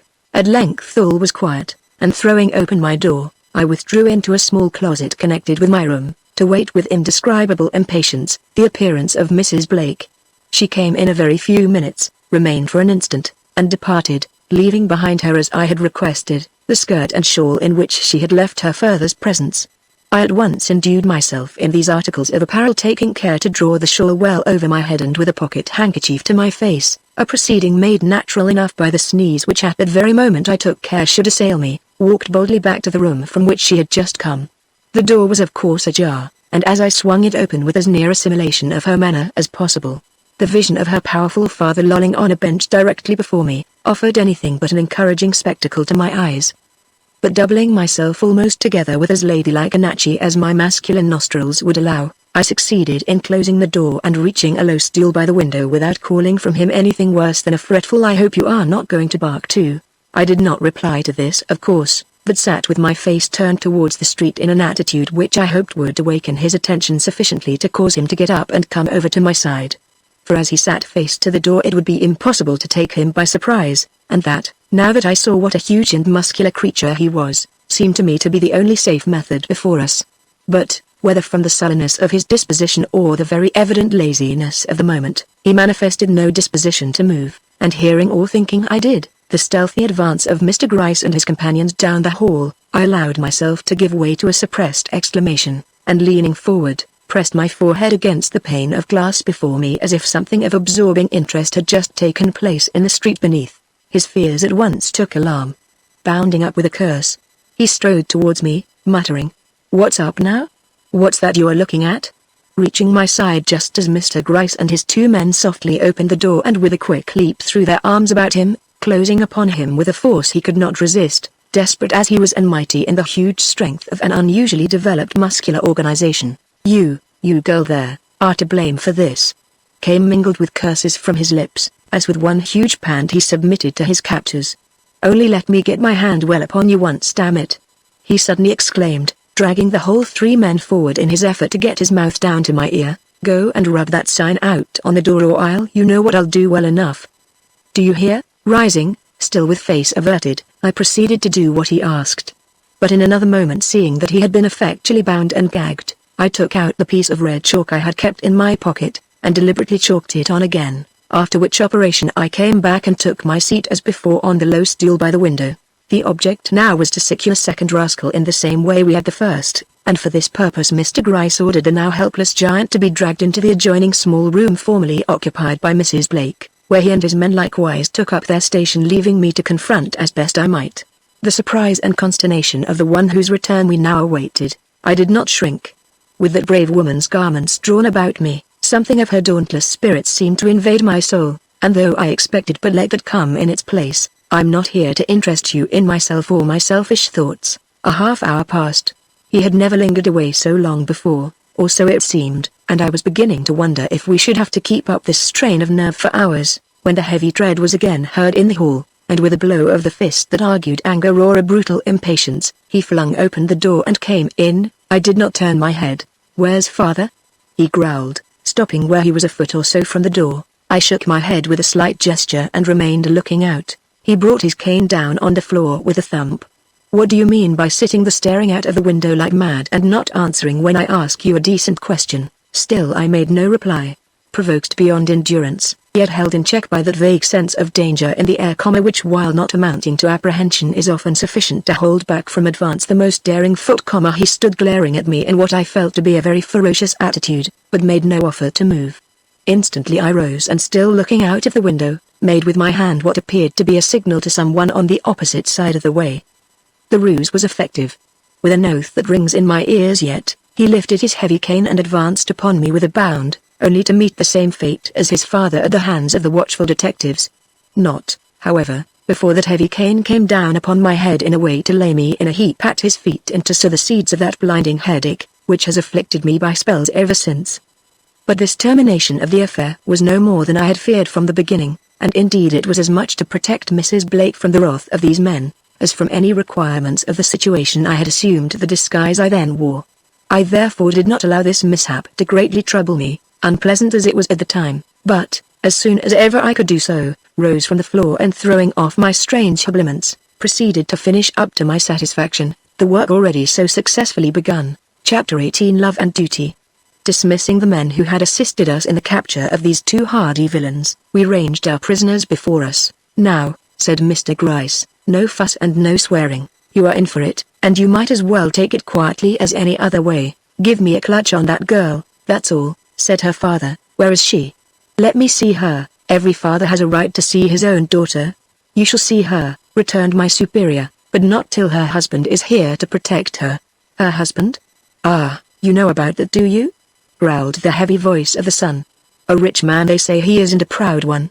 Let him come and look at us lying here like dogs and say how he will enjoy having his wife's father and brother grinding away their lives in prison." "Mr. Blake is coming," quoth Mr. Gryce, who by some preconcerted signal from the window had drawn the gentleman across the street. "He will tell you himself that he considers prison the best place for you." "Blast you." But he, what?" inquired I, as the door opened and Mr. Blake with a pale face and agitated mien entered the room. The wretch did not answer.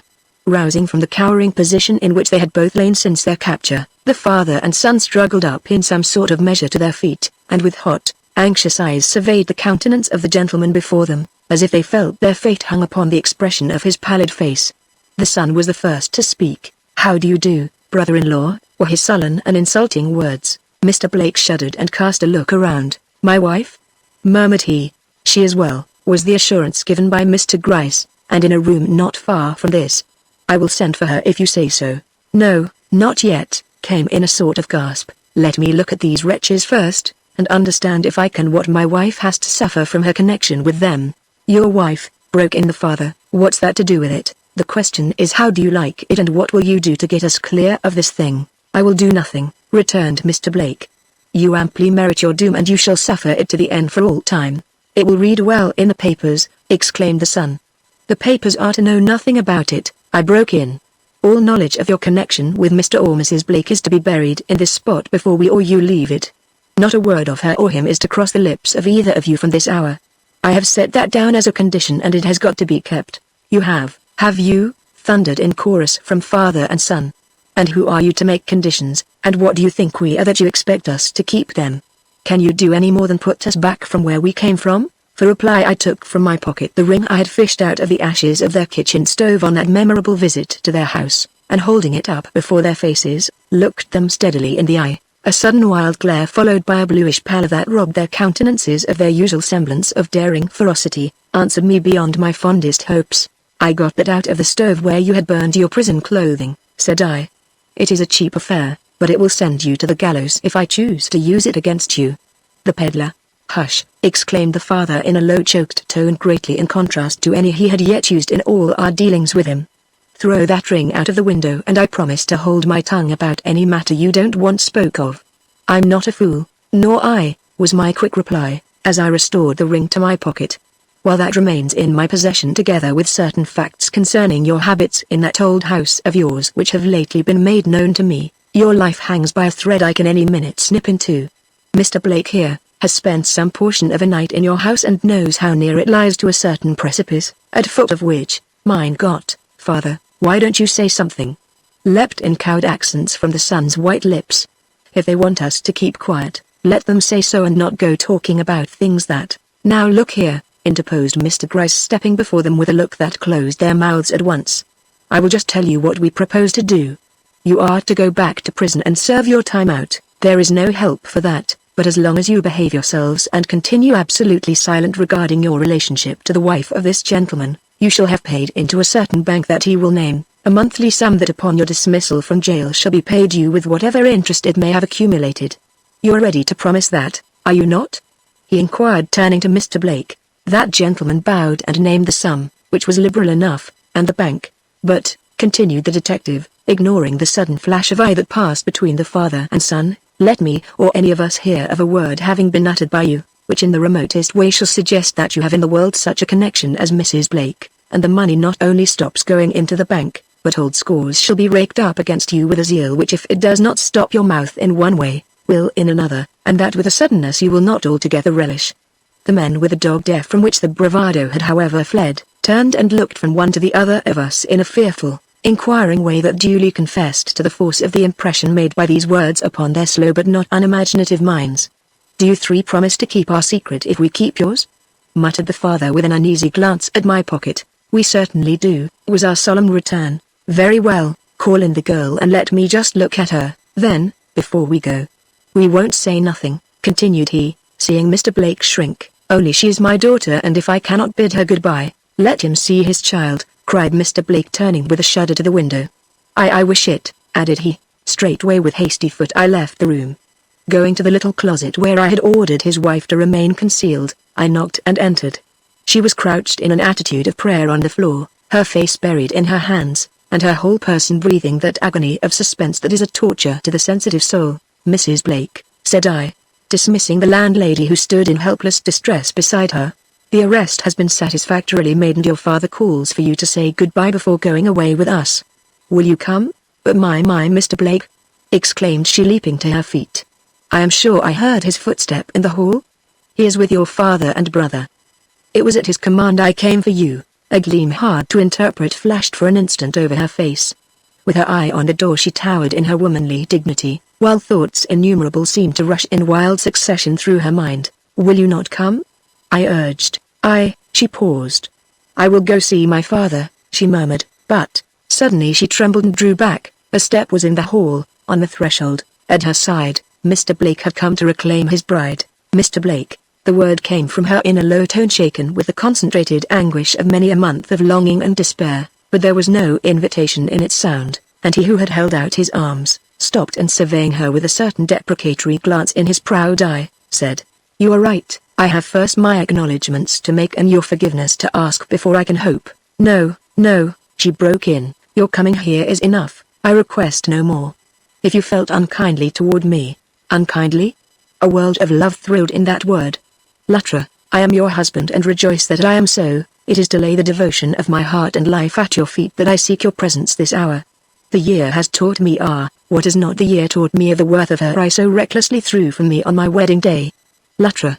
He held out his hand. "Will you crown all your other acts of devotion with a pardon that will restore me to my manhood and that place in your esteem which I covet above every other earthly good?"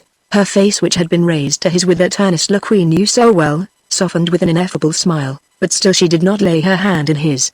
"And you say this to me in the very hour of my father's and brother's arrest? With a remembrance in your mind of their bound and abject forms lying before you guarded by police, knowing too, that they deserve their ignominy and the long imprisonment that awaits them? No, I say it on the day of the discovery and the restoration of that wife for whom I have long searched, and to whom when found I have no word to give but welcome, welcome, welcome." With the same deep smile she bowed her head. "Now let come what will, I can never again be unhappy," were the words I caught, uttered in the lowest of undertones. But in another moment her head had regained its steady poise and a great change had passed over her manner. "Mr. Blake," said she, "you are good, how good, I alone can know and duly appreciate who have lived in your house this last year and seen with eyes that missed nothing, just what your surroundings are and have been from the earliest years of your proud life. But goodness must not lead you into the committal of an act you must and will repent to your dying day, or if it does, I who have learned my duty in the school of adversity, must show the courage of two and forbid what every secret instinct of my soul declares to be only provocative of shame and sorrow. You would take me to your heart as your wife, do you realize what that means?" "I think I do," was his earnest reply. "Relief from heartache, Luttra." Her smooth brow wrinkled with a sudden spasm of pain but her firm lips did not quiver. "It means," said she, drawing nearer but not with that approach which indicates yielding, "it means shame to the proudest family that lives in the land. It means silence as regards a past blotted by suggestions of crime, and apprehension concerning a future across which the shadow of prison walls must for so many years lie. It means the hushing of certain words upon beloved lips, the turning of cherished eyes from visions where fathers and daughters, brothers and sisters are seen joined together in tender companionship or loving embrace. It means, God help me to speak out, a home without the sanctity of memories. A husband without the honors he has been accustomed to enjoy, a wife with a fear gnawing like a serpent into her breast, and children, yes, perhaps children from whose innocent lips the sacred word of grandfather can never fall without wakening a blush on the cheeks of their parents, which all their loves and prattle will be helpless to chase away. Luttra, your father and your brother have given their consent to go their dark way alone and trouble you no more. The shadow you speak of may lie on your heart, dear wife, for these men are of your own blood, but it need never invade the hearthstone beside which I ask you to sit. The world will never know, whether you come with me or not, that Luttra Blake was ever Luttra Cernmaker. Will you not then give me the happiness of striving to make such amends for the past, that you too, will forget you ever bore any other name than the one you now honor so truly? Oh, do not, she began, but paused with a sudden control of her emotion that lifted her into an atmosphere almost holy in its significance. Mr. Blake, said she, I am a woman and therefore weak to the voice of love pleading in my ear. But in one thing I am strong, and that is in my sense of what is due to the man I have sworn to honor. 11 months ago I left you because your pleasure and my own dignity demanded it. Today I put by all the joy and exaltation you offer, because your position as a gentleman, and your happiness as a man equally requires it. My happiness as a man. He broke in.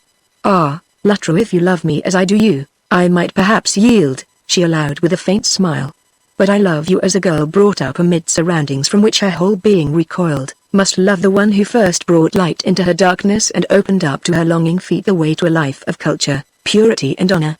I were the basest of women could I consent to repay such a boundless favor, but Luttra, he again broke in, you married me knowing what your father and brother were capable of committing. Yes, yes, I was blinded by passion, a girl's passion, Mr. Blake, born of glamour and gratitude, not the self-forgetting devotion of a woman who has tasted the bitterness of life and so learnt its lesson of sacrifice. I may not have thought, certainly I did not realize, what I was doing.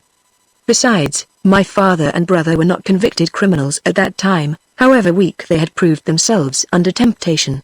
And then I believed I had left them behind me on the road of life, that we were sundered, irrevocably cut loose from all possible connection. But such ties are not to be snapped so easily. They found me, you see, and they will find me again, never, exclaimed her husband. They are as dead to you as if the grave had swallowed them. I have taken care of that, but the shame. You have not taken care of that. That exists and must, and while it does I remain where I can meet it alone. I love you, God's son is not dearer to my eyes, but I will never cross your threshold as your wife till the opprobrium can be cut loose from my skirts, and the shadow uplifted from my brow. A queen with high thoughts in her eyes and brave hopes in her heart were not too good to enter the door with you. Shall a girl who has lived 3 weeks in an atmosphere of such crime and despair, that these rooms have often seemed to me the gateway to hell, carry there, even in secrecy, the effects of that atmosphere? I will cherish your goodness in my heart, but do not ask me to bury that heart in any more exalted spot than some humble country home, where my life may be spent in good deeds and my love in prayers for the man I hold dear, and because I hold dear, leave to his own high path among the straight and unshadowed courses of the world. And with a gesture that inexorably shut him off while it expressed the most touching appeal, she glided by him and took her way to the room where her father and brother awaited her presence. Chapter 19 Explanations. I cannot endure this, came in one burst of feeling from the lips of Mr. Blake. She don't realize, sir, cried he, suddenly becoming conscious of my presence in the room. Will you be good enough to see that this note, he hastily scribbled one, is carried across the way to my house and given to Mrs. Daniels? I bowed assent, rooted up one of the men in the next room and dispatched it at once. Perhaps she will listen to the voice of one of her own sex if not to me, said he, and began pacing the floor of the narrow room in which we were, with a wildness of impatience that showed to what depths had sunk the hope of gaining this lovely woman for his own. Feeling myself no longer necessary in that spot, I followed where my wishes led and entered the room where Luttra was bidding goodbye to her father. I shall never forget, I heard her say as I crossed the floor to where Mr. Gryce stood looking out of the window, that your blood runs in my veins together with that of my gentle-hearted, never-to-be-forgotten mother. Whatever my fate may be or wherever I may hide the head you have bowed to the dust, be sure I shall always lift up my hands in prayer for your repentance and return to an honest life. God grant that my prayers may be heard and that I may yet receive at your hands a father's kindly blessing. The only answer to this was a heavily muttered growl that gave but little promise of any such peaceful termination to a deeply vicious life. Hearing it, Mr. Gryce hastened to procure his men and remove the hardened wretches from the spot. All through the preparations for their departure, she stood and watched their sullen faces with a wild yearning in her eye that could scarcely be denied. But when the door finally closed upon them, and she was left standing there with no one in the room but myself, she steadied herself up as one who is conscious that all the storms of heaven are about to break upon her, and turning slowly to the door waited with arms crossed and a still determination upon her brow, the coming of the feet of him whose resolve she felt must have, as yet, been only strengthened by her resistance. She had not long to wait. Almost with the closing of the street door upon the detectives and their prisoners, Mr. Blake, followed by Mrs. Daniels and another lady whose thick veil and long cloak prettily concealed the patrician features and stately form of the Countess de Mirac, entered the room. The surprise had its effect. Luttra was evidently for the moment thrown off her guard. "Mrs. Daniels," she breathed, holding out her hands with a longing gesture. "My dear mistress," returned that good woman, taking those hands in hers but in a respectful way that proved the constraint imposed upon her by Mr. Blake's presence. "Do I see you again and safe? You must have thought I cared little for the anxiety you would be sure to feel," said that fair young mistress, gazing with earnestness into the glad but tearful eyes of the housekeeper. "But indeed, I have been in no position to communicate with you, nor could I do so without risking that to protect which I so outraged my feelings as to leave the house at all. I mean the life and welfare of its master, Mrs. Daniels." "Ha, what is that?" quoth Mr. Blake. "It was to save me, you consented to follow them?" "Yes, what else would have led me to such an action? They might have killed me, I would not have cared, but when they began to utter threats against you, Mrs. Blake," exclaimed Mrs. Daniels, catching hold of her mistress's uplifted hand, and pointing to a scar that slightly disfigured her white arm a little above the wrist, "Mrs. Blake, what's that?" A pink flush, the first I had seen on her usually pale countenance, rose for an instant to her cheeks, and she seemed to hesitate. "It was not there when I last saw you, Mrs. Blake." "No," was the slow reply. "I found myself forced that night to inflict upon myself a little wound."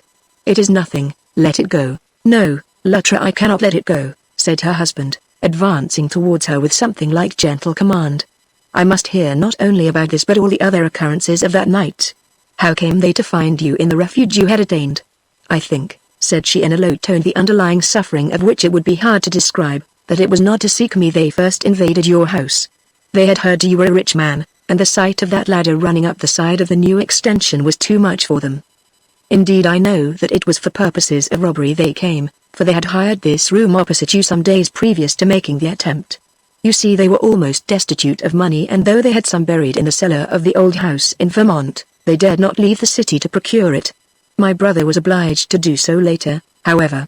It was a surprise to them seeing me in your house. They had reached the roof of the extension and were just lifting up the corner of the shade I had dropped across the open window. I always open my window a few minutes before preparing to retire when I rose from the chair in which I had been brooding, and turned up the gas. I was combing my hair at the time, and so of course they recognized me.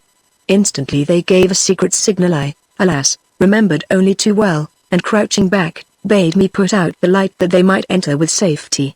I was at first too much startled to realize the consequences of my action, and with some vague idea that they had discovered my retreat and come for purposes of advice or assistance, I did what they bid.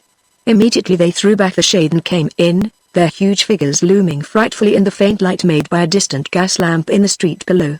"What do you want?" were my first words, uttered in a voice I scarcely recognized for my own. "Why do you steal on me like this in the night and through an open window 50 feet from the ground? Aren't you afraid you will be discovered and sent back to the prison from which you have escaped?" Their reply sent a chill through my blood and awoke me to a realization of what I had done in thus allowing two escaped convicts to enter a house not my own. "We want money and we're not afraid of anything now you are here." And without heeding my exclamation of horror, they coolly told me that they would wait where they were till the household was asleep, when they would expect me to show them the way to the silver closet, or what was better, the safe, or wherever it was Mr. Blake kept his money. I saw they took me for a servant, as indeed I was, and for some minutes I managed to preserve that position in their eyes. But when in a sudden burst of rage at my refusal to help them, they pushed me aside and hurried to the door with the manifest intention of going below, I forgot prudence in my fears and uttered some wild appeal to them not to do injury to anyone in the house, for it was my husband's. Of course that disclosure had its natural effect. They stopped, but only to beset me with questions till the whole truth came out. I could not have committed a worse folly than thus taking them into my confidence. Instantly the advantages to be gained by using my secret connection with so wealthy a man for the purpose of cowering me and blackmailing him, seemed to strike both their minds at once, slow as they usually are to receive impressions. The silver closet and money safe sank to a comparatively insignificant position in their eyes, and to get me out of the house, and with my happiness at stake, treat with the honorable man who, notwithstanding his non-approval of me as a woman, still regarded me as his lawfully wedded wife, became in their eyes a thing of such wonderful promise they were willing to run any and every risk to test its value. But here to their great astonishment I rebelled, astonishment because they could not realize my desiring anything above money and the position to which they declared I was by law entitled. In vain I pleaded my love, in vain I threatened exposure of their plans if not whereabouts. The mine of gold which they fondly believed they had stumbled upon unawares, promised too richly to be easily abandoned. "You must go with us," said they, "if not peaceably then by force," and they actually advanced upon me, upsetting a chair and tearing down one of the curtains to which I clung. It was then I committed that little act concerning which you questioned me. I wanted to show them I was not to be moved by threats of that character, that I did not even fear the shedding of my blood, and that they would only be wasting their time in trying to sway me by hints of personal violence. And they were a little impressed, sufficiently so at least to turn their threats in another direction, awakening fears at last which I could not conceal, much as I felt it would be policy to do so. Gathering up a few articles I most prized, my wedding ring, Mr. Blake, and a photograph of yourself that Mrs. Daniels had been kind enough to give me, I put on my bonnet and cloak and said I would go with them, since they persisted in requiring it. The fact is I no longer possessed motive or strength to resist. Even your unexpected appearance at the door, Mrs. Daniels, offered no prospect of hope. Arouse the house? What would that do? Only reveal my cherished secret and perhaps jeopardize the life of my husband. Besides, they were my own near kin, remember, and so had some little claim upon my consideration, at least to the point of my not personally betraying them unless they menaced immediate and actual harm. The escape by the window, which would have been a difficult task for most women to perform, was easy enough for me. I was brought up to wild ways, you know, and the descent of a ladder 40 feet long was a comparatively trivial thing for me to accomplish. It was the tearing away from a life of silent peace, the re-entrance of my soul into an atmosphere of sin and deadly plotting, that was the hard thing, the difficult dreadful thing which hung weights to my feet, and made me well nigh mad. And it was this which at the sight of a policeman in the street led me to make an effort to escape. But it was not successful. Though I was fortunate enough to free myself from the grasp of my father and brother, I reached the gate on street only to encounter the eyes of him whose displeasure I most feared, looking sternly upon me from the other side. The shock was too much for me in my then weak and unnerved condition. Without considering anything but the fact that he never had known and never must, that I had been in the same house with him for so long, I rushed back to the corner and into the arms of the men who awaited me. How you came to be there, Mr. Blake, or why you did not open the gate and follow, I cannot say. The gate was locked, returned that gentleman. You remember it closes with a spring, and can only be opened by means of a key which I did not have. My father had it, she murmured. He spent a whole week in the endeavor to get hold of it, and finally succeeded on the evening of the very day he used it. It was left in the lock, I believe. So much for servants, I whispered to myself. The next morning, continued she, they put the case very plainly before me. I was at liberty to return at once to my home if I would promise to work in their interest by making certain demands upon you as your wife. All they wanted, said they, was a snug little sum and a lift out of the country. If I would secure them these, they would trouble me no more. But I could not concede to anything of that nature, of course, and the consequence was these long weeks of imprisonment and suspense, weeks that I do not now begrudge, seeing they have brought me the assurance of your esteem and the knowledge, that wherever I go, your thoughts will follow me with compassion if not with love. And having told her story and thus answered his demands, she assumed once more the position of lofty reserve that seemed to shut him back from advance like a wall of invincible crystal. Chapter 20 The Bond That Unites. But he was not to be discouraged. And after all this, after all you have suffered for my sake and your own, do you think you have a right to deny me the one desire of my heart? How can you reconcile it with your ideas of devotion, Luttra? My ideas of devotion look beyond the present, Mr. Blake. It is to save you from years of wearing anxiety that I consent to the infliction upon you of a passing pang. He took a bold step forward. Luttra, you do not know a man's heart. To lose you now would not merely inflict a passing pang, but sow the seeds of a grief that would go with me to the grave. Do you then? She began, but paused blushing. Mrs. Daniels took the opportunity to approach her on the other side. My dear mistress, said she, you are wrong to hold out in this matter. and her manner betrayed something of the peculiar agitation that had belonged to it in the former times of her secret embarrassment. "I, who have honored the family which I have so long served, above every other in the land, tell you that you can do it no greater good than to join it now, or inflict upon it any greater harm than to willfully withdraw yourself from the position in which God has placed you." "And I," said another voice, that of the Countess de Mirac, who up to this time had held herself in the background, but who now came forward and took her place with the rest, "I, who have borne the name of Blake, and who am still the proudest of them all at heart, I, the Countess de Mirac, cousin to your husband there, repeat what this good woman has said, and in holding out my hand to you, ask you to make my cousin happy and his family contented by assuming the position in his household which the law as well as his love accords you." The girl looked at the daintily gloved hand held out to her, colored faintly, and put her own within it. "I thank you for your goodness," said she, surveying with half-sad, half-admiring glances, the somewhat pale face of the beautiful brunette. "And you will yield to our united requests?" She cast her eye down at the spot where her father and brother had cowered in their shackles, and shook her head. "I dare not," said she. Immediately Mrs. Daniels, whose emotion had been increasing every moment since she last spoke, plunged her hand into her bosom and drew out a folded paper. "Mrs. Blake," said she, "if you could be convinced that what I have told you was true, and that you would be irretrievably injuring your husband and his interests, by persisting in that desertion of him which your purpose, would you not consent to reconsider your determination, settled as it appears to be?" "If I could be made to see that, most certainly," returned she in a low voice whose broken accents betrayed at what cost she remained true to her resolve. "But I cannot." "Perhaps the sight of this paper will help you," said she. And turning to Mr. Blake she exclaimed, "Your pardon for what I am called upon to do. A duty has been laid upon me which I cannot avoid, hard as it is for an old servant to perform. This paper, but it is no more than just that you, sir, should see and read it first." And with a hand that quivered with fear or some equally strong emotion, she put it in his clasp.